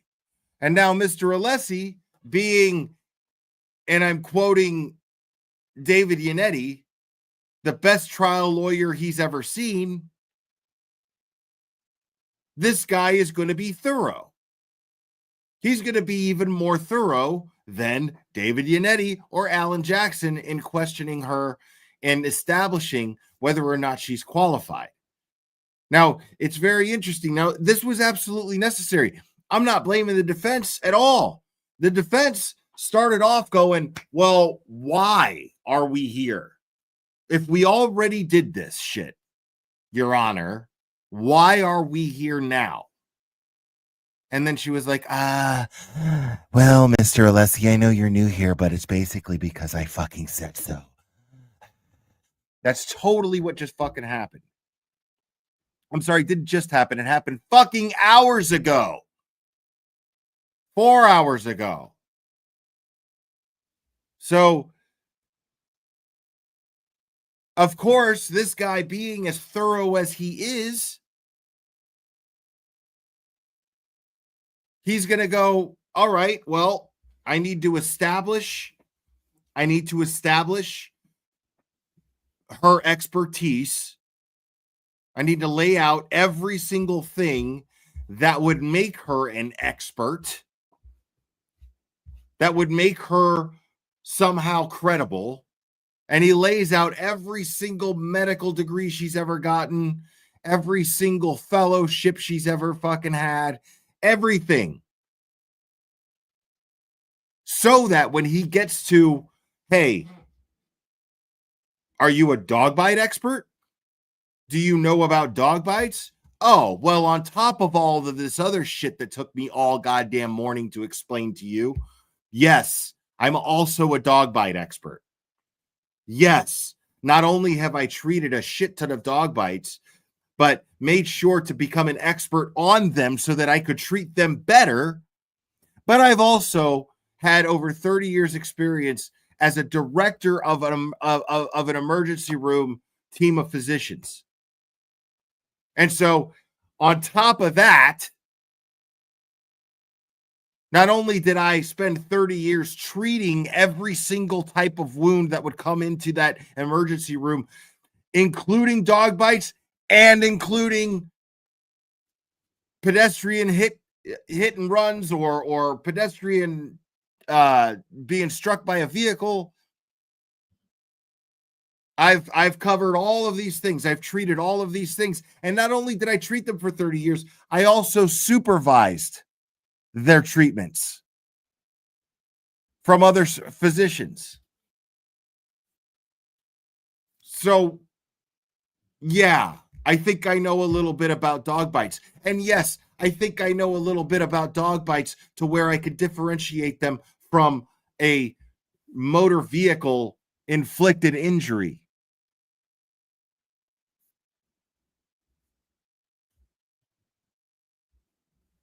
And then they fly her all the way out for this shit.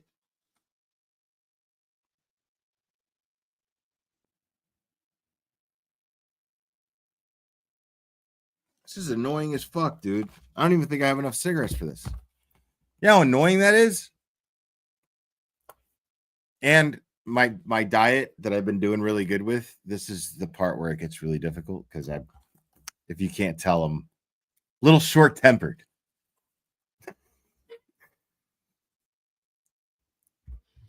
I technically actually have time to go to the store if I want to, but I'm not going to. I'm going to wait this out. Yeah, right, Sleuthy? Why don't they deliver cigarettes? I could get a bottle of scotch fucking delivered here right now if I wanted to, but I can't get cigarettes. Amazing.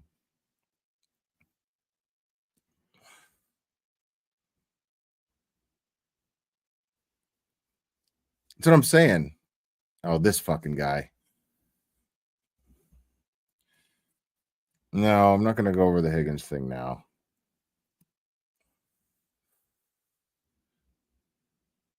I'll do that later tonight. I'll go do what I'm supposed to do today when this is over. And then I'll go over it later this evening.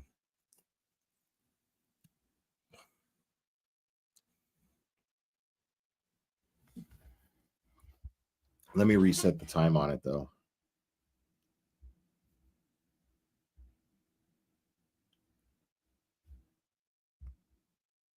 It's the most annoying shit ever. All right.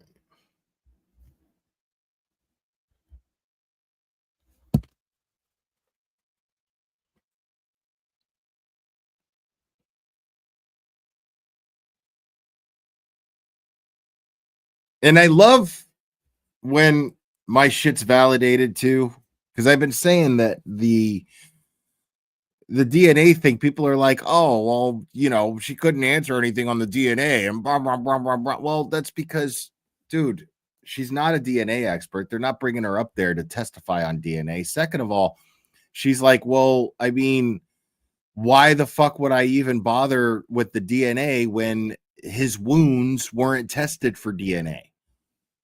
I was told to look at the wounds and give my assessment on that.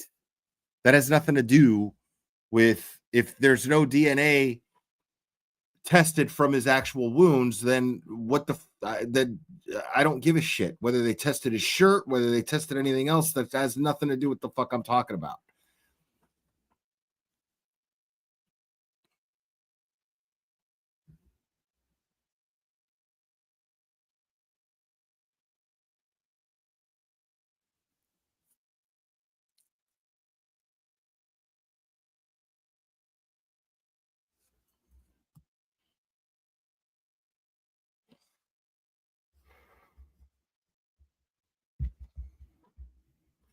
From Helena, Montana. Right on. Thank you, Jim Riddle.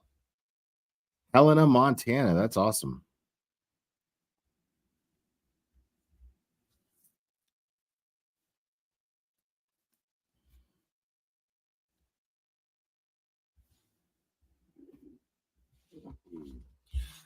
Oh, we're hanging in there, Microdots. We're hanging in there, buddy.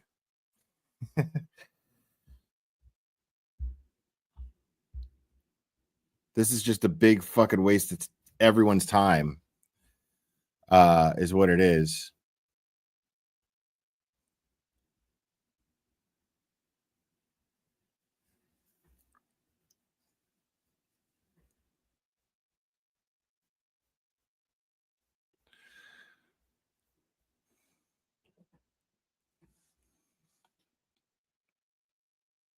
But yes, regardless, I'm going live again at 6.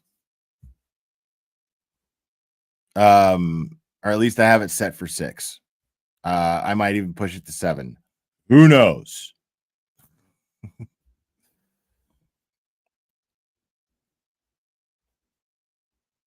Yeah, exactly. Billable hours, man. This is just unfucking believable. This is not in any way in the interest of justice. It just isn't.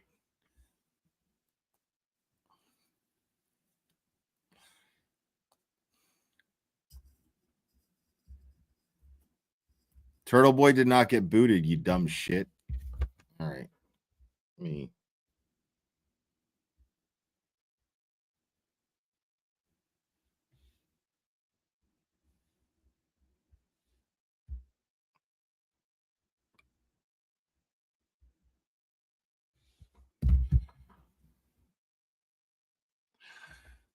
You need to ask me a health related question. I'm not a doctor. But sure, I'll take a stab at it.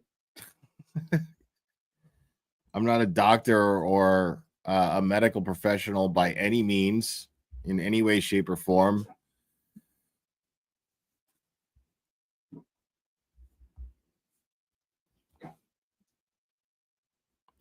No, Alessi's not worse than Lally. Alessi is. Oh yeah, you're a troll. Get the fuck out of here. Alessi is not worse than Lally. Alessi is actually incredibly thorough and asking relevant questions.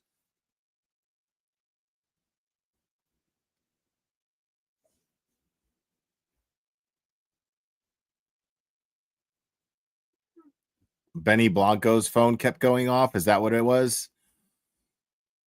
Who's Benny Blanco? Benny Blanco from the Bronx.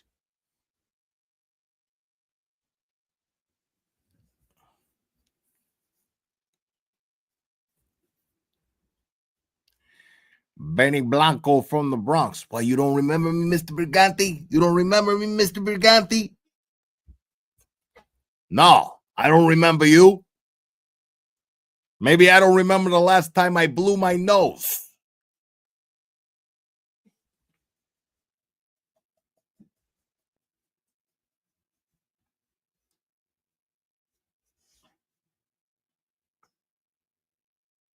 Oh, well, that's why you're here, Cherry, so you can fix it. Thank you. Oh, the balloon knot song. Oh, that guy. Oh, fantastic. The fucking idiot with the fucking blue shirt and the stupid song. That's great. I love it.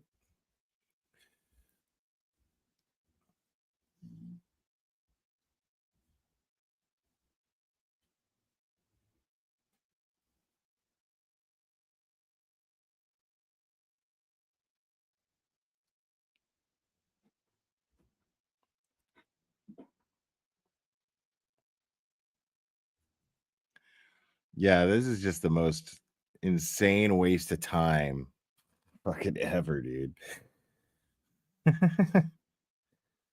So stupid.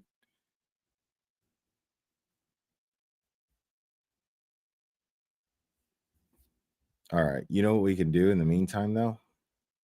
You know what we can do? You know what we can do?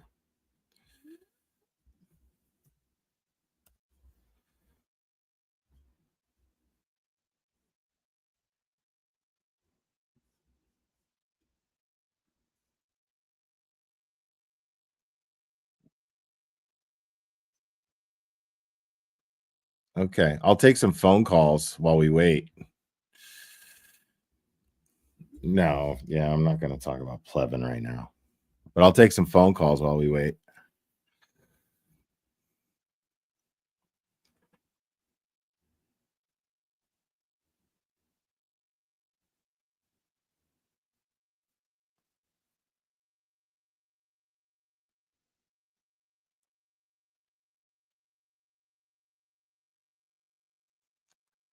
Oh, a cupcake invasion. Thank you, Melanie Little. Right on. Welcome, Kim Robinson.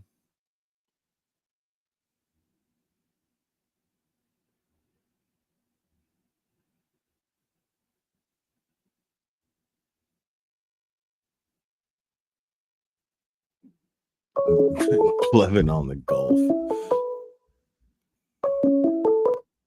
Call from JJ.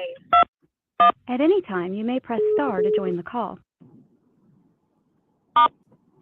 You're on. Who am I speaking with? This is Jen. Jen who? No, you don't have to say your last name. Yeah, no, don't do that. I'm not doxing myself. I'm not stupid. Yeah, don't do that. Don't be stupid. No, I just have to say this kills me. I'm actually on my way to a death scene. I'm a medical legal death investigator. Oh my God. This hearing has been delightful for everyone in the office. It's been delightful for everyone in the office. How so? Explain. Just how ridiculous it is that it's happening. Right. The whole thing is ridiculous when you look at the injuries. You don't have to be a medical examiner or a forensic pathologist to have common sense. Right. Apparently, you have to be higher than the Commonwealth, but Let me ask you something. Have you ever investigated a person who was hit by a car? Yes, Okay. many times. Have you ever seen one without bodily injuries? Only injuries from the head up? Never. Never. Okay. How many roughly would Although you say? I have to say, I love Plevin's recreation How many of what happened. Yes, we all love that. How many roughly would you say that you've seen? Well, I used to be a police officer prior to this, so Okay. I mean, over 100 or more. Wow. Who knows? But So over 100, generally, but you over 100 death scenes where someone was struck by a vehicle as a cause of death, and you've never seen any of them with injuries that or lacking injuries below the neck. And there have been some where potentially it's the extremities, so maybe hands, limbs that aren't considered waist below or below that, but no. And obviously you're going to see cranial injuries and different things like that, but you're also going to have trauma to the lower extremities as well. Right. I've just never encountered something where they're trying to tell us that's glass. That's awesome. That's something I love is that The glass glass. shard from the tail light. Right. Yeah, that caused all of those injuries up and down his arm. I just, on behalf of the forensic community, I know you have a lot in your audience. It's a joke, and I just had to say that, as I was on my way to a scene. I was just listening to you on Bluetooth, and I call in. So thank you, Claire. You're awesome. Oh, well, thanks for listening. That's awesome. And I hope you help bring whoever the loved ones of whoever you're going to go investigate now, you bring them peace. I really hope you get to do that. Absolutely. Yeah. Respect and honor. So Yes. hopefully John O'Keefe gets the same in the end. Hope so. All right. Thank you so All much. right. Take care. Bye-bye. All right, bye.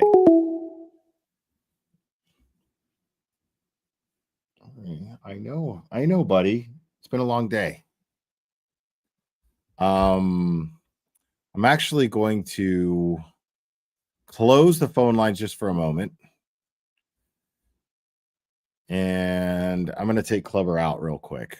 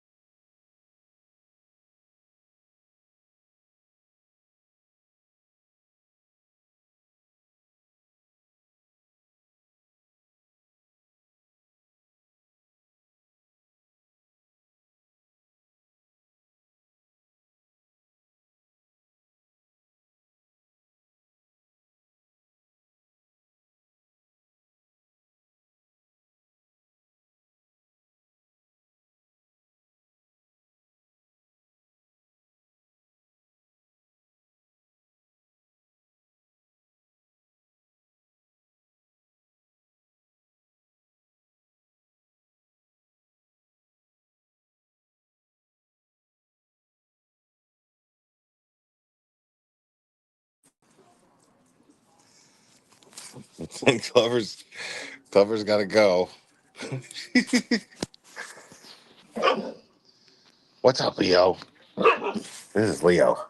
Hi, Leo. Say hi, buddy. You ready, buddy? Let's go. Not you, Leo.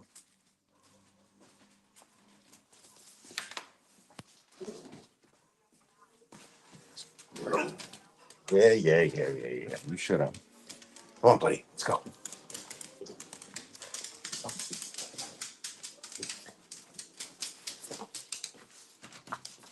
Let's go. Come on.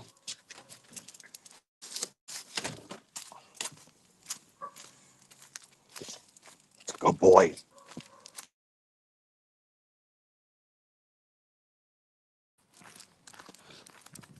Hope there's no cat.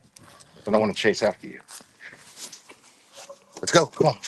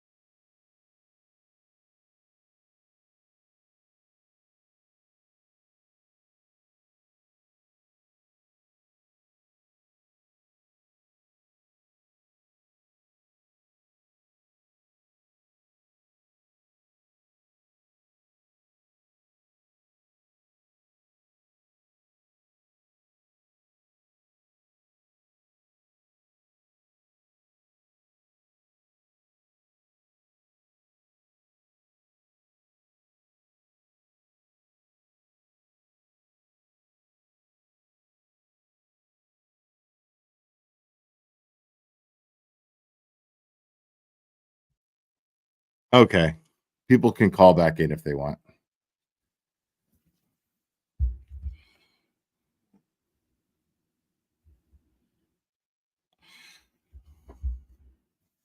Oh, Drago's up in my bedroom. I don't bring him down here for the streams because he's all over the place.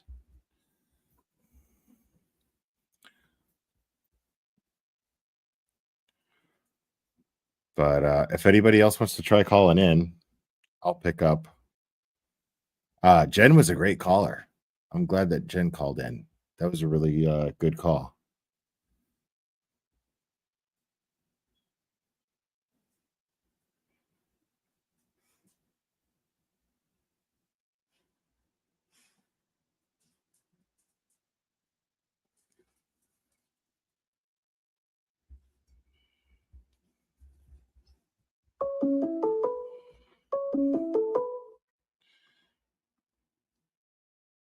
You're on. Who am I speaking with? What's up, Steph? I'm fantastic. How are you?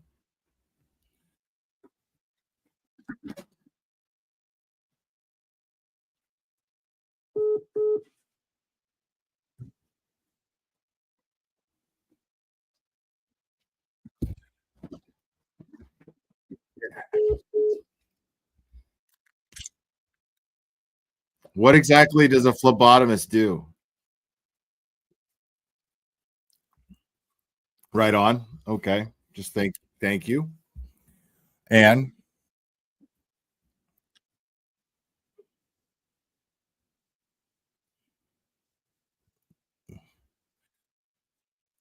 right.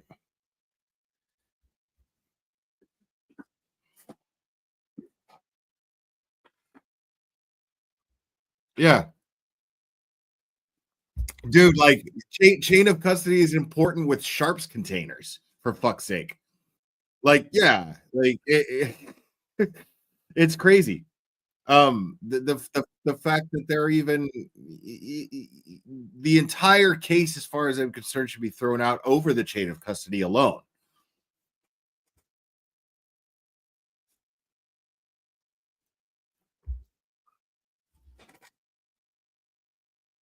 Entire thing. Like, Oh, it my feels like a bad, guys. Truman Show. Like, Sorry. All right, there we go. Sorry, they didn't. They didn't get audio for the call. Oh no. Well, it's a conversation with you. So I guess I just can't wrap my brain around any of this. I just don't understand how somebody can listen to what that doctor is saying and go, she did it. Let me refresh everybody real quick. So this is Steph, and she's a phlebotomist, and she is saying that the chain of custody is the main thing that sticks out to her because chain of custody is so important in everything, and even in her profession. Sorry, go ahead, Steph. Yeah, and that was maybe the first thing when I was listening to like how the whole investigation had kind of gone. I was like, this doesn't make any sense. You kept that in your car. It's not a case of water. It's samples from a scene of death. Like, what the hell? So that kind of blew me away. But I really am having a problem with just listening to what she's saying. And then you go on Twitter and you see like the 5 people who like have shit for brains, and they're like, "Oh, she said I think," and I'm like, "Okay, yep, there we are." Or they showed a picture that they shouldn't have. Okay, well, did you hear everything else she said for the past like 4 hours? So yeah, frustrating. Yeah, exactly. And yes, for those of you who didn't hear, also, I asked her specifically for that reason, what a phlebotomist does. A phlebotomist draws blood. Yes. Let me see something here.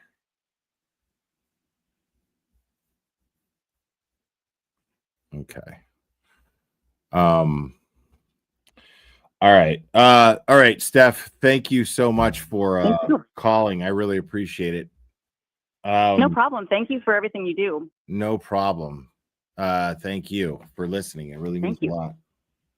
No problem. Have a good one. You too. Bye-bye. Bye.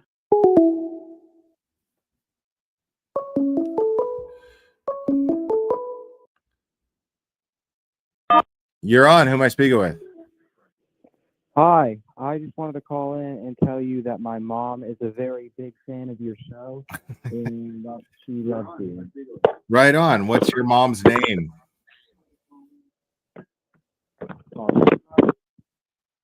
Okay, yeah. If you can, I don't know if it's your AirPods or your earbuds or but I can hardly hear you. It might just be my phone. Okay. It's better now. My mom is a very big fan of your show and she loves you very much. Right on. What's your mom's name? My mom is Jennifer. Right on. Tell mom Jennifer that I love her very much too. Alrighty, that was all I had to say. You have a very good day. Oh man, thanks a lot. I appreciate it, buddy. All right. Well, next caller.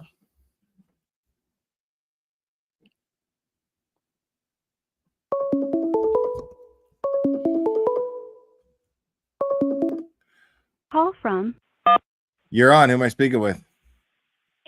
Lisa O. Hi, Clara. Hi, Lisa O.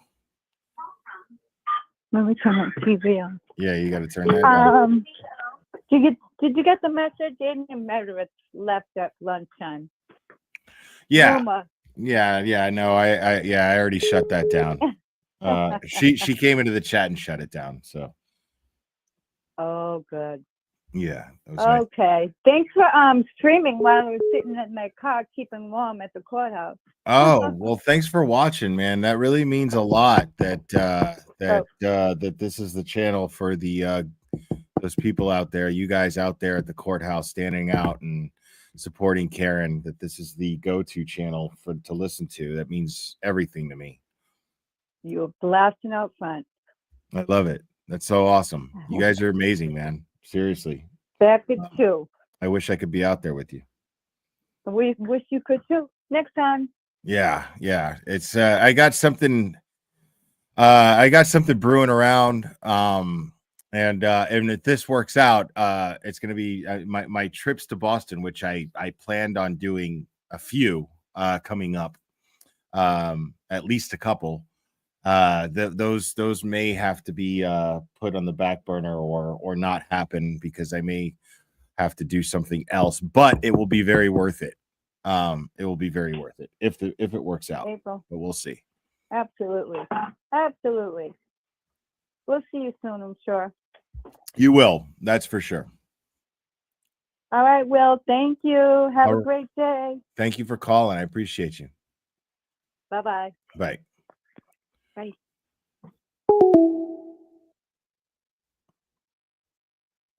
Anybody think Higgins is going to call in? Come on, Higgy. Higgy. Higgy. Come on, man. Spit that game at me, buddy. Call from. You're on. Who am I speaking with? Hey, it's B Harmony. Hey, B Harmony. How we doing? Good. Hey, did you hear that when a part of what happened also in the courtroom was Benny Blanco's phone went Yeah. off? Yeah, And it's Esty was in the courtroom, and she came into the chat and told us. Oh, okay. And what it said, I guess it was on speaker or something about Brian Higgins called, and that's all it got. Wait, so And, that's all that came out. Wait a second. This dickhead had his phone on, and then he answered it. Yes. In the courtroom, put it on speaker. On speaker. And somebody was like, Brian Higgins called the JFK show last night. All they captured, heard was Brian Higgins called, and then he must have caught it and turned it off.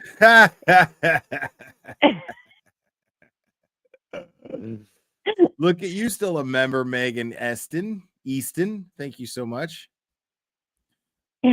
Wow. Yeah, I'm gonna have to go back and listen to that.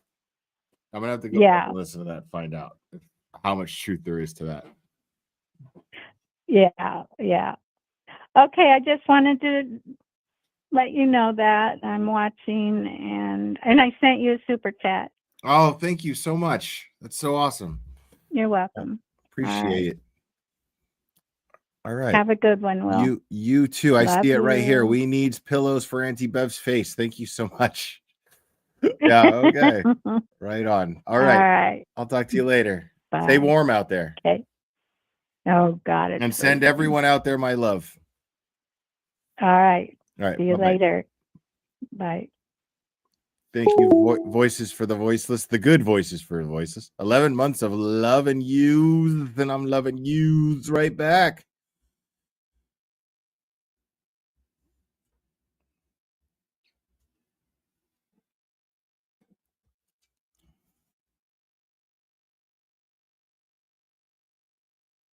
Next caller.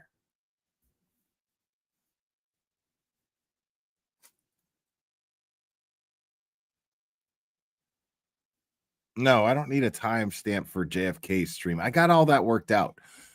I was wondering when the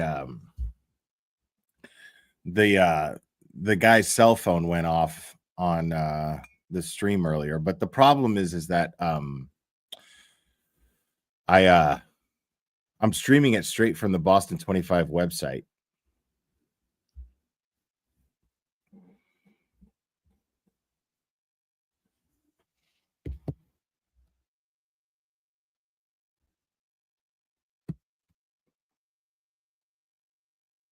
What?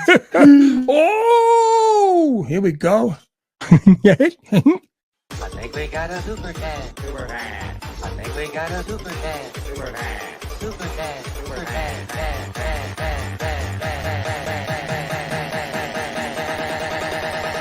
I think we got a super cat. How dare you?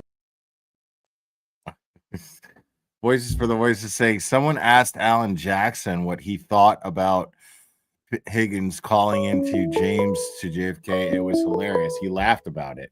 It was Higgins who called. Well, we'll see. We're going to analyze that later tonight. I'll tell you what I think then.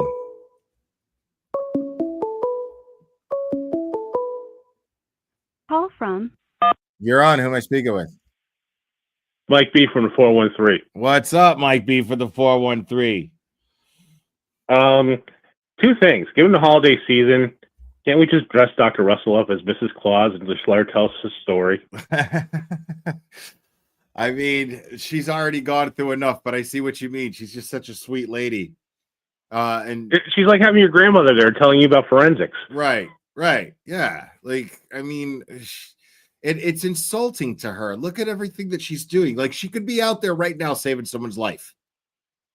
You know what I mean? Like, she could be out there. And it's something other people have been saying is like, oh, hey, she knows about hangings and strangulations. So, like, can we talk to her about Sandra Birch more? Right. I mean, yeah. Oh, JFK, I don't know, man. I said I'm going to analyze it later tonight, and then I'll let you guys know what I think. I don't know yet. I haven't analyzed it yet. I like to do these things live. I heard the call, and I listened to it once, and I said, I'm going to talk about it tomorrow. But sorry, go ahead. On a point about that, I gotta say, if that really is Higgins, his lawyer's got to be losing his goddamn mind right now, because I think one of the things a smart lawyer would tell you is, don't go on YouTube shows and talk about your situation. Right. I mean, that's my only reason for thinking it's not Higgins. Is I'm going to give him an ounce of credit that he was smart enough to listen to his lawyer when he said, keep a low profile, don't do anything stupid. Yeah. No offense to JFK, but calling his show last night was something, if that's really Higgins, is something stupid. Oh, it's one of the stupidest things you could ever fucking do. That's why I can't wait to go over it. I'm really excited about it. That's why I'm not going to do it as just like a side little topic to talk about here. I heard you mention JFK. I didn't want to offend him, but I'm just saying. Oh, man, JFK's awesome. Honestly, a smart lawyer would tell Higgins, don't go do that. And if Higgins is going to go do that, it's like, why are you paying your lawyer? Yeah, him and James are great, man. I really enjoy them. Yeah, they're really cool. I only caught them a few times, and they seem like really smart guys about everything. Yeah. And you know, and of course, Microdots is swearing by it, and I trust Microdots. Yeah, but I saw the Microdots comparison, and I'm like, okay, yeah, that gives a lot of credence to it, but how dumb could Higgins be though? That's really. I love it. Oh, I love it. Especially if he decided to go longer and like they didn't call him out on it immediately. Yeah, dude. She is really educational. It's like, I've told you before about my EMS background for 29 years, and it's like I'm learning things sitting here listening to her today. Yeah, this is. I mean, it's like right, like it serves that purpose. That's the blessing, I guess. If we're looking for blessings, that's a blessing. Is hearing her describe things and explain them. And she definitely has a great way of explaining them to where the layman can understand. So I was exactly, and that's what you need when you testify. Yeah, and I was playing Candy Crush and totally engaged in everything she was saying. It's just you couldn't tell because I was playing Candy Crush, but I was engaged in everything she was saying. But it's like, and that's what you need. It's like back when I went through school, we had lawyers come in and teach us how to do report writing, even mock testimonies about our reports. Yeah, back in that day, and it's like, so like we learn from like people, and and there's lawyers that go to the same Planet Fitness I do, and they've watched the trial with me some days, and they're like, this is going to be a classroom case for decades, right? Of what you do, what you don't do, poor witness prep by prosecutors. Oh yeah, this is going to be this case is going to be studied by law students. I mean, it's going to be, this is going to be pondered over. And it's just funny because if the whole world were really like aware of it, they would be, and anybody who's following true crime who like really takes a genuine interest in it would be fascinated by this case. Well, that's what I'm wondering, like more true crime people who just do true crime as their only real reason for shows aren't looking at the Proctor effect on those other cases. Right. And looking at some of those written motions. I mean, Kevin Harrington did write a brilliant one for Dr. Turek, where, he wants records of DeCiccio, the coroner's whisperer there. He wants his records too in that case. This is just fucking wild, man. That's one of the things that gets me is like, the Proctor effect is going to something that's going to go on for years. Dude, we're going to be here all fucking day just for this bullshit. All day. Yeah, I mean, we're not. Yeah. Hank just needs to like surrender at this point. It's like, what were you thinking? Yeah, this is stupid. Like this guy, And the thing is, his whole strategy is wasting everybody's fucking time. That's so far. Yeah, and it's something Melanie Little touched on, something I knew too, because I know the case, because the defendant in the case is a paramedic who was accused of murdering her wife, but Hank cited Commonwealth versus Rentala in the written motion. Okay. And that case is about the fact that in her third trial, the girl's gone through 4 trials since 2010. After the third trial, she was convicted. The first 2 trials were hung juries. But in the third trial, the Commonwealth brought in a paint drying expert. I love it. And his only background notes were that he's worked for a paint manufacturer for 20 years. And apparently he dropped paint on the floor in his basement as part of his research. And the judge let it in. And the judge approved it basically with a very shoddy Daubert hearing, from what I understand. And it was appealed by Rosemary Capiccio, who defended Sean Ellis. Wow. Yeah. And Hank cites that as a reason why we need today's hearing. I'm like, it's insane. I'm reading that and I'm like, you're citing a case where the Commonwealth got spanked for having a shoddy expert. Okay. Right. Like, dude. Like, it's like, this guy, I think he gets too wrapped up in his own ego. I don't think he's really using a brain. He's got his ego. I don't even think it's him. I like, honestly, I think he's smart enough to know that this is all really fucking pointless, that he has nothing. All he's doing is showing the world how little he has. There's no case. Like, they have even less of a case the second time around when they didn't have a case the first time around.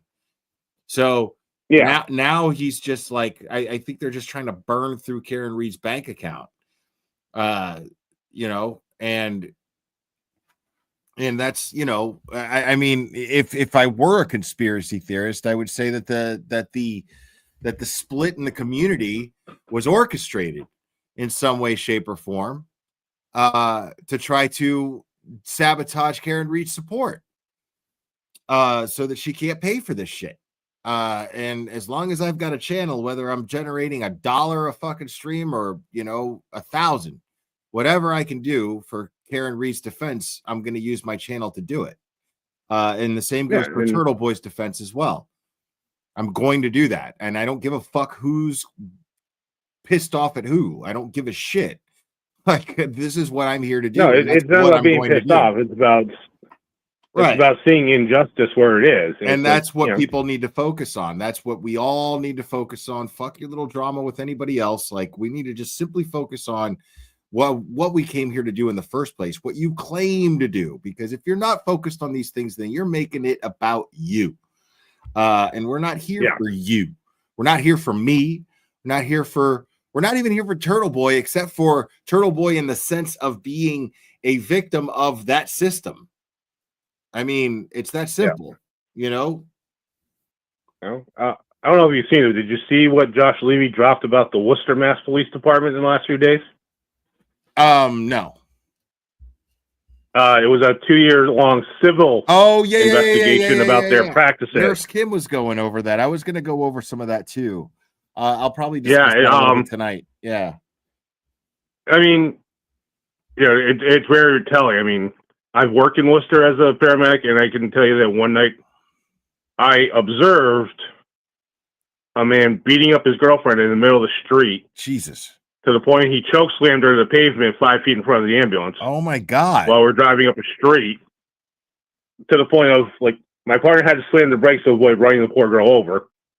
We call for the police, and one of the officers has the audacity to say to the girl, "Is there any chance you possibly just tripped and fell?" At which point, I opened my mouth, pissing him off, going, "I saw him pick her up and choke slam her to the pavement," and the reaction I got was, "Oh, well, I guess we'll go arrest him then." You guess? You guess you'll go arrest him after the paramedics told you they witnessed him choke slam her to the pavement, but okay. That's what I'm saying, dude. And you're going to tell me as a paramedic if you came to investigate someone and you were trying to revive them, you just put them on a gurney and stuck them in the back of your ambulance, and then somebody there just told you that they hit them with their car. Would you put that in a report, or you wouldn't put that in a report? Yes. I've been asked that question about wondering. Yeah. About how I would put it in the report would be in the situation of 34 Fairview Road, and that it was McLaughlin that came back and told me if she was part of my crew, I would say, I sent firefighter McLaughlin to retrieve biographical information on my patient. When she returned, she said there was a hysterical female screaming, I hit him, I hit him, I hit him. Firefighter McLaughlin could not determine who in relation to the patient that person was. She said there were 2 police officers and 2 other civilians there when the statement was made. The end.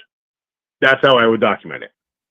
And let everybody else involved in the case figure out who said it and take it from there. And why are you so thorough in your reports? Explain any possible reason why you would be thorough with the report that you fill out on a scene. Because not only is it a medical document, it's a legal document.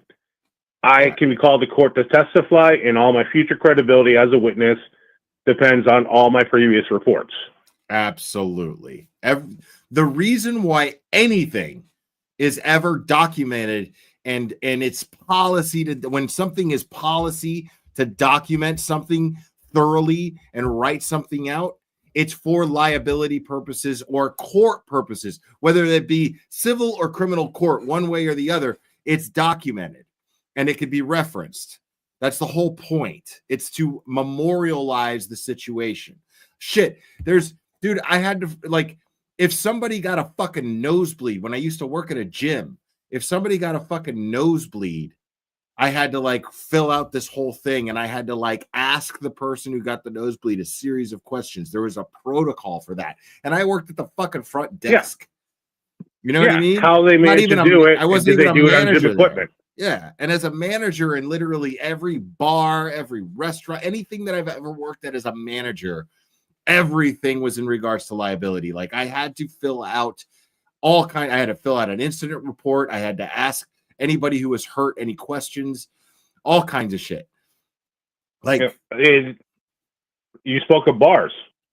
C.F. McCarthy's in Waterfall. Yeah. They have to go through training in Massachusetts their managers have to go through training about over-serving because of Massachusetts social host laws. And, if those bars, and I'm sure that's part of the O'Keefe family civil suit. The other caveat to that is, if John O'Keefe went inside that house, drank at least one drink, and no matter what happened next, whether it's a hapless accident or not, Brian Albert's civilly liable because he was served a drink and then it happened under social host laws. So take everything else we all know about the case out of it. Even if that's all that happened, John O'Keefe being in that house, consuming one drink of alcohol in that house, makes Brian Albert liable. Huh. I mean, I don't even think he was in there long enough to have a drink. Probably not. Right. But under that law, if it's proven he consumed a drink once he got there, Brian Albert becomes liable. Right. Under social host laws. The same from that, there was a state police captain, Turtle Boy reported about it, in summer of 23, who was pleading guilty because a kid drowned in his swimming pool in a party where him and his wife served alcohol. The same law applies there. Sure. That same law that state police captain got nailed over, but and his wife got nailed over, applies. First of all, the O'Keefes have no case against the Waterfall Bar and Grill because Karen Reed, all of the witnesses already testified in open court during a murder trial that she did not seem intoxicated at the Waterfall Bar and Grill. So if she didn't seem intoxicated and the Waterfall served her a drink, well, then they're not liable. She didn't seem intoxicated. And they only served her, 2 drinks? They don't know if she's driving or who's driving or they're, you know what I mean? That's not their job. Yeah. If she's acting intoxicated and then they're like, we don't give a shit and we're going to serve you drinks, that's a different story. But she wasn't. So that's their job. If you don't seem if you don't seem intoxicated as a bartender, then I'm just gonna fucking serve you a drink. That's my job. I'm here to sell drinks. And the only stipulation as to why there's behaviors they're taught to look for. Right. You know, and one of the rules is if you have to shut somebody off and they get belligerent about it, that's when you call the police. Sure. And no matter who they are, local police should respond and handle accordingly. Right. So why do the O'Keefes think that they have a case against the waterfall is the big question. Because they don't. Why does the O'Keefe's lawyer think that they have a case against the waterfall when they clearly don't? Because everything Norfolk County, the McAlberts, and the state police told them. And the state police bungled math job on Karen Reed's blood alcohol level. Right. Like I said, I'm not as smart as Dr. Russell, but I can tell you that math is off. And right. And you can't even rely on her blood alcohol level that was determined, because when it was tested, it was like 12 hours after the fact or something like that, or 6 hours after the fact. I can't remember exactly. It was at least, it was tested while she was at the hospital. So I believe they testified last time it was around 9 a.m. And nobody ever established if after she got to John's house and linked on the Wi-Fi at 12:36 a.m. Right. Even though Jen McCabe still saw her at 1:45. Nobody ever asked her, did you go home and because you were angry at him? So it had to be. Did you start having more drinks? It had to be before 12:36. That they have to determine that she was drunk was before 12:36, because that's when she would have hit John O'Keefe. So exactly, and none of them ever asked her. Right. And it's not ascertained in any of their so-called investigative notes. What time did you have a drink when you got back to John's house? Yeah, nobody asked her. Nobody ever documented that. No. Right, because she could have had a bunch of drinks. Like, oh well, yeah. I'm pissed off. While she's leaving a voicemail that everybody else says points to her guilt, she could have decided at that point, well, you know, if he's out getting drunk with all these other people, and you know, I'm going to drink to calm myself down, and oops, it worked the other way, and I got angry and I left some mean voicemails. Sure, happens all the time. Exactly, but you know, the great Michael Proctor never asked her that when he went to her parents' house. No.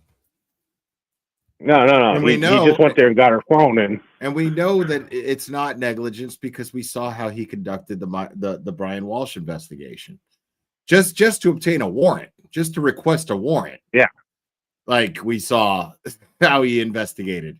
I mean, it's insane. And his lawyers are even like going after the Proctor effect of wanting things. They just recently got denied a bunch of them, but they still want. Right. Including they want Morrissey's emails and burner accounts too.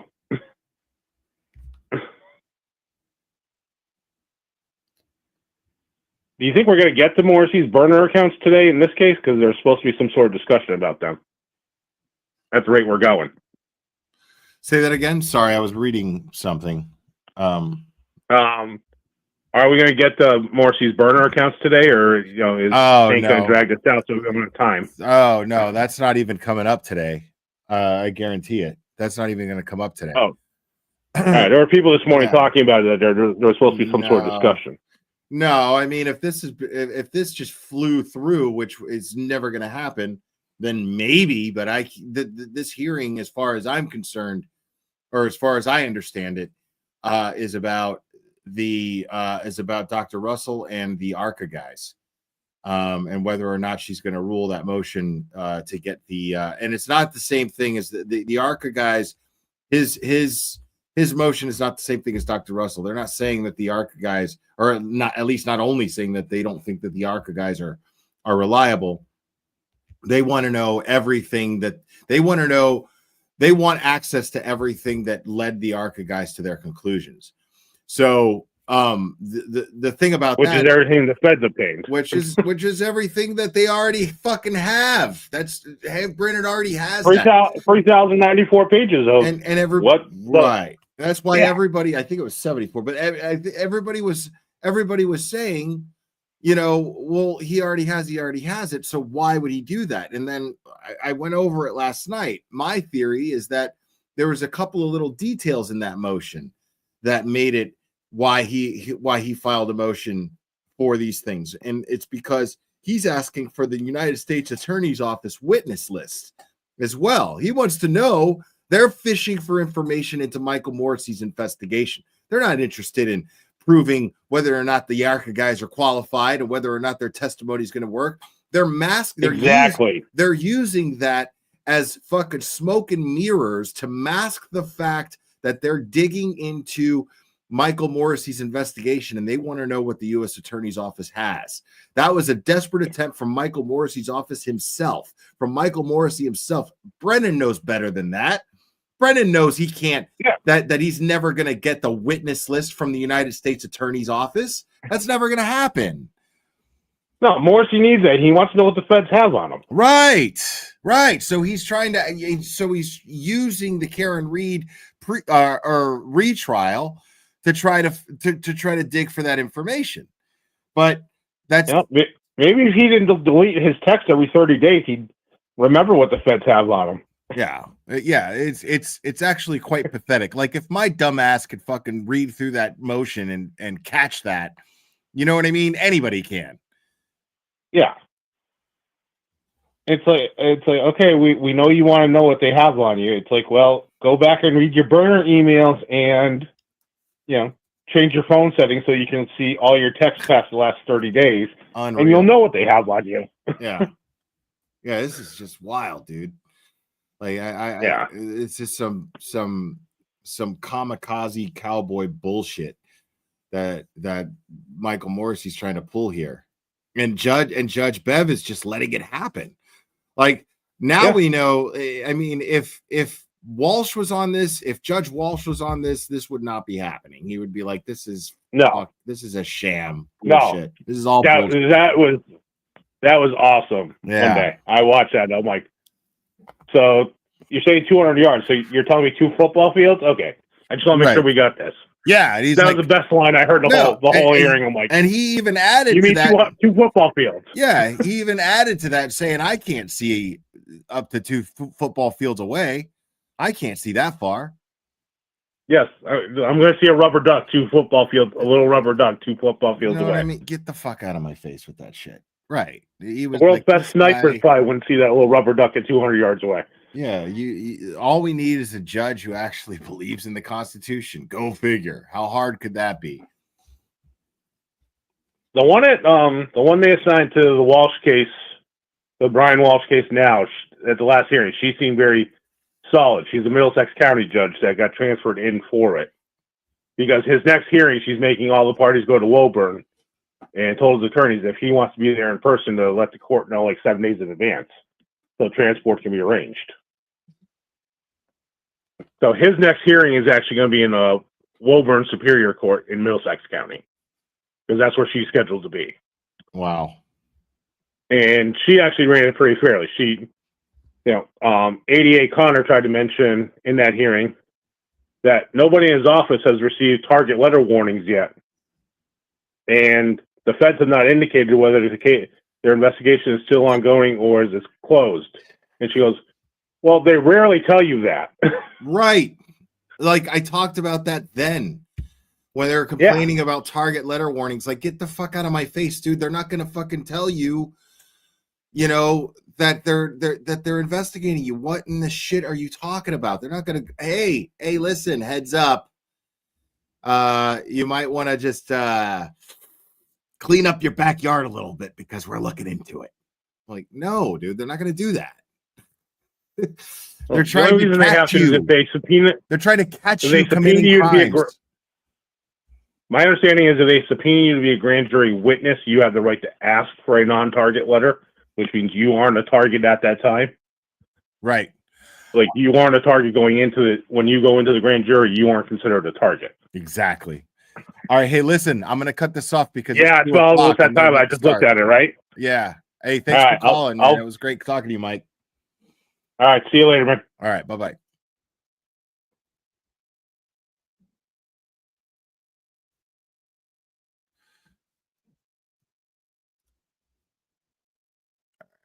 Just 1 second, guys. Just got to pull this back up.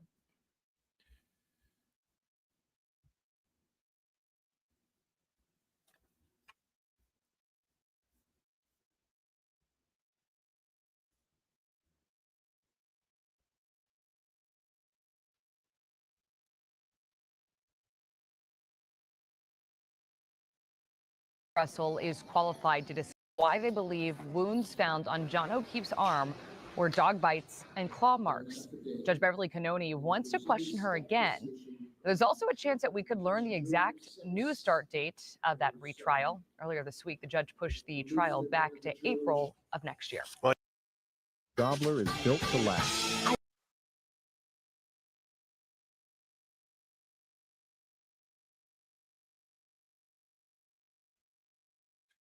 Hold on.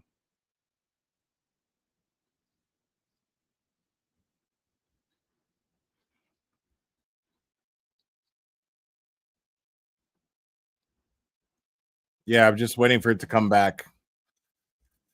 Megan Easton gifted 5 memberships. Thank you so much.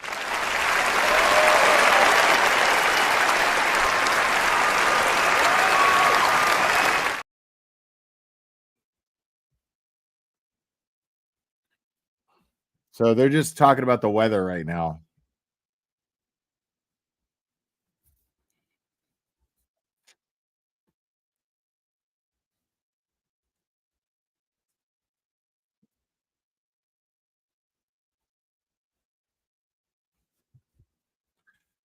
Hello.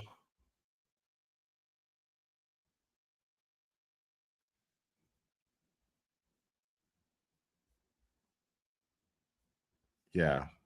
Still, yeah, we're just waiting on it.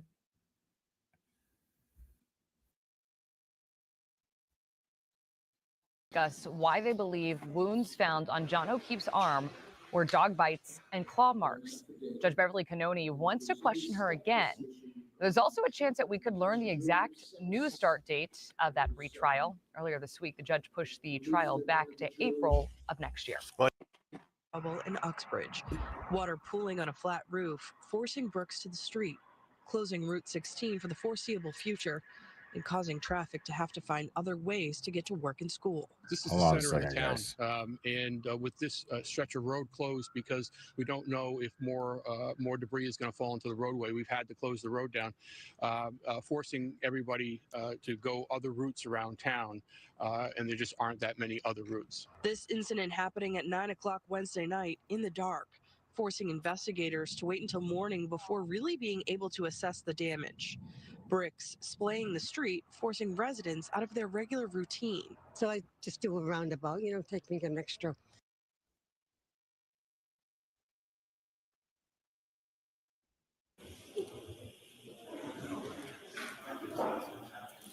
AZ Nature Chick gifted 5 memberships. Thank you.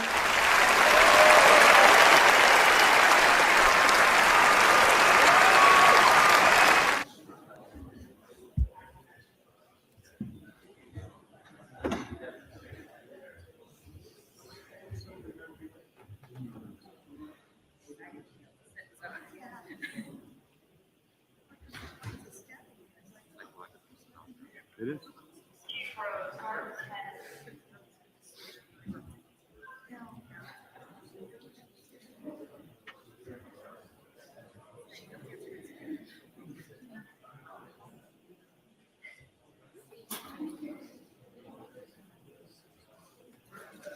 Always waiting on Bev, bro.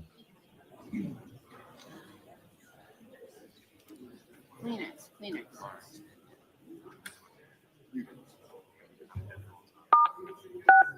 You are unmuted. You are muted.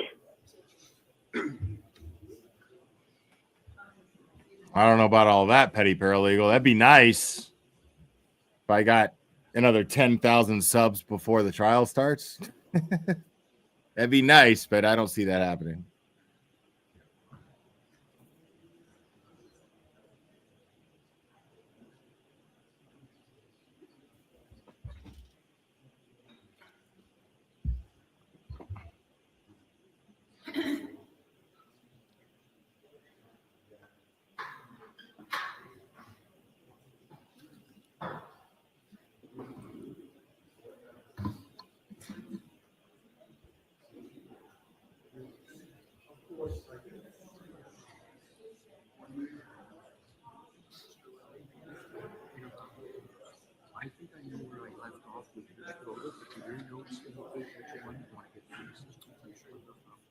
This one goes up.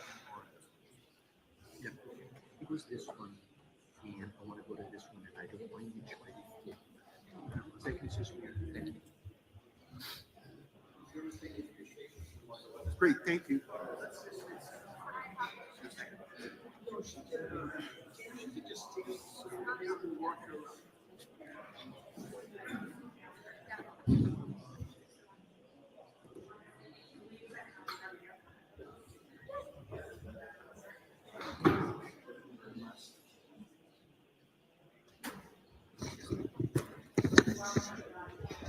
Diane, where's the best location for you for Hubbard, this? go lay down, buddy. Is this like okay where I've had it?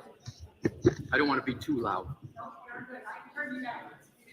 Oh, don't tell my family that. Dr. Russell's like, fuck. Sick of this shit.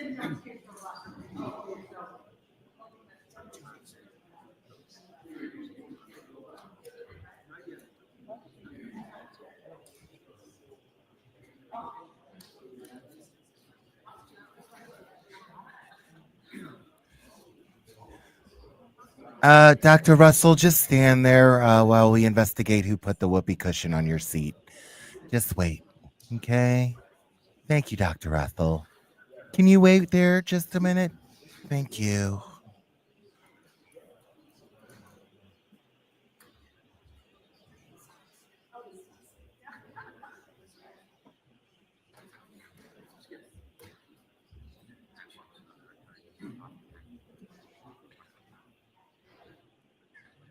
Are we sure that that's a whoopee cushion on Dr. Russell's seat? Are we sure that that's what that is? Can somebody demonstrate, see if it's up? That's definitely, yep. Okay, I got it. Yes, it's definitely a whoopee cushion. I got it for sure. Yes. Stop. We got it. It's a whoopee cushion. We know. Thank you.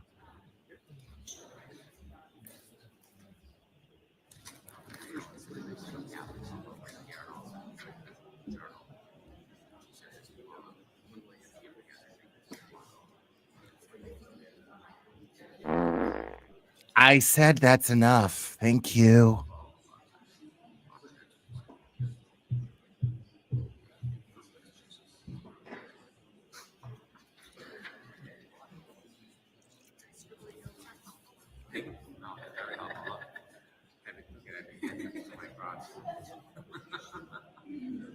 All right, everyone, please.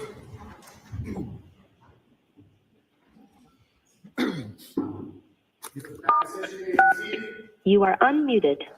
Judge, we're back on the record on 22-117, the Commonwealth versus Karen Reed. I'll remind the witness you're still under oath. Right, Charlie? Oh, you popped. You're gonna be famous. Here it is. Here it is. Stop. This is. Thanks, John.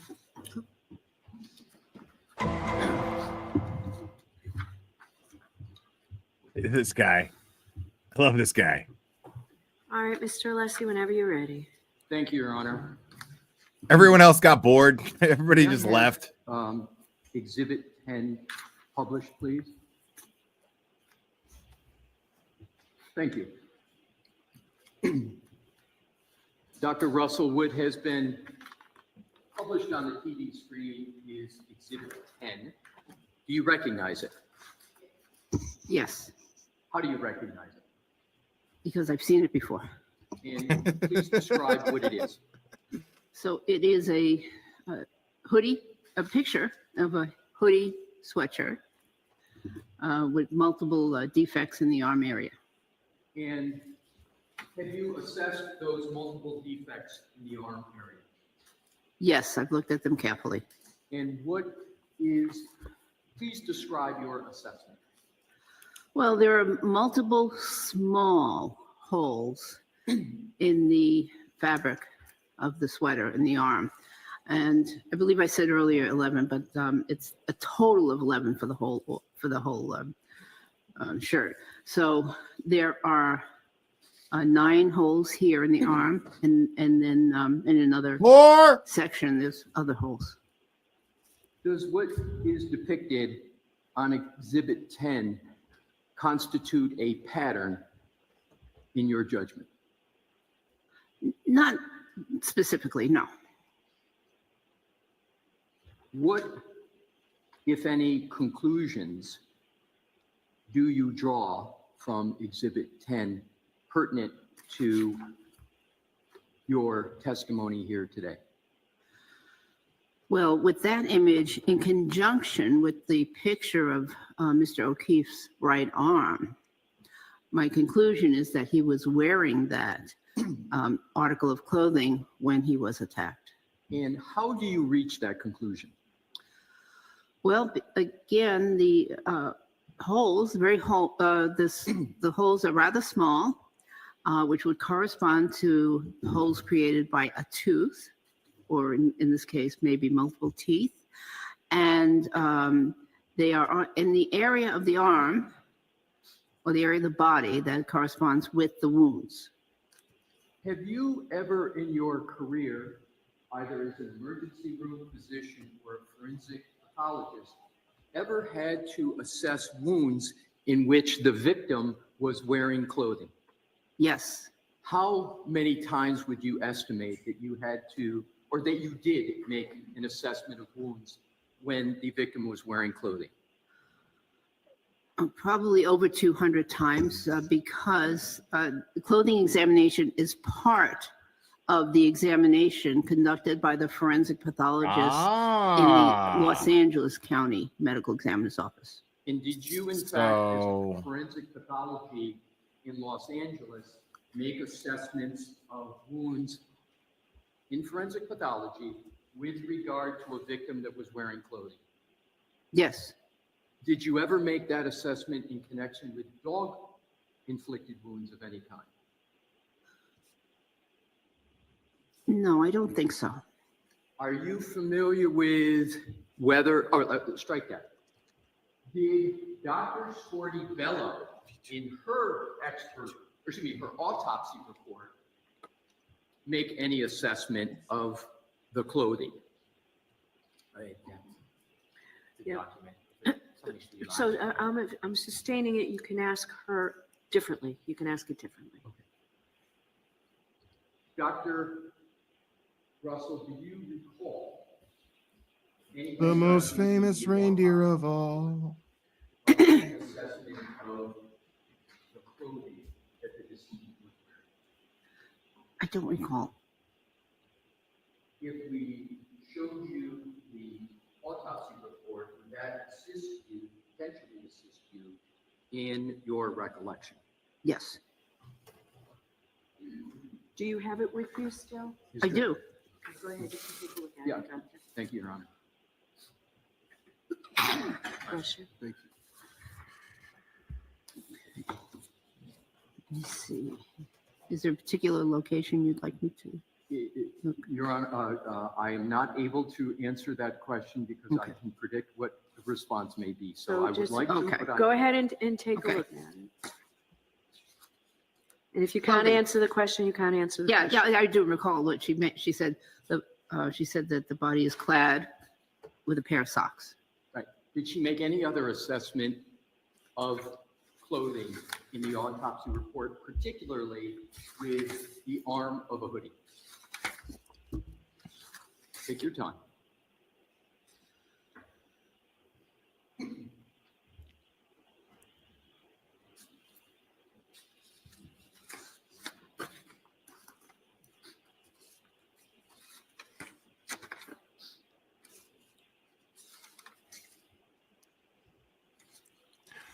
Dude, I hope Judge Beverly Cannoni gets a fucking infection, bro. Nothing fatal, just, something that's highly inconvenient. Since the report's in evidence, if you want to suggest a page, you can. Just a rash. I hope she gets a fucking rash. Okay. I'll proceed with whatever way you. Is there any objection to just answering this question? Okay. Okay. All right. Go ahead and suggest the answer to her. Is it correct that the autopsy report does not contain any assessment of the clothing as being relevant to a nature and source of the wound of the deceased? I reviewed the autopsy report very thoroughly, and I don't recall any description of this. Thank you for the leeway, Mr. Brennan, in Your Honor. Now let's, if I could, Your Honor. I love this guy. He's so nice. Publish Exhibit 11. Okay. He's like Grant with a conscience. It's crazy. Do you recognize Exhibit 11? Yes. What is it? It's the back portion of the same hoodie. Same hoodie. Did you assess the back portion of the hoodie as depicted in Exhibit 11? Just by the photograph. Yes. Yes. Did you reach any conclusions with regard to Exhibit 11? Nothing. Was there anything relevant that you determined from Exhibit 11? Not that I recall was significant. And was Exhibit 11, in your judgment, necessary, assessment of it necessary to render the opinions and conclusions you have testified to here today? Well, you should. I mean, the person should look at all the evidence, yes. Right. And so after having looked at Exhibit 11, what is your conclusion as to whether it informs the question of the nature and source of the injuries? It doesn't help. With regard to number Exhibit 12, Your Honor, if I may have that published.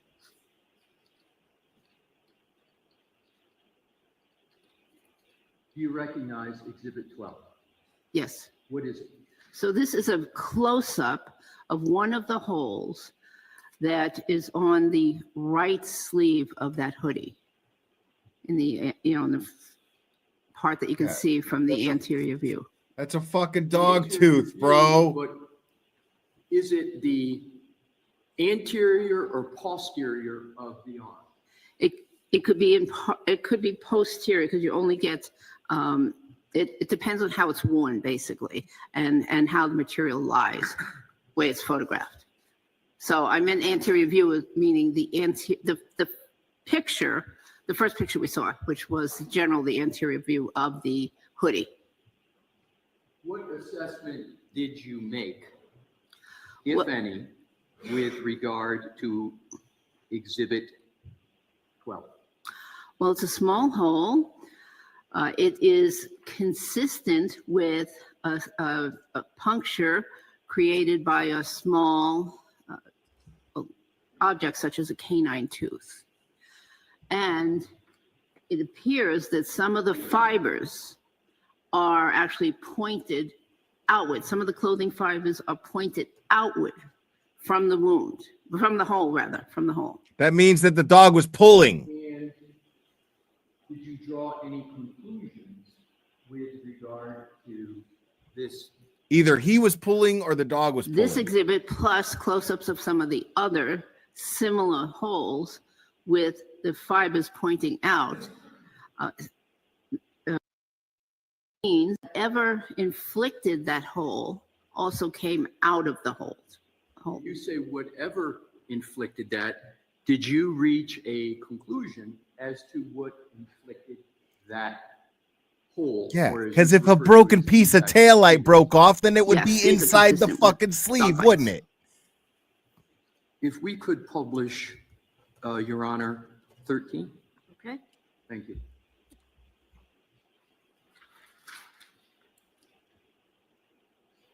Like, no way a You fucking piece recognize of 13? taillight did that. This image? Yes. Yes. What is it? Similar to the other. It's just it's in a different location on the arm. Did you make an assessment of what is depicted in Exhibit 13? Yes. What assessment did you make? I believe this was inflicted by a dog tooth, a canine tooth. And again, the fibers are pointing outward. How did you make that assessment? How did you reach that conclusion? Well, it's generally small and round. So, and the canine teeth are the teeth that stick out the most when a dog bites. So this is consistent with a canine bite.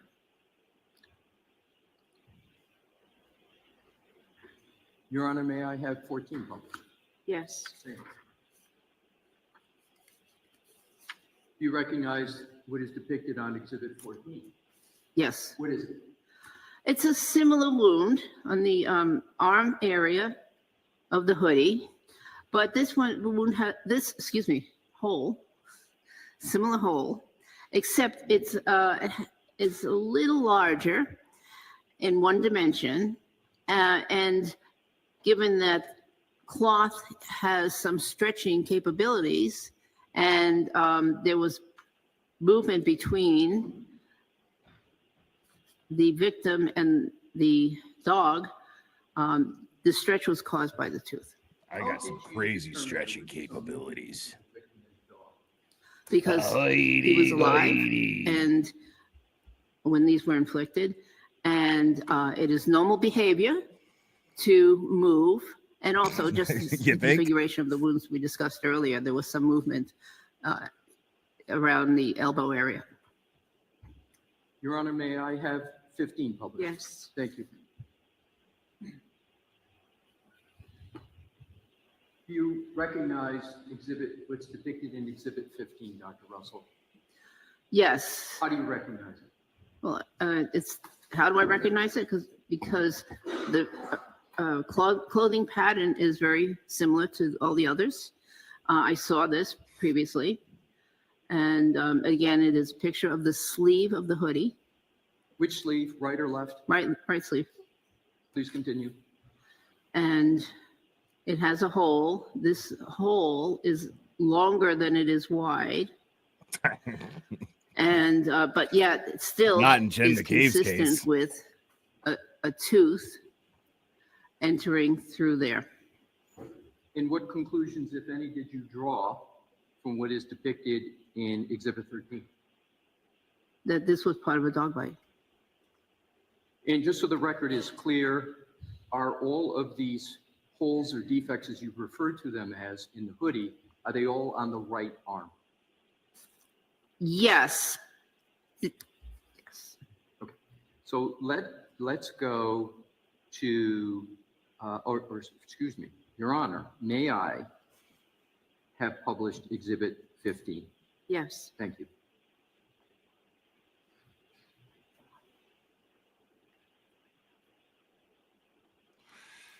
Jesus, man. You Listen, recognize people, like, yes. What is it? the man the same can't one. go have a meal of food. May I have He left 16 published? because he wanted to go eat. Turtle Boy left the courtroom because he wanted to go eat. When he Russell, shits do after you his meal, I'll be sure to recognize what's update you guys, depicted okay? in Exhibit 16. I'll be sure with the Yes. What update. is it? So it's two holes. Generally, I'm sorry to interrupt you, but you say there's two holes. Is there anything that is a marker on this picture that shows you that are two holes? very good.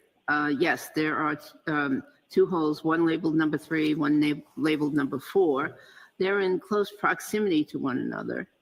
And number 3 is round, number 4 is a little irregular, And but generally round. thank you. And what assessment, if any, did you make with regard to what is depicted in Exhibit 16? I believe that this is consistent with 2 canine teeth penetrating the fabric. Oh, yeah, we're going to be here all day, How do you dude. Like, reach that conclusion? because Brennan still has to question her. Because they're separate. Unfortunately, they're in that image. There's no ruler. I'm sorry, there's no ruler. No rule. No centimeters, or centimeter ruler in that particular image. But they're reasonably close by, so they could be. And Could be. inflicted by 2 canines in the same bite. No hate corruption. It's not awesome. I got shit I want to do. And what We all got shit we want to do. if any, did you reach with what is depicted in this exhibit? I think I just said it. Yeah. May I have published, Your Honor, 17? Yes. Thank you.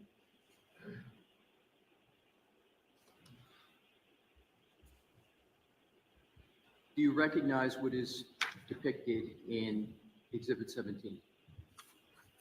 In this exhibit? Yes. Yes. What is it?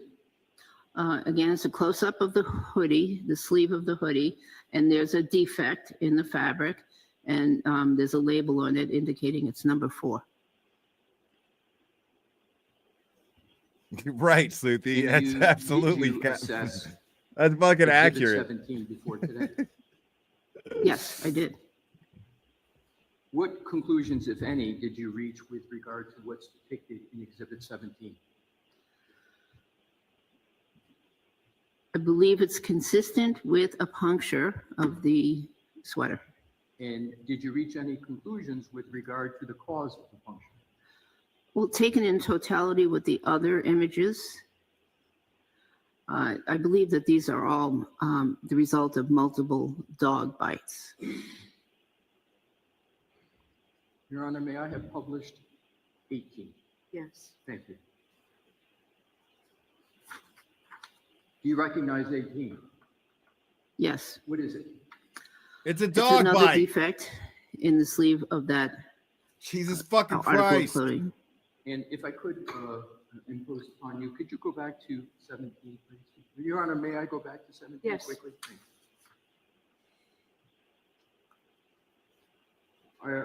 Do you know which arm of the hoodie this defect, as you call it, occurs in, right or left? Right.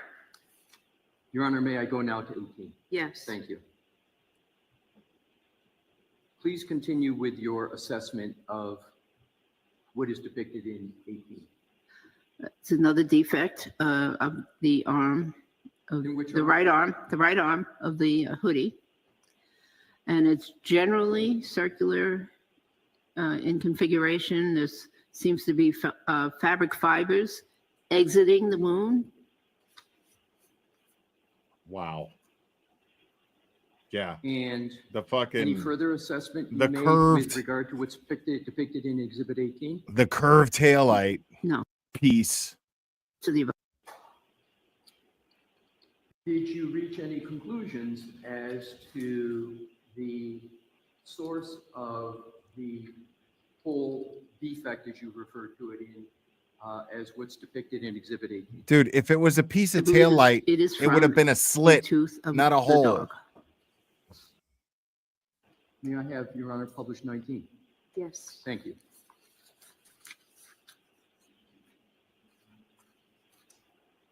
You recognize, Dr. Russell, what's depicted in Exhibit 19? Yes. What is it? So it's multiple defects in close proximity to one another.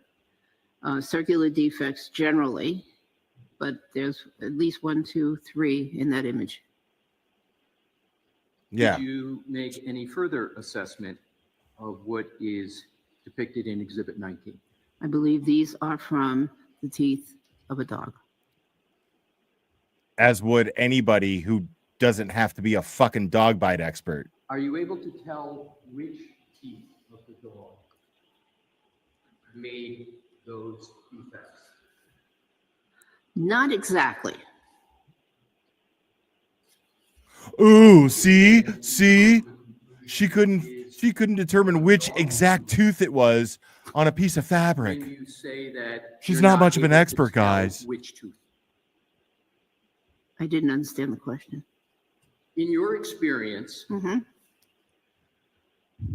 are there times where you conclude that a wound is from a dog, but you don't know which specific tooth of the dog that caused it? Yes. And do you, okay, thank you. If we could, Your Honor, please publish 20. Okay. Thank you. Do you recognize what's depicted in Exhibit 20?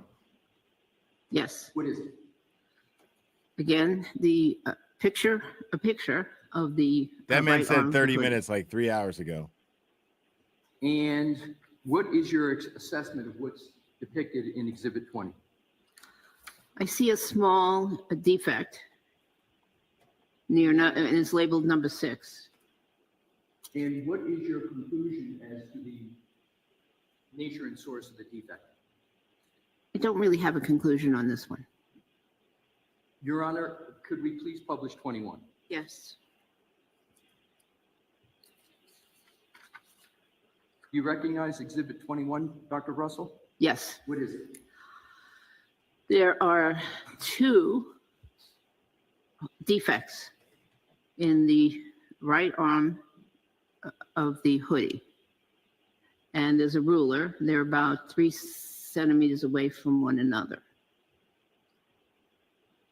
Did you reach any conclusions with regard to what is depicted in Exhibit 21? Yes, What conclusions did you reach? they're from dog. And how did you reach that conclusion? Because they're consistent in appearance with a defect that would be That's caused what by, I do, bro. by canine teeth. May I have published, Your Honor, 22? Yes. Thank you. Dr. Russell, do you recognize Exhibit 22? Yes. And did you make an assessment as to what is depicted in Exhibit 22? Well, it's a photograph of the right arm of the hoodie with the number 7 label pointing to a particular area. And what observations do you make, if any, from what's depicted in Exhibit 22? On this particular projection, I can't really see the defect. So, Your Honor, may I just quickly go back to Exhibit 20 and 21 for one Okay. question with each? Thank you. Which arm of the hoodie is depicted in Exhibit 20? the right arm. And if we could please, Your Honor, go to 21? Which arm of the hoodie is depicted in 21? The right arm. And if we could go to Exhibit 22, I think you answered, but I want the record clear. Are you able to tell which arm of the hoodie is depicted in Exhibit 22? Well, yes, because I know that the only labels placed on this article of clothing were in the right arm area and the chest. And this contains a label, so this is the right arm area. How do you know that? How do you know Because that the only labels were placed on the right arm? Because we saw the overall picture. Nice. May I have published, Your Honor, 23? Yes. You recognize what's depicted in Exhibit 23, Dr. Russell? This one? Yes, do you recognize that? Yes. What is it? So it's it's a close-up picture of the right arm of the hoodie. And there's a number 7.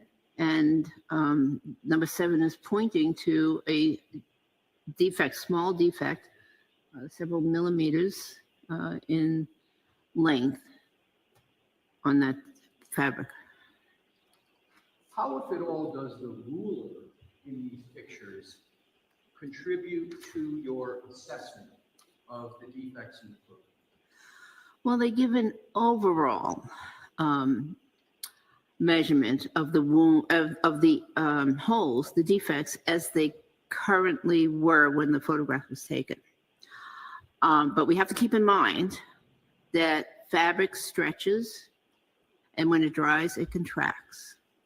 So that has to be kept in mind when making assessments. So the size right at the time that picture was taken could be different than when the injury was inflicted. Does the ruler help you at all in this photograph or any of the photographs we've seen in determining whether or not a given defect is from a dog? Yes, they do. How? Because there are several of them.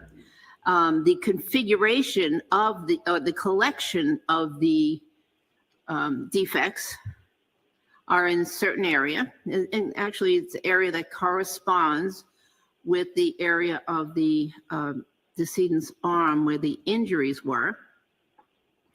And they're significantly smaller than, for instance, what you would see in a gunshot wound. Your Honor, may I please have published 24? Sure. Thank you. You recognize what's depicted in Exhibit 24, Dr. Russell? Yes. What is it? That's another defect in the right arm, closer to the the sleeve or cuff of the arm of that particular hoodie, and it's labeled number 8.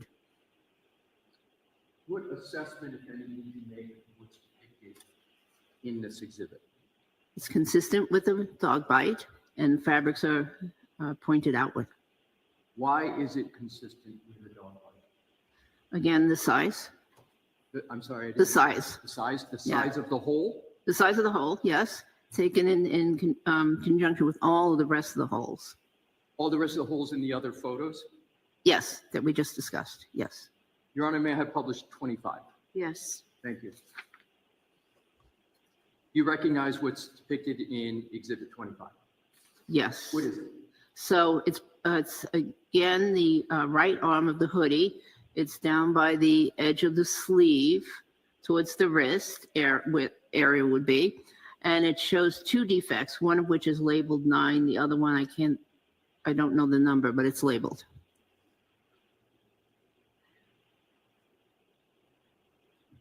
What conclusions, if any, did you reach with regard to what's depicted in Exhibit 25?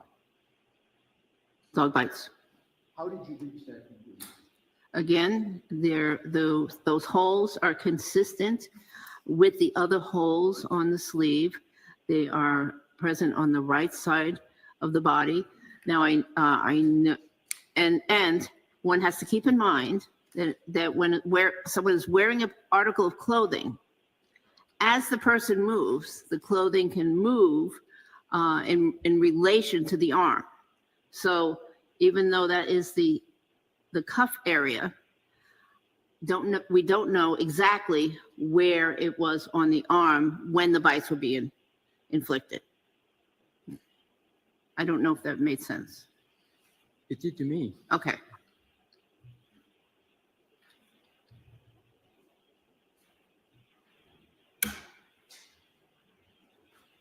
Your Honor, may I have published 26? Sure. Thank you. Dr. Russell, do you recognize what's depicted in Exhibit 26? That appears to be a similar photograph to the prior one, just the exposure to be a little The me. arm of the hoodie is depicted in Exhibit 26. Right on. Could we briefly go back, Your Honor, to Exhibit 25? Yes. Thank you. Which arm is depicted of the hoodie in Exhibit 25? Right on. Your Honor, could we go back to 26? Right on. Yes. Thank you. What assessment, if any, did you make of what's depicted in Exhibit 26? That these were inflicted by the dog. How did you make that assessment or conclusion? Because they're similar in general appearance to the other ones on that right sleeve, and they're small in size. And this is the right arm of the hoodie? Correct. Your Honor, may I have published 27? Yes. Thank you. Dr. Russell, do you recognize what is depicted in Exhibit 27? Yes, I've seen that before. What is it? It's a defect in the chest area of the front of the hoodie. What assessment, if any, did you make of the source and nature of what's depicted in that exhibit? Yes, let me describe it a little bit better. It's labeled with number 10. Yes. And adjacent to it, of course, there's this big defect. Can you use I'm sorry, Your Honor, may the witness use the laser pointer when she says this? Oh, Thank you. okay. So this is the defect in question, labeled number 10. But adjacent to it, there's this huge defect right over here. It's going this way. And as being an emergency room physician, I recognize that as that large defect as having been caused by the emergency room personnel when they opened up the sweatshirt to have access to Mr. O'Keefe. So are you saying that there's 2 different sources of what's depicted in this exhibit, or is it just all from one source? I believe that they're two different sources. Can you, with your laser, identify each one and what your conclusion is as regards the nature of each one? So this large one here, I believe is from the scissor wound, the trauma scissors. And trauma scissors of a medical professional in the emergency department? Yes, or it could have been EMS personnel also. That's another Understood. possibility. Please proceed to the next. Yes, but then this other defect is different and it's separated. There's actually solid tissue, fabric between the two defects. This is separate and it appears to have a little bit of a tail type configuration. So this could have been inflicted by the dog. You say could. Mhm. Is it could or is it consistent with infliction by a dog? It is consistent with, however, No further questions. there were no chest. I'm sorry. Okay. There's a competing noise out there. Yeah, I was yeah. just trying to see if it was going to My die bad. down. Thank you. There were no chest wounds caused by a dog in that area. So it could have been that the fabric was loose, and as the victim was pulling away from the dog's teeth caught it, but he didn't make contact, or didn't make contact with the skin. So I can't say for sure that this is a dog bite. Right. So A dog related But tear. is it consistent with a dog bite? is it correct to say it's inconclusive whether this is from a dog, or is there no conclusion to be reached as to whether it's from a dog? I don't know the difference. Okay. I believe your answer is sufficient for the record. Thank you, Dr. Russell. If, Your Honor, we could please have published Exhibit 28. Okay. Thank you. Do you recognize what's depicted in Exhibit 28? I've seen this image before, yes. What is it? It's the front part of the hoodie. And there are two large defects. The one that's closer to the top of the image appears to be similar to one that would be made with trauma scissors by emergency personnel. The one that is below that's labeled number 11, I can't. Stop your laser, because I just want to make sure I understand where you're pointing. You said below that. Can you just hold your laser as to where that is? On the laser, you want to see what I'm? If you could point, you said Yeah, right man. below This that. one, so this is, the top one is what I believe is caused by trauma scissors. Yes. Below that in this image and labeled number 11 Yes. is a very irregular defect. That's this one right here. I could have had an EEG And done this it's whole labeled time. number 11. Did you get that one, Professor? I can't say for sure what caused it. What causes you to use the parlance irregular? What is irregular about it? Well, irregular means that it's not a straight line. It's not a nice circle. It doesn't have a nice edge to it. A nice edge. Are you able to reach any conclusions with regard to what is depicted in Exhibit 29? No. Your Honor, if I could have published Exhibit 30. Okay. Thank you. I've got the brain, Yeah, Sleuthy. I think that last one was I'm 28 sorry. and 27 before then. I just thought I might have missed it. So, No, you didn't. I did. That was my error. Thank so you, Mr. 29. Brennan. I believe we are now on 29. It appears 29 is up, Your Honor. May I proceed? Yes. Thank you. Dr. Russell, do you recognize what's depicted in Exhibit 29? Yes. What is it? It's an area of the front of the hoodie that is in the front, the anterior of the hoodie.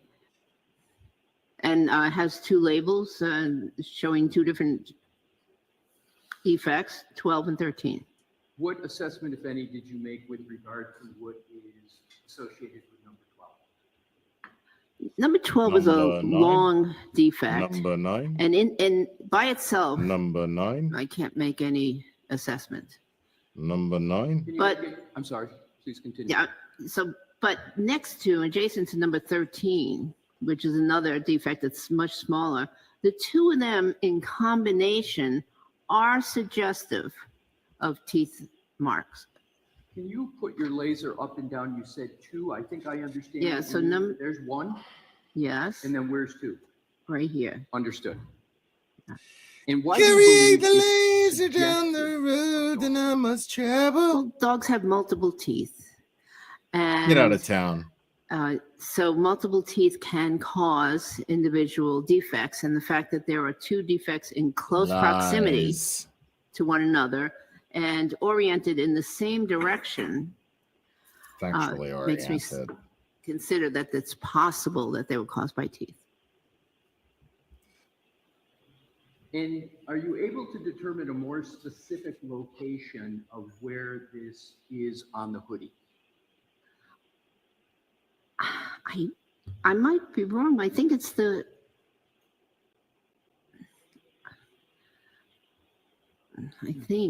no, I can't really say for sure because I don't know if this picture is upside down or not. So the nature of the picture Yeah. does not allow you to make a conclusion that you're comfortable with regard to the location on the hoodie?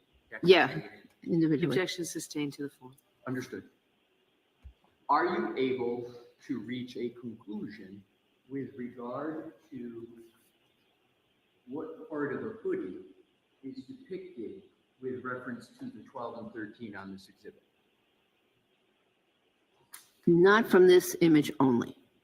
In combination with any other image, are you able to reach a conclusion as to what part of the hoodie is depicted by 12 and 13? If we went back to the overall picture, I could try. Do we need this answer from her? We do not, Your Honor. Okay, I was. We don't need any of the answers for the last fucking 4 Your hours. Honor, may I have public? We don't need any of the answers given today. We don't need this fucking hearing to have taken place at all in the first place, Your Honor. depicted in Exhibit 30. So this is a close-up of the previous picture of the anterior portion of the hoodie. Previous picture meaning Exhibit 29, the one we were just looking at? Yes. Thank you. And how can you determine that from what's depicted in Exhibit 30? Well, because there are two defects that are close together. They're labeled 12 and 13. And unfortunately, the ruler covers one part of one of them, but still I can see enough of it. And what's your assessment of what's depicted in Exhibit 30? They are consistent with being caused by a dog teeth, by dog teeth. How do you reach that conclusion? Well, because they're oriented in the same direction and they're close by. What do you mean by they're with the laser? What do you mean they're oriented in the same direction? So Right. they're No, totally. I so they're agree. going this 12 is going up and down just in sucks. this image, and so is 13. And why is that notable to you in reaching your conclusion? Well, the teeth in causing a defect would tear along the same plane. The same. They'd make tears in parallel. That's same direction. Any other assessment you make of what's depicted in 30? No. Your Honor, may we publish 32? Okay. Thank you, Your Honor. Do you recognize what's depicted in Exhibit 32? You're Yes. wrong. You're wrong. This is a wound, a partially healed avulsion wound of a person's hand. No, I mean Between microdots. the I get that it's thumb necessary. and It the just index finger. I mean, now that we're here, it's necessary. Have knowledge We just should have never fucking gotten to this point in the first place. that's depicted in Exhibit 32. I do. What is the person, do you know the name of the person's hand who's depicted in Exhibit 32? think it was Lisa, not Lisa. Do you have knowledge of how that wound occurred? Yes, How do you have knowledge of how that wound occurred? because I read a report regarding a dog bite incident. And what did you learn from reading that report about what is depicted in Exhibit 32? That a dog named Chloe attacked another dog, and in the process, the woman whose hand that was bitten by Chloe. Can you describe what is shown with regard to Exhibit 32 in relation to dog Chloe? Well, this is a partially healed avulsion laceration.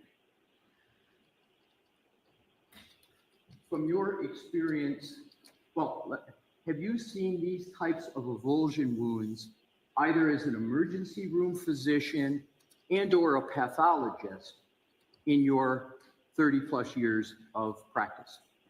I've seen them not infrequently in the emergency room. Did you say not infrequently? That's correct.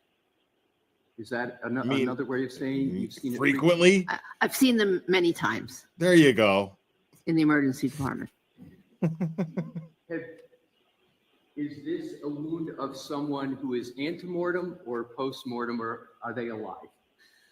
This person's alive. This is an ante-mortem wound, and it shows many, many days of healing, maybe even much longer. How can you tell that what is depicted in that exhibit, that wound, has, as you described it, many, many days of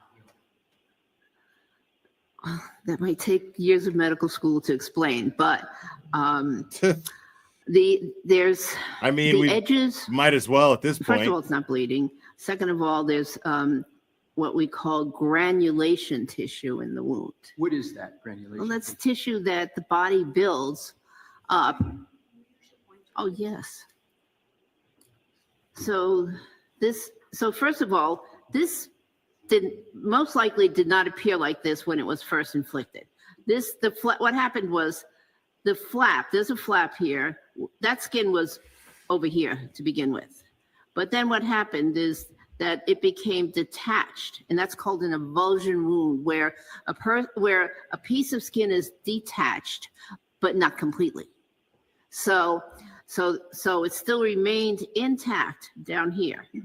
Now, that area in between, so that, of course, skin contracts as it dries, and that area between here and there heals. The body heals itself. How do you Tries to know close that? itself off. So it builds up this, what is called granulation tissue, which is basically new tissue to cover the defect so that infection doesn't set in.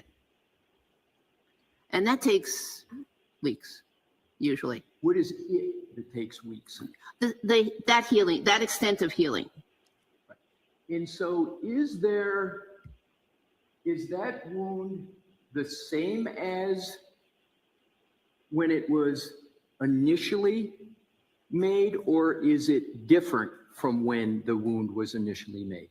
Very different. How is it very different from when the wound was initially made?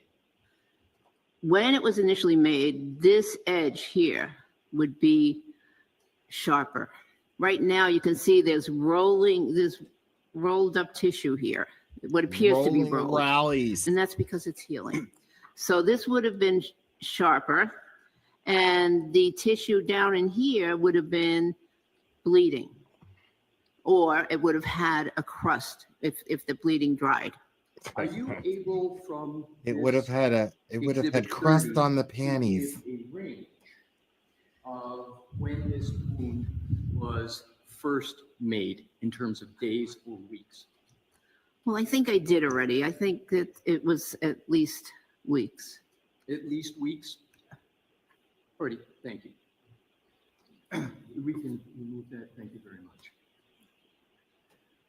Dr. Russell, today you have given various Bev, bro, assessments get away from the and mic. opinions. Have those assessments and opinions been based upon, among other things, your 30-plus years as an emergency medicine physician? Yes. And with regard to the same assessments and opinions, have those been based on your 30-plus years as a forensic pathologist? Yes. What I want to now move to, and I'm almost at the conclusion of my questioning for this point. Yeah. Do you recall I'll believe that shit when testifying I see it. previously in the first trial with regard to rendering an opinion on whether the source of the wounds in Mr. O'Keefe's arm were caused by a dog or a large animal? Yes. And do you recall what your answer generally was in respect to a question of were those wounds consistent with a dog or animal bite? Yes. And do you recall what your answer was? Generally, yes. And generally, what was your answer to the question of whether the wounds were consistent with a dog or large animal? Your Honor, may there be a reference with prior testimony? I have no idea what specifically we're referring to as far as the past. Transcript, date, where it is. Happy to give it, Your Honor. May I have a moment to give it? Happy to do it, Your Honor.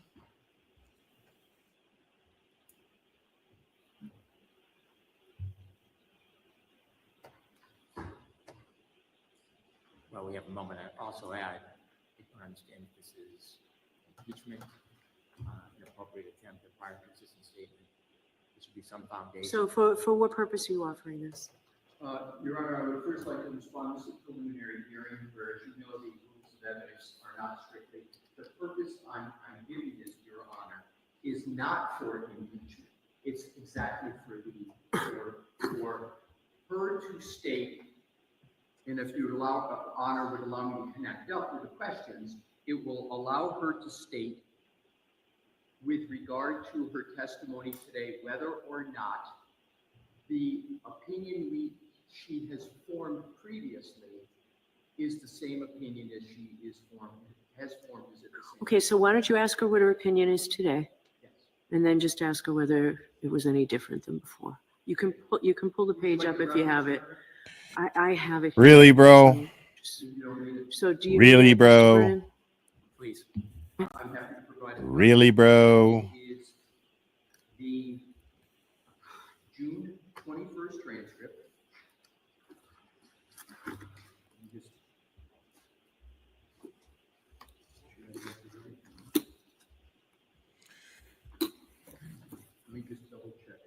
Now here's where we see Brennan's medal. This is where it's getting tested, because I think they wore the Commonwealth and the judge the fuck down.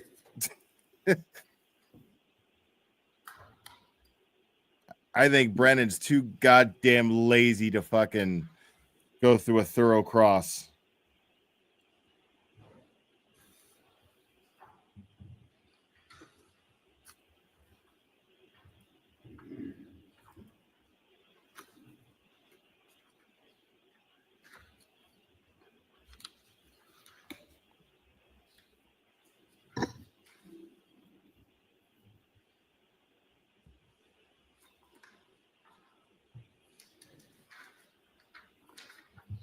Clubber, I get it, buddy. You want to go cuddle, but that's not happening. Not for...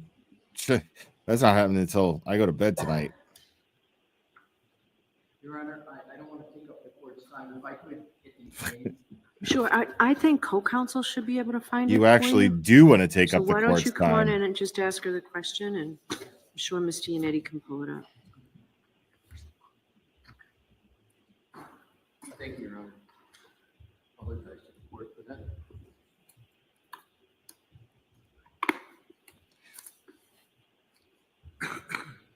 Dr. Russell, are the opinions that you have given today consistent or inconsistent with the opinions? Well, let me ask it this way. For the opinions that you have given today,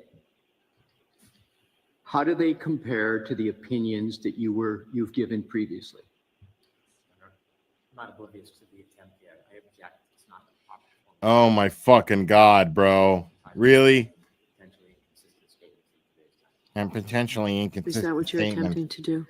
No, Your Honor, it's not what I'm All right, attempting. so the opinions today, and I guess it's a matter of argument, right? I can be told with the previous, it was attached to the motion that's before me today, the transcript was attached. I can see what her previous opinion is, and then I ultimately decide whether it's consistent or not. Right? I don't know, dude. You're the judge. Okay, so if you've got a site, I'm happy to look at the page to see if I might be able to figure out where you're going, or you can come to Sidebar. Can and I come to explain it, Sidebar sure. with it, Your Honor? Oh my God, dude. So now we're hung up on a fucking technicality.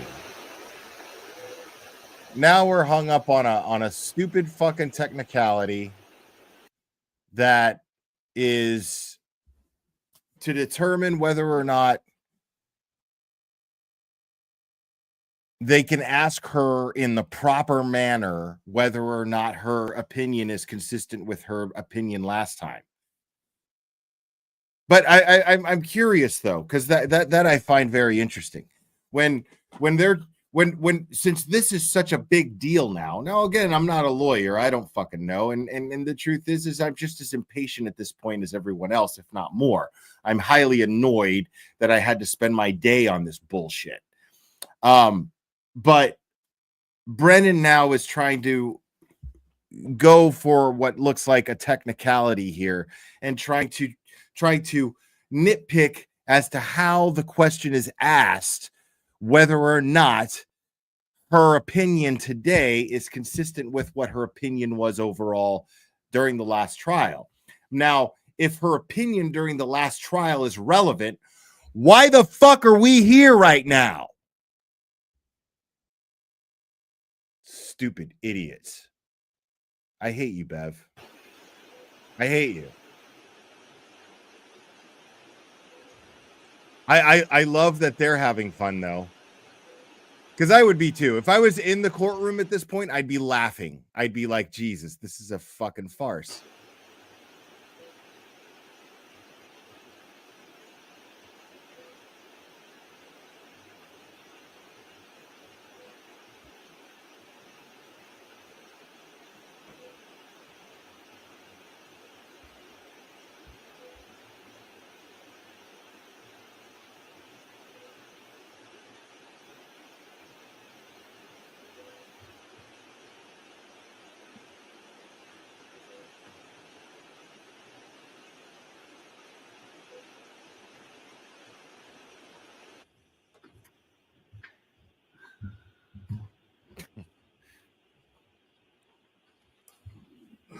That's all this was, Sleuthy Goosey. It's exactly right. If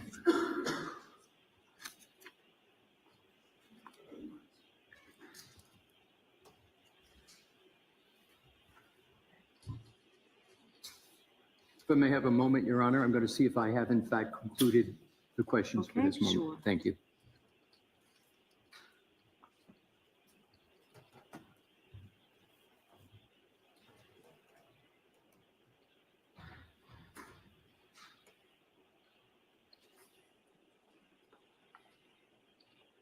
Jim, can you give me those? This is a spectacular waste of time and money today. Spectacular.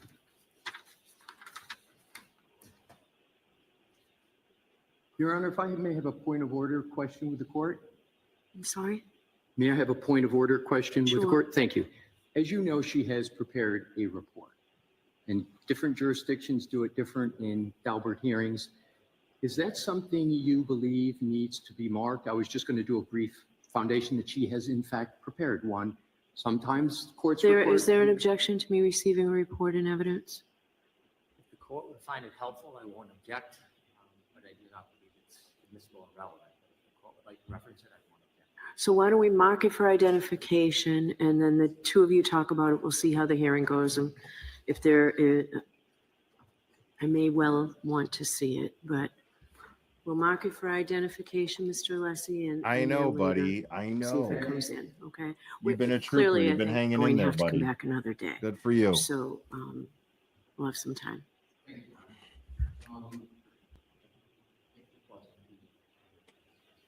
I love you. A for identification. Good boy. You're welcome. Thank you.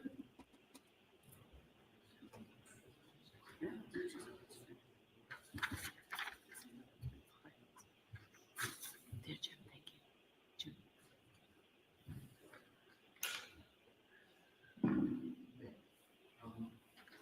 Do you need it? Yeah. Yes. I am handing you, Dr. Russell, what has been marked as Exhibit A for identification. Unlike the other exhibits, it's not evidence. Not yet. Do you recognize Exhibit A? Yes, What is it? it's a report that I wrote. How many pages is that report?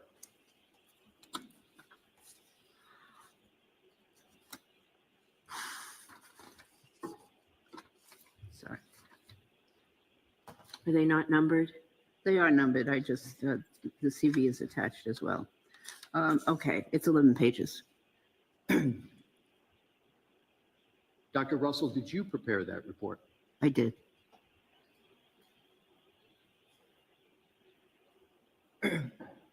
Your Honor, I just would like, if I could please note for the record that that report was filed and it's on file with the court as part of our opposition motion. I know Your Honor knows it, but I would just like to note that for the record. Sure. Thank you.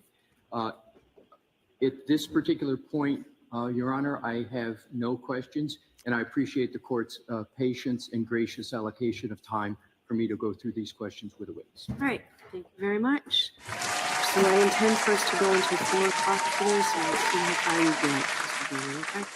Thank you. May I? Please.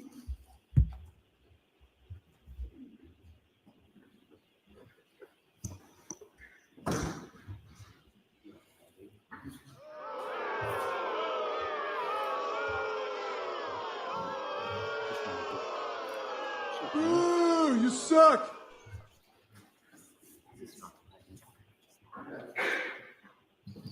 I'm gonna need some more plastic bottled vodka for this one. I'm all set, Mr. President. Thank you. Excuse me, can you go get Good afternoon, Dr. Russell. my taka Good from afternoon. back there? My name's Hank Brennan. We haven't had the pleasure of meeting before. Good afternoon, Mr. Brennan.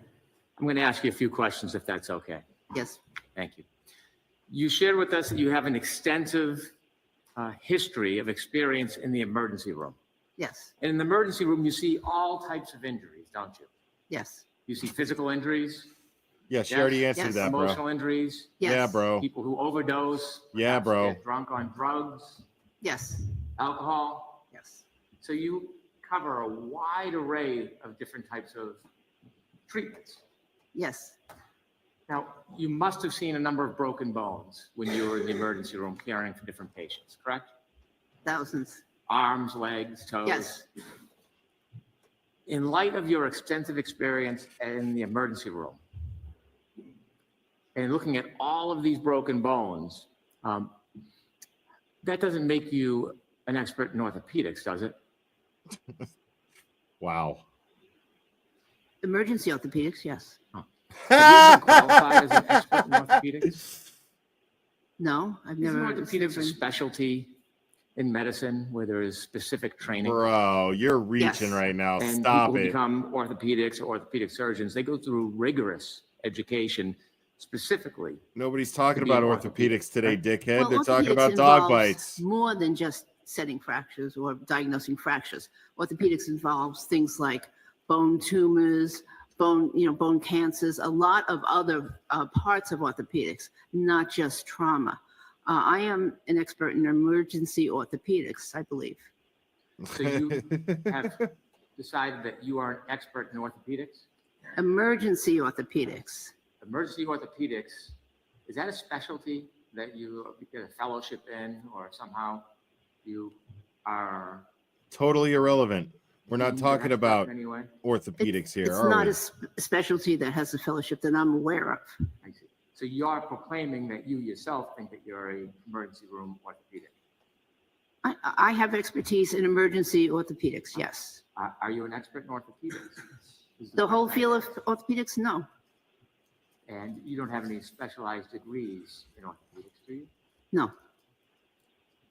You would agree that somebody who's gone through the rigorous requirements of being an orthopedic and qualified, they'd have much more experience in that than you. True? Look at this guy. In He's just going to general waste more orthopedics, time. yes. I have a lot of experience in orthopedic trauma related to emergencies. Have you ever been in any court where you've ever been qualified as an expert in orthopedics? It was never an issue. But I'm asking you, have you ever been in any court, state, federal, this country, any other country, where you've been qualified as an expert in orthopedics? No. Is anybody other than yourself? She's pissed, man. As an expert in orthopedics? I haven't ordained myself as an expert in orthopedics. I have a lot of knowledge and expertise in emergency orthopedics. Has any authority You fucking dickhead. you and qualified you as an expert in orthopedics? No. Just you. I haven't declared myself an expert in orthopedics. I have expertise. You've seen a lot of car accidents you shared with us Yes. as a police officer Yes. in the emergency room. Yes. Perhaps when you were at the ME's office, you saw the consequence of car accidents. I did. Yes. Are you an expert in accident reconstruction? Reconstruction? No. And when you see the different people that come in with overdoses, whether it's alcohol or drugs, you treat them, don't you? Yes. But you're not an expert toxicologist. I'm not a toxicologist. No. But toxicology is a part of emergency medicine. So we have training in orthopedic in toxicology. But no, I am not an expert in toxicology. I'm not suggesting you're unfamiliar with it or you haven't had experience or some training. I'm asking you if you think you're an expert. In toxicology? Yes. No. Dude, this And guy you is share with us really that you fucking agree himself you up. don't have any expertise in DNA. That's correct. In fact, you know very little about DNA, don't you? I would say that's pretty reasonable. Yes. That's what you said. Yes. Oh. You mentioned that you are generalizing or approximating the number of dog bite cases you've attended to in the emergency room relative to civilian dogs or domestic dogs. Is that right? Yes. And you've suggested that you probably treated about one dog a week over a period of 27 years. Yes? Yes. Which is 1,000 weeks in your estimation. Yes. You worked for some of the most busiest ERs. Was there a lot of patients every day that you treated? Yes.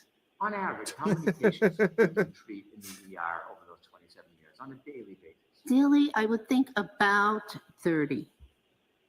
So if Wow. you're treating 30 patients a day over a course of a week, and you consider that in the context of 1,000 weeks, the amount of dog bite cases that you treated in the ER is about half of 1%. Wouldn't that be fair to say?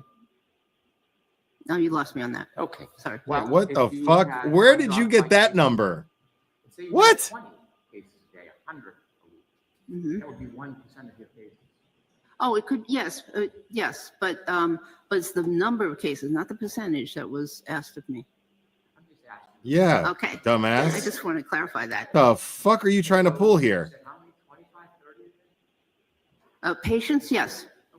So that's less than 1% of the cases that you treated in the ER. Dude, relative to stop it. Okay, that's reasonable, and that's average, actually.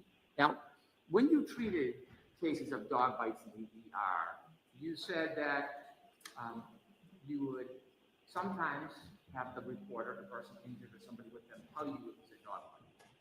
Yes. Yeah? And sometimes there were communication difficulties. There was a reason why they couldn't share it with you. Yes. And then you suggested that's how you came to this pattern recognition skill, that you would have to determine the injury with no help from the reporter. I was always interested in dog bites, and yes, there were a few occasions when I had to use those skills in order to determine what kind of an animal it Let's was. talk about those few occasions. Why don't you share with us a story where you met the This patient? guy is a condescending piece of shit. No idea what the injury may have The way he's treating her is pissing me off. And tell us about how you determined it wasn't dog. You should be kissing her ass for making her come out here. Thinking about a specific case, I can think of cases where I determined it wasn't a dog bite, and it was something else based on the pattern of the bite. And am I not answering your question? I'm not looking for cases where you couldn't determine the dog bite. I want you to share some of this wealth of experience you have in dog bites.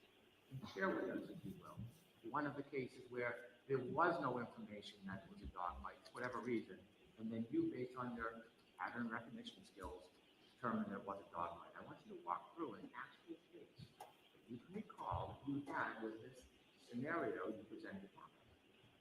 I can't give you a specific case because, again, in the overall scheme of emergency medicine and the frequency that dog bites are to other cases, it's just not a case that I would remember that kind of the specifics of the case. Interesting in supporting your past experience. You shared with us the size of these past experiences and presenting yourself as an expert in pattern recognition. I knew he was gonna fucking do this shit. When I'm asking for details to support this general objection, Your Honor, argument. Yeah, so, I'm sorry. counsel, Yeah. that's okay. In Massachusetts, typically, we don't give the reason for objections from the floor. Your objection sustained, no commentary, Mr. Brennan. You shared with the court that you wrote a few articles that had to do with dog bites. Co-authored. That's yes. good to know. Can I ask you some questions about those? Absolutely. Thank you. Now, the first one I want to talk about is law enforcement canine dog bites.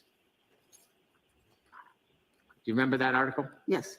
And that had to do with what you refer to as law enforcement dogs or canines. Law enforcement. Yes. In that article, you talk specifically about a technique that you believe law enforcement or canine dogs utilize, which is bite and hold. Yes. And what you have suggested is that the bite and hold technique is different than typically a domestic dog or a civilian dog. Yes. Because it's a trained learning for the dog, correct? Yes. There are certain injuries you would expect from a canine dog using a bite and hold technique. Yes. When you wrote this or co-authored this article, you didn't actually sit down with people who had wounds and compare the wounds to the dog that caused them, did you? To the actual dog? Yes. I didn't, but I didn't. Just want to know if you did. No. Okay. And when you look at these different cases, there was 700 cases. This was what you called or the authors called a retrospective analysis. Correct. That means you were looking back at old files. Yes, but I participated in some of those files. We were just looking back at the data from those files. Mm-hmm. I participated in the care of some of those patients. I understand. Okay. And so when you went through the files, you didn't have the opportunity then to follow up and speak to any of the participants or the injured victims, did you? I spoke to many of the victims while I was treating them. When you decided to write this article, did you go You back? fucking and speak dumbass. No. What do you think I do? There's no mention in this article about pattern recognition in any way. That's not what this article was about, was it? No, that's not what the article's about. It's about something entirely different than what you've suggested today is your pattern recognition skills. Yes? That's correct. I recognized the patterns because I saw the wounds and I saw the injuries and I saw them over and over and over again. Unreal, And, dude. And I recognized those patterns throughout my career. And so it's hard to unrecognize something. I'm trying to ask you about the significance of your study because Okay. this is actually something that you published. Yes. And I'm trying to determine, or I want you to be able to discuss. I'm trying to discredit every bit of work that you've ever done your entire life, which puts anything that I've ever done, even going to the bathroom, to shame. The purpose of the study was not to teach people pattern recognition. It was to alert them to the dangers of this different type of dog bite so that they weren't undertreating them. But in the process of seeing all those patients, I developed the pattern recognition. Okay.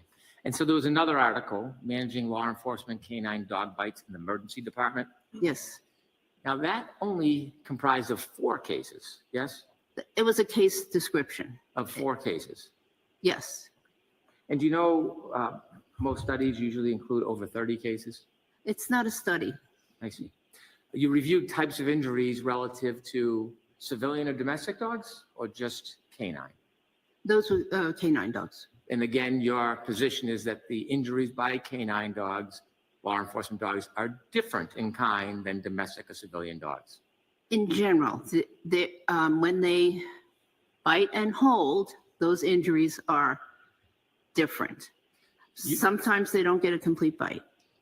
And so this article didn't deal with civilian or domestic dogs. It dealt with only canine dogs. That's correct. Exclusively on the idea or the perspective of bite and hold injuries. It was on the perspective of you need to learn how to treat these. Bite and hold injuries. These dog bite injuries. Bite and hold. Yes, yes, yes. Okay.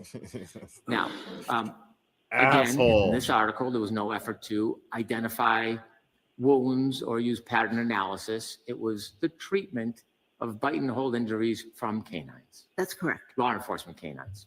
Yes? Yes. Okay. And then you also shared with us, in addition to these 2 articles on law enforcement dogs and bite and hold injuries, that you did some revising, editing of a book for a doctor. Is it Vati? I'm sorry, say again? You said that you revised or edited a book of a Dr. friend. Vale. Dr. Vale, I'm sorry, Dr. Vale. And when you were asked about what actually you recall about the topics, you don't really remember the topics of that book. You just remembered you edited it. No, I remember the topics of the Okay. book. In the topics of the book, it was dealing with human teeth, wasn't it?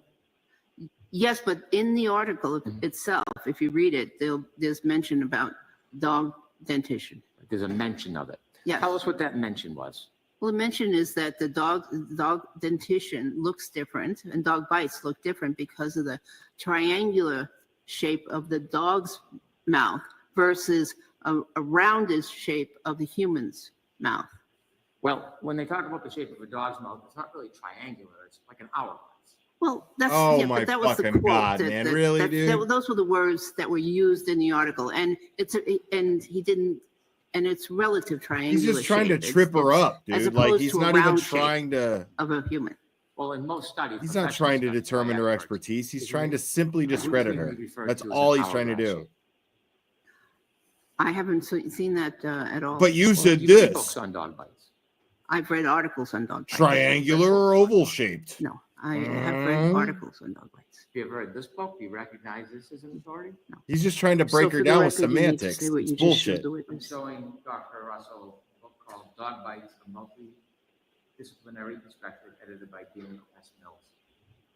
Is that it? I'm sorry. May I see it? If the court would let me, of course. May I approach? Yes.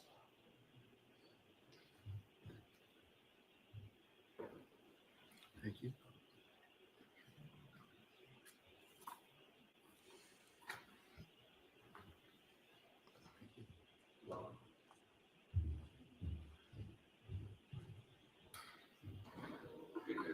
Thank you.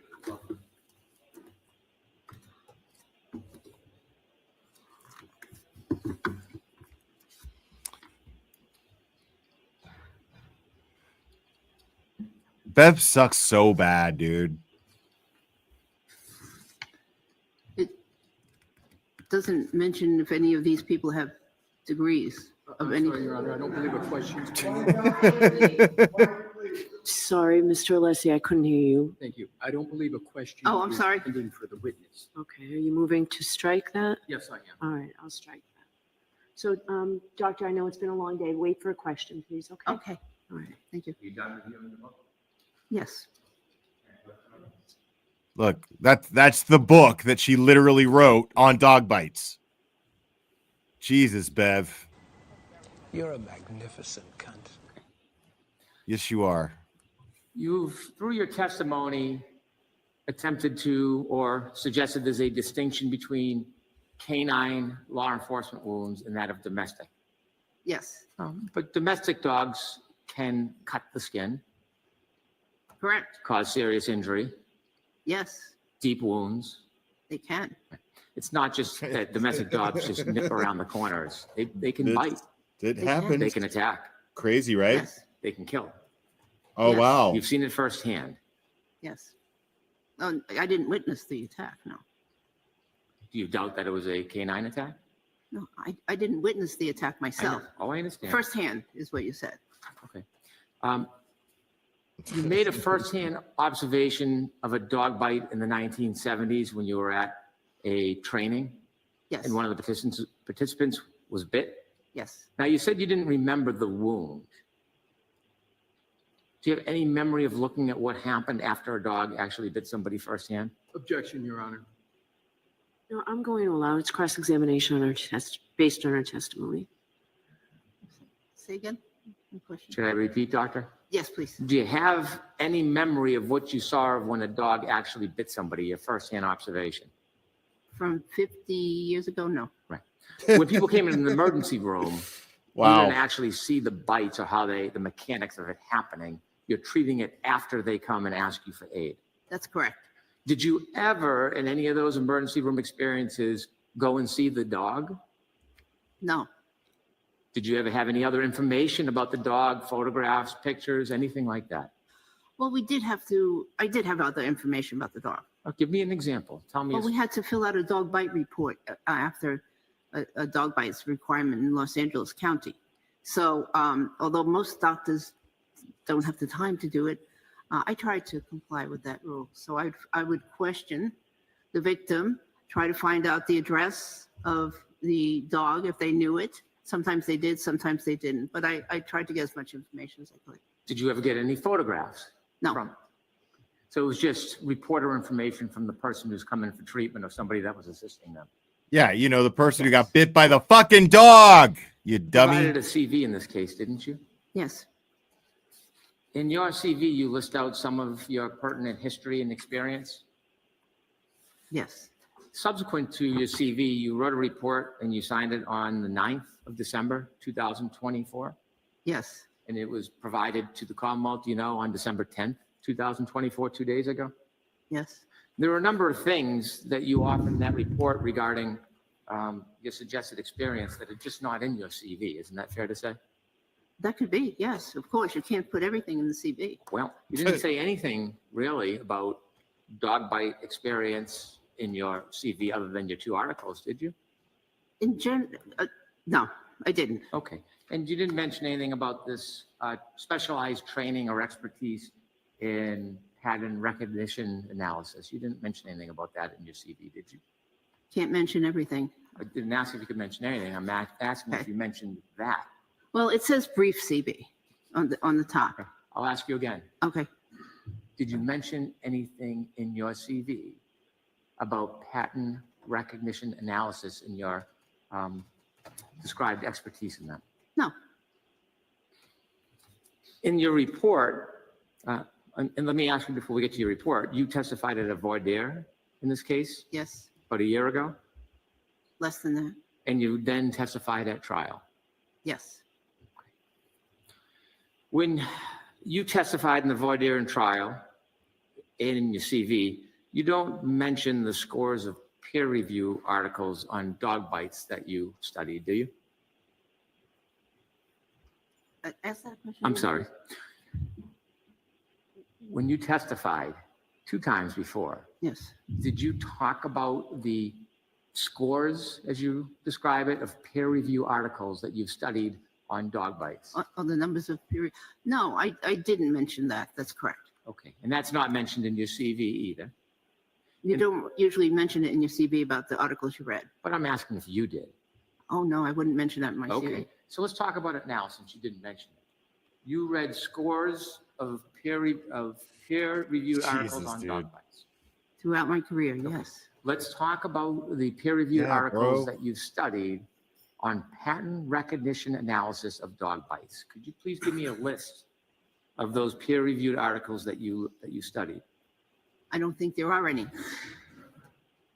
Well, you There are some mentions of pattern recognition in some articles. However, I don't think there's a dedicated article on pattern recognition of Well, dog bites. you said in your report that you reviewed So scores of because she peer-reviewed didn't write a articles book on dog it bites. Dog or bites, write a yes. report on it, So those doesn't didn't it really means that she include didn't pattern educate herself on it? recognition as you've described your expertise Shut the today. fuck up. Some of them did, some of them didn't, but that might have not have been the major focus of the article. Which ones did? Can you reference us the ones that you've read and relied upon, in your opinion today, that have to do with pattern recognition analysis? May I look at my report or my CV? Sure. Of course. Sure. Go ahead and take your time, Doc. Thank you. Dude, he's just badgering her at this point. Like, Okay, there is, and they might not have used the term pattern recognition, but that's what they're talking about in these articles. Okay. There is a article on, by D. Munich. It's actually listed in my report Mm-hmm. under literature. Okay, I see it. It's the third one. Yes. And that deals with pattern recognition analysis? It's D. part of the Munich. article. There was a lot more That's my in the boy. article than just pattern recognition. Used to call him Big D. And again, they might not have used that specific term pattern, but it's what the subject was discussed in the middle of the article. Yes. What was discussed in this article that you relied upon? Oh, I relied on the descriptions of wounds. I relied on a lot of this article. Well, share with us in detail. Could you tell us what you relied on in that article as part of your opinion? There was a description. There was an area that described wounds and fatal wounds in dog bites, and how to approach them. You know, how to investigate them. There was an area that described what some of these wounds looked like. And there was actually an area that I believe it was this article that said that if you have this plus this plus this, that it is pathognomonic for a dog bite. Now, I believe that was the article that said that. One of these articles did, but anyways, so yeah. So I think maybe you might want to look at them. Oh, I did. Okay. That's why I'm asking you. Okay. That's why I'm confused about which one you're talking about. Oh, I'm here to There have a was not a pissing recipe book that contest. said, okay, you know, this is the pattern of a dog I bite. did look at them. They might not get a lot of readers for that, but this was a forensic approach as to how to identify fatal dog attacks. So from your resume, Doctor, could you tell me which article you're talking about? I'm talking about the third one down. What's the title? The title of the article is Forensic Approach of Fatal Dog Attacks, a Case Report and Literature Review. Okay. Fatal dog attacks oftentimes involve vulnerable areas like the neck, Absolutely. abdomen. Neck, face, head, yes. That's Sometimes the abdomen, yes. okay. No cases cited in there that deal with wounds on an arm. Because it's a fatal, right? Dumbass. But that doesn't mean that there weren't wounds on the arm. It's that the Fucking fatal idiot. wounds, like in the case I autopsied. Yeah, a the bite to your arm's not fatal going to kill you unless you generally get an were, infection. In the areas that had organs that could be damaged, like or major vessels like a carotid artery, neck. But there could be a lot of other wounds. For instance, my case, there was probably about 60 wounds. I understand. Okay, but some of, you're not going to talk about every single one of them because they're not worthy of describing. Yeah, you dumbass. You said that you attended multiple seminars, talks, and lectures regarding wound identification. Yes. Okay. When did you attend seminars on wound identification? Intermittently throughout my career, I can't give you any dates. Okay. Were any of those wound identifications dog bite wound identification seminars? No, they were general wound identifications, and they may mention bites. Was there any of these seminars that focused on dog bite wounds? That focused on dog bite wounds? Yes. No. How about the talks you went to? Any of the talks focus on dog bite wounds? There were several talks that focused on bite wounds. I'm going to ask again. Wow. Were there any talks that focused on dog bite wounds? No. Lectures. You've cited that you've attended lectures as part of this experience. Can you recall specific lectures that focused on dog bite wounds? That's because she's the expert. She's not going to entire attend. Lectures. There were lectures in emergency department. Oh my God, dude. training She sessions, would be the one holding the but lecture. Dog bites were She's the usually only mixed one. in with other kind of animal bites, and discussion would occur because it's not you have to use up an hour usually when you go to one of these lectures, and there were other animals to talk about besides dogs. In these lectures that you went to that didn't focus primarily on dog bite wounds, did they talk about pattern recognition analysis of dog bite wounds? Generally not the emergency medicine ones, because that's actually not really a major focus. The focus in emergency medicine is treatment. I'm a bit unusual because I have this interest that I've had for many years. Exactly. So it's fair to say none of the multiple seminars, talks, lectures that you attended had any focus on pattern recognition analysis of dog bite wounds. Jesus, dude, because None of them had any she's focus. the expert. That's correct. She would be holding those lectures. She wouldn't attend lectures on dog bites because she is the expert. She would be the Share one with us your experience. holding those lectures. You've, agreed that you are not an accident reconstruction expert, correct? Correct. Are you an expert on self-defense? Oh my God, dude. So when you give opinions about self-defense, I know you have experience and you have observations of what you believe a defensive means, but do you have any actual experience as a self-defense expert? No. Do you have any specialized training, certificates in self-defense? No. Have you ever been choked out by Steven You Seagal? went to these lectures, talks, seminars. Did you make Steven Seagal poop meetings. himself when Do you you have choked any him out? memory of particular trainings that you had on self-defense wounds? You mean defense wounds? Sure, defense wounds. Yes, I do. I have Okay. particular memories of those types of lectures. Okay. In topic. Oh, yes, I do.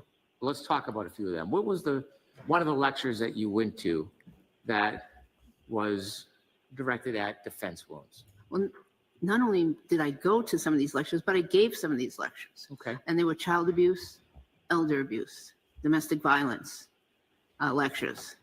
And in the coroner's office, again, mechanism go. of injury is stressed. And there's a whole training program. In the coroner's office. No. Okay. And so when I asked you about one of the trainings on defense wounds, I want you to just give us a little detail from your memory about the training. Share with us how you've come to this knowledge on defense wounds. Again, okay.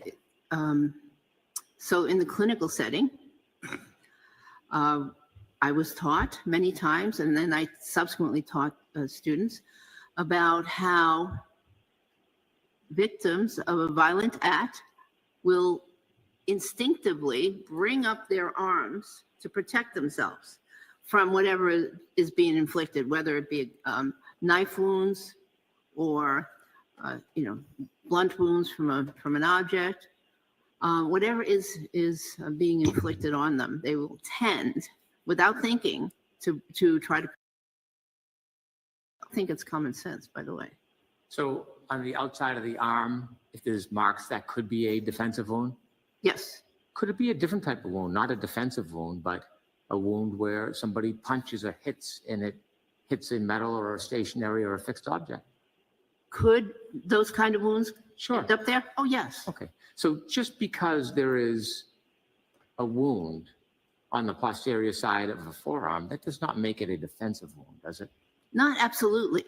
Well, in context, though. Right. In context. So you need What to a know more fucking information. jackass, dude. Correct. Yeah. So an So perhaps if you offensive saw wound how that happened, that would because a provide you guy more was going to information. hit somebody one way. who was But if you saw carrying enough something and you have metal, really no idea but it's how an it happened, offensive it doesn't wound, give right? you a lot of context of the wound other than it's a wound on the posterior side of an arm. Well, it does in the sense that it's a common way that people protect themselves. Can someone incur wounds to the forearm, posterior side of the forearm, if they fall to the ground and fall backwards? They could, but they wouldn't look like that. Well, that serious. Have you studied over the ground?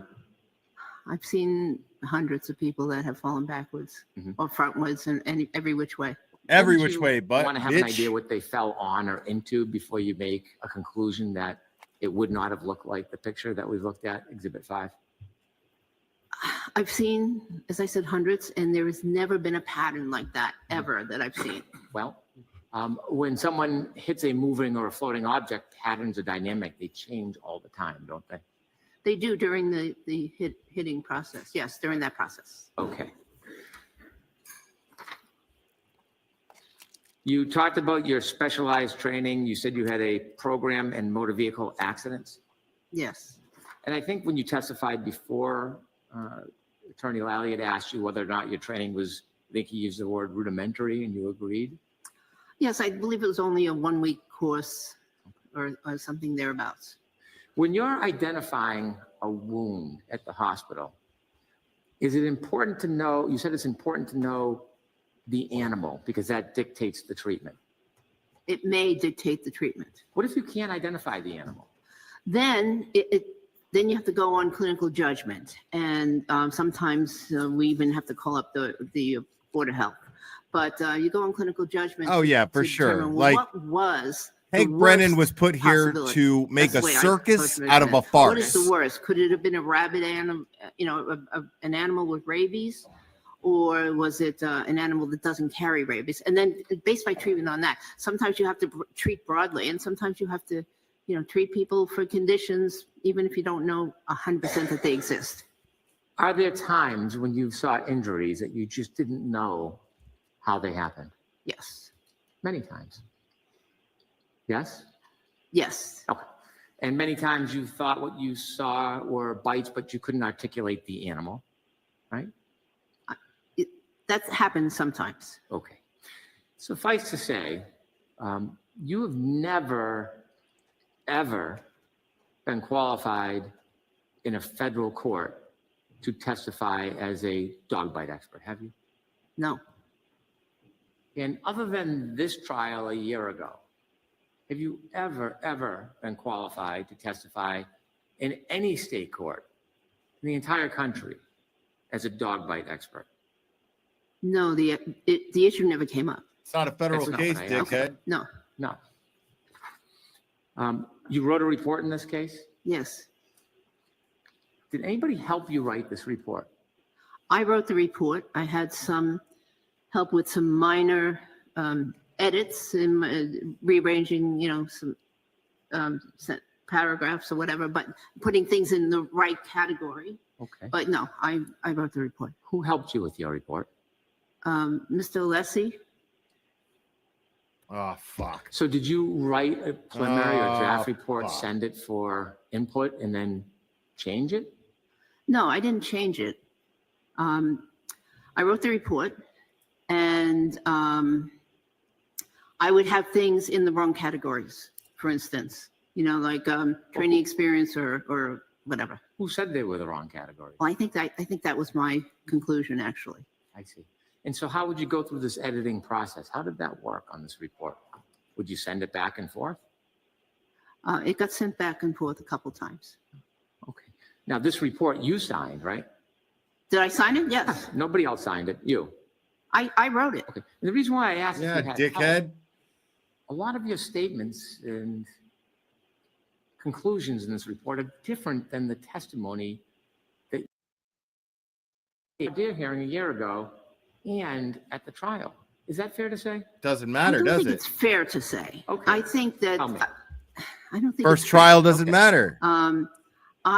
Otherwise we wouldn't fucking be I here. was convinced, if we would get into specifics, I was convinced of, of my opinion back in the voir dire and in the trial. But I think I stated it wrong. I stated it as if I was talking to other doctors. They say in medicine that nothing is 100% in medicine. That's what we learn, when we go up through medical school and residency and whatever. And in my teachings, I always told people nothing is 100%. And that was the number that I was, that I thought I was being asked for. Basically, it was 100%. So that's why I stated my opinion the way I did. But anyways, as I went through material again, I was convinced back then, and I am still convinced right now that these are caused by dog bites. And not only that, but dog attack. If you were testifying honestly and earnestly before and you're using doctor speak, why would you need to change it for today, this report? Why not just continue to offer a natural, honest, thorough opinion that you had before? Why did you have to change it? I came up with this. I became clearer and clearer every single time that I looked at the pictures, and I just realized that I understated the last time, that I misunderstood the question that was asked of me, regarding What's wrong with my revising opinion. and coming to more thorough And conclusions? so I felt that I had to be clearer. Did anybody point out to you that it'd be more helpful to the defense case if you had a more assertive opinion? No, absolutely not. So when you went through these days and months since the trial, Well, not so far. He's basically implied that she's a liar. Underscored the confidence in She's your lying opinion? about her expertise, and No. she's lying about what she testified. Because in your earlier testimony, it's quite different. I know. I want to do And- this gently, but I want to go through some of that. Okay. Okay. When you first testified, you had, how should I say this? You offered opinions that were less than certain about the genesis and cause of the wounds, didn't you? I think it sounded like I was not certain. However, I was certain. I just didn't express it correctly. Okay. When you first testified in the voir dire about some of these wounds, you were asked what kind of animal you thought caused the wounds, and you said, most likely a dog. Correct. Right. You didn't say beyond a reasonable degree of dog bite certainty, did you? Objection, Your Honor. What's the basis of the The question? objection is, he said beyond a reasonable doubt, and that No, was. no, he didn't say doubt. He said degree of medical certainty. He said beyond. Your Honor. Right, beyond a reasonable degree of medical certainty. So I heard you didn't get to the certainty, you just heard beyond reasonable and objected. So based on that, the objection's overruled. Let me phrase to make it clear. Wow. You didn't say to a reasonable degree of medical certainty that the bites you looked at were a dog. I did in one of the okay, maybe in the next one. Okay. But yeah, if I wasn't asked about reasonable degree of medical certainty, I may not have expressed it. The court herself asked you, do you know what kind of animal? And you said, yes, most likely a dog. Yeah. Is that Right. fair to say? Yeah. Yes. So you didn't express certainty at that point? Yes, but again, thinking as a doctor and not a lawyer or 100%. There is no or a 100% judge or in someone. medical I'm thinking field. as a doctor. I'm thinking that it's never 100%. And so that's Exactly. what I was going by. If I was going to be teaching medical students what those wounds were, that's or another group of wounds. I tell people never 100% in medicine. So that's where that came from. And I apologize if I confused the court. I don't think there's any confusion. Oh, fuck used the word you. likely. The word possibly is even less certain than likely, isn't it? I don't know. Well, when you're a doctor and you look at something and you say, well, the likelihood is this is the cause of this. Oh, yeah, okay. That would be a stronger opinion than saying possibly this. Correct. Possible is even less certain, isn't it? At trial, when you were asked about the cause of the injuries, I'm going to quote you, and I can show you if you'd like. It's the trial transcript, page 19, line 21. What you said is, I believe that these injuries were sustained by an animal, possibly a large dog, because of the pattern injuries. Yes. Is that your testimony? Yes. Very different. I'll just finish if I could. Very different than what you're opining today at this hearing. I'm sorry that you think it is, and I can understand Right. how you believe it is, but it's not different to me. I believed it was a dog. I was convinced it was a dog then, but going by the no 100% in medicine, I didn't say I said that. most likely. I am still Yeah. convinced it's a dog. The one thing that's a little different This guy's whole fucking is approach that to this it's an is attack. semantics. I after counting the series of wounds and whatever, I am convinced not only was a dog, striking once or twice, but it was actually multiple strikes by that dog. Okay, now I want to get back to the testimony we were talking about, your testimony at trial under Mhm. oath, okay?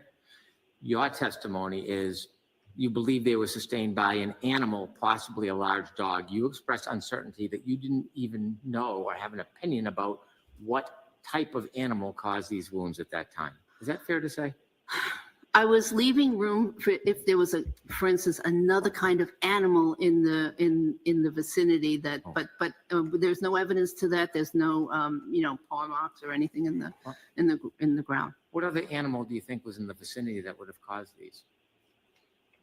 I don't know, but I was just leaving that. Again, being a trained physician, there's no absolutes, and so that's what. No. The way I approached it. I'm sorry if. Did you inquire to see more discovery, to see if there was a pack of wild animals in 34 Fairview that would have caused this? Did you reach out to any of the witnesses or the lawyers and ask if there was any reports or information suggesting another animal? I did not. Were you curious? I did not. I just didn't do it. Okay. You were asked by Mr. Jackson, trial page 23, line 3.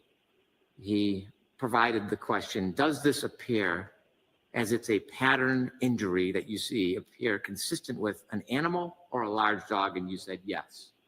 So you included that this, again, could have been a dog or an animal in your opinion. Mm-hmm. Yes? Mm-hmm. I haven't. So I'm sorry, we can't take a, we need a yes or no. Oh, sorry. Doctor. Yes. Again, at trial, page 23, line 6, you were asked, does the number of injuries that you see here relegated to just the right arm, is that consistent with an animal or a large dog? And you said, yes, it can be. Okay. Do you want to see your testimony? Because I don't want to just put words in your mouth. No, I trust you. And so thank you.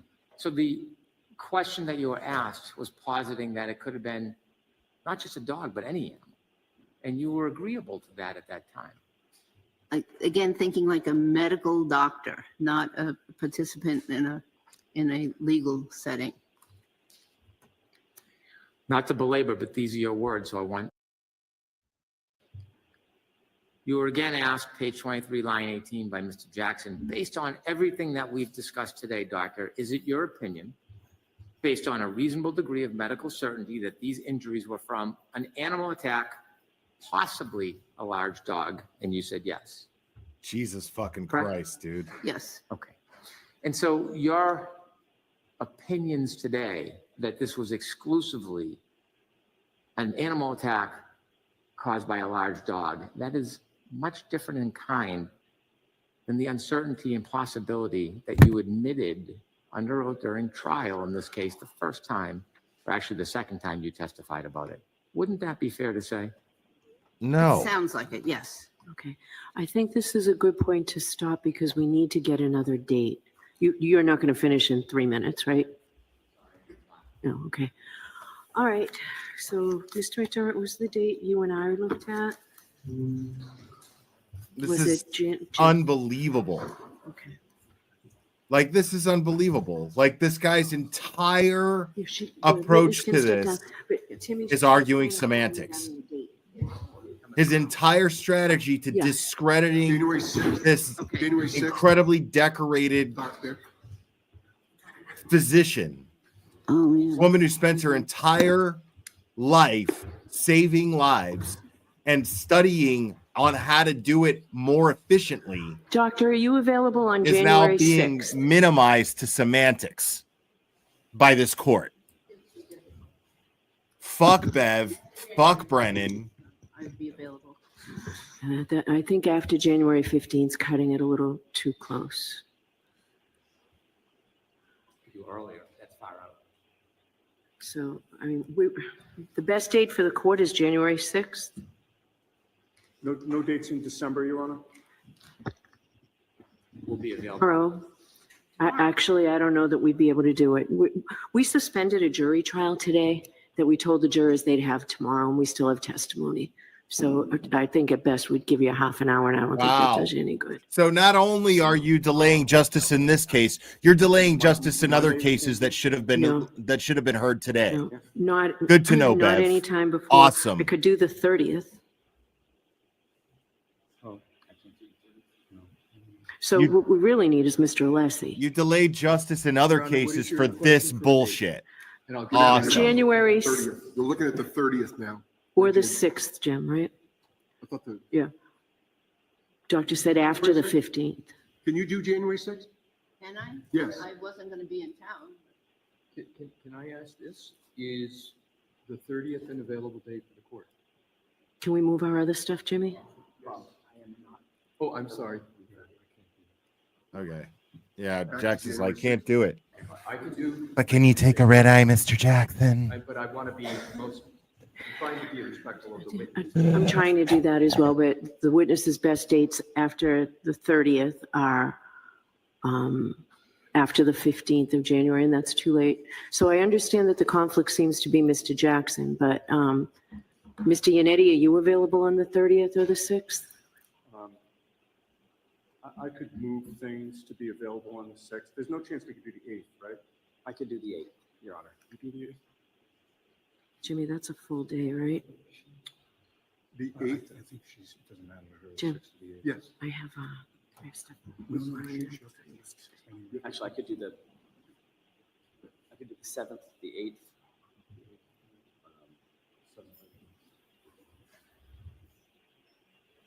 I could probably do the 9th. I have to move something, but I could do the 9th. I just can't do the 6th.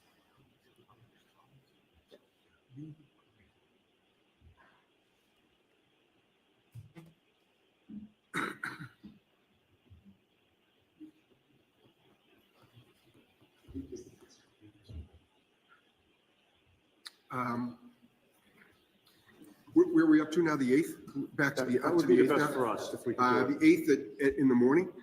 Anytime. All day. So I have a conflict here in the afternoon. So I have something that we have to do in the afternoon on that Wednesday. Wednesday, the 8th. But if we can do it in the morning, we'll do it in the morning. I could do it we could all do it at 9 o'clock. I would imagine, I guess I would defer to Mr. Brennan if he can finish in the morning. You can all do it? Did you say do it? I don't want to limit, I let Mr. Alessi go on much longer than the estimate, and I had no problem doing so, Mr. Alessi. Okay. You can't do the 6th or 7th? I could do the 7th, Your Honor. I cannot do the 6th. So, Mr. Alessi, you're available all the dates we said, pretty much, right? Lolly's not really chewing. Is Lolly really chewing gum? I'm not presently. I would like to see counsel at Sidebar.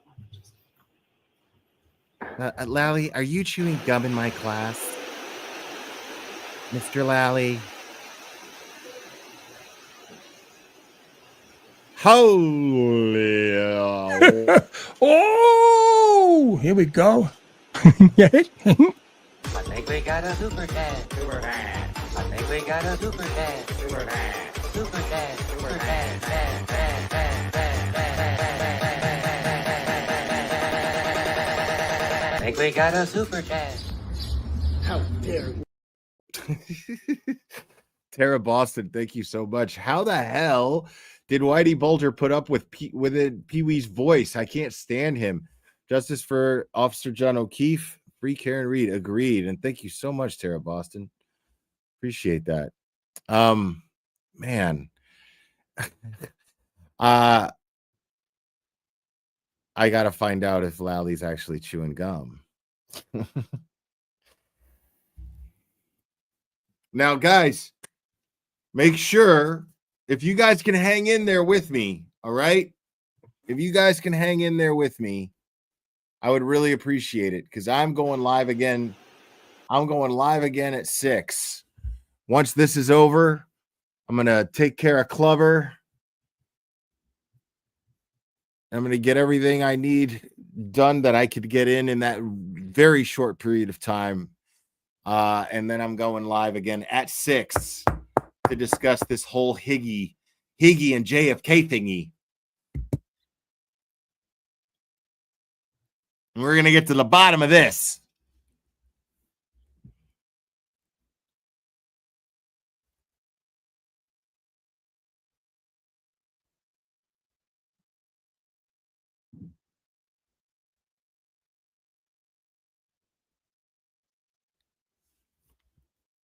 Okay, that's it. They ended it. Okay. I was gonna say, I was like, what the fuck?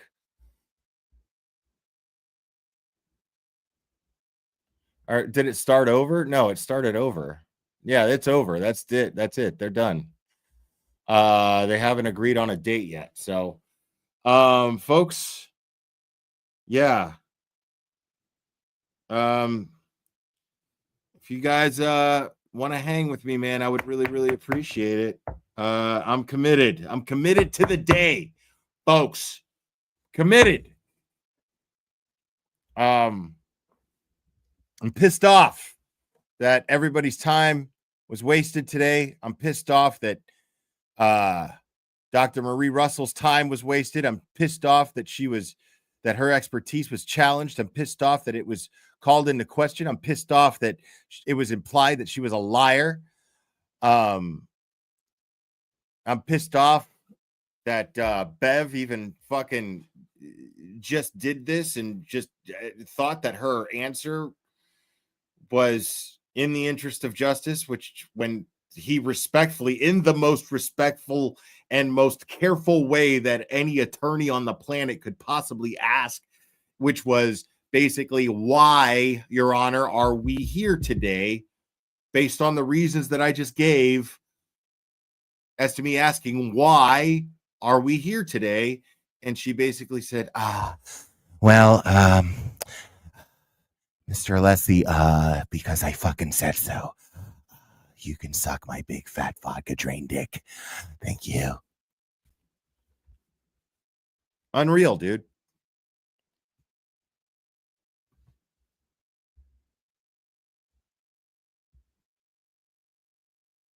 He's totally chewing gum. Yeah, somebody just, yeah.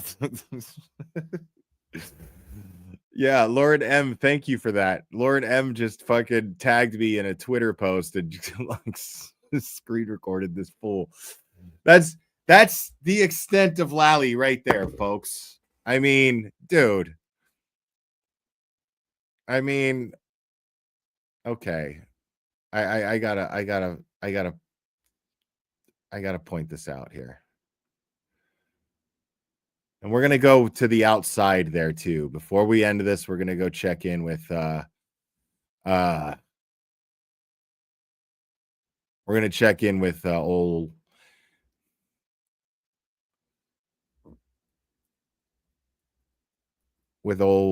what's his face.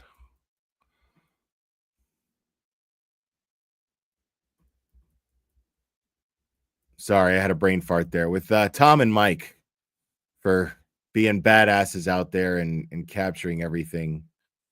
on the outside of the courthouse. And I'm going to switch to that quickly if I can't find this. All right, let me just do this now here real quick.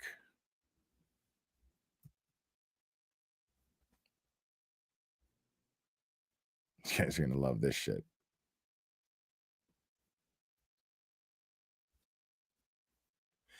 We can do it in the morning. We'll do it in the morning.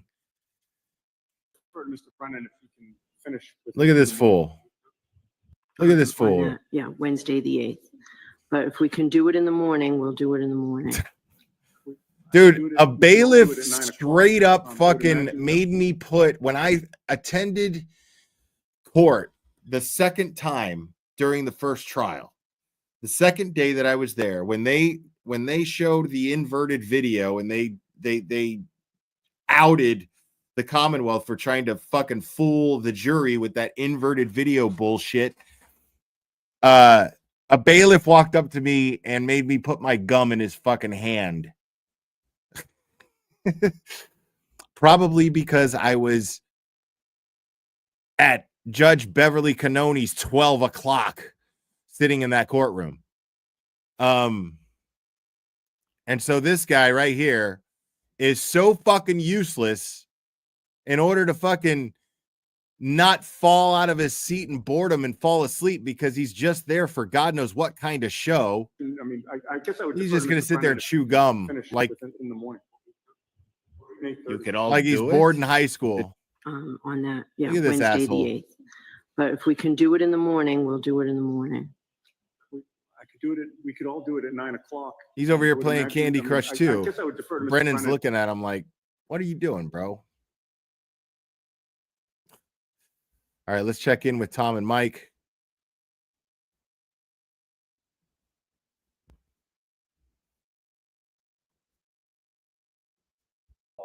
You felt she held up well. Yeah, she's holding up well. She'll continue. Yeah, you're not gonna get disqualified. That's good for not talking. We'll take that much. You got it. Thank you. Well, it's hard when my ride's not here. I You guys know, don't I give me know, a- I know. don't give me a reprieve. Yeah, good for us. Thank you. You got it. Chris. Yes. Let's get the beginning of that. Let's get the beginning of that.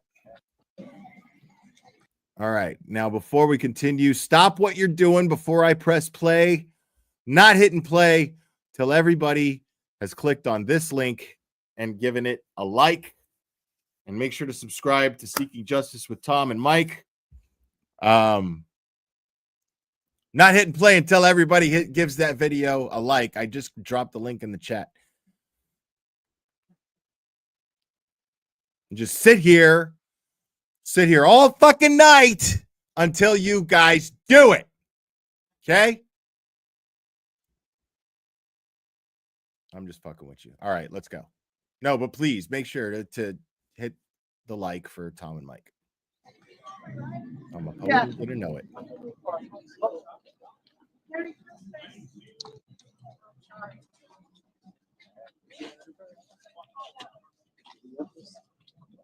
Good job, guys. You asked me if they got a date.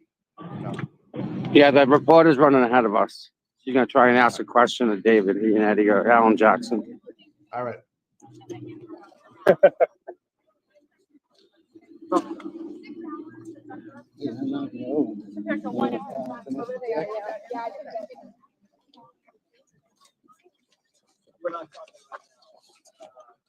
It's done. We'll probably have to comment. But we're happy about what the way things go. Watch your back. Watch your back. Oh, yeah. Yeah.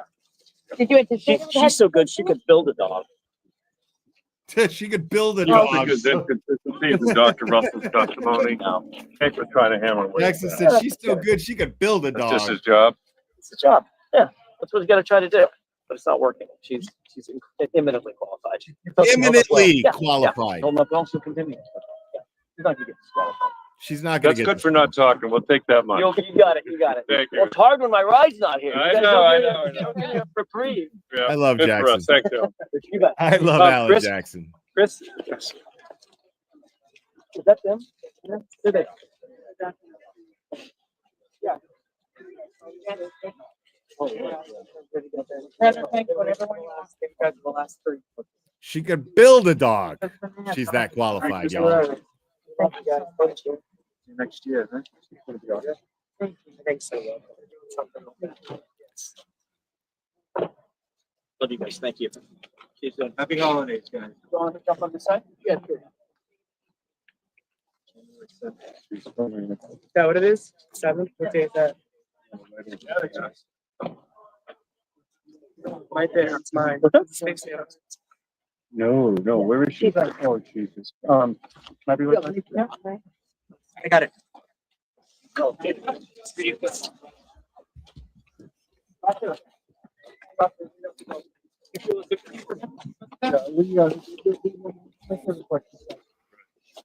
She's a live witness on it.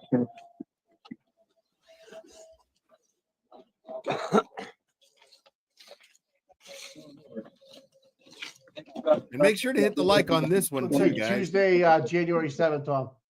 Okay. Tuesday, January 7th Oh, thank you. will be the next date. Tuesday, January 7th.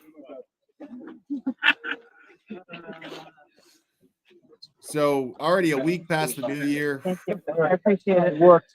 Happy New Year to you guys. Have a good New Year, David. Thank you. Sweet. And give it up for So Tom. January 6th, Mike, right? Give it up for Tom being out there, man, all day long. for- Shit, man. We should just give a freaking bed, bath, and, you know, Airbnb around here.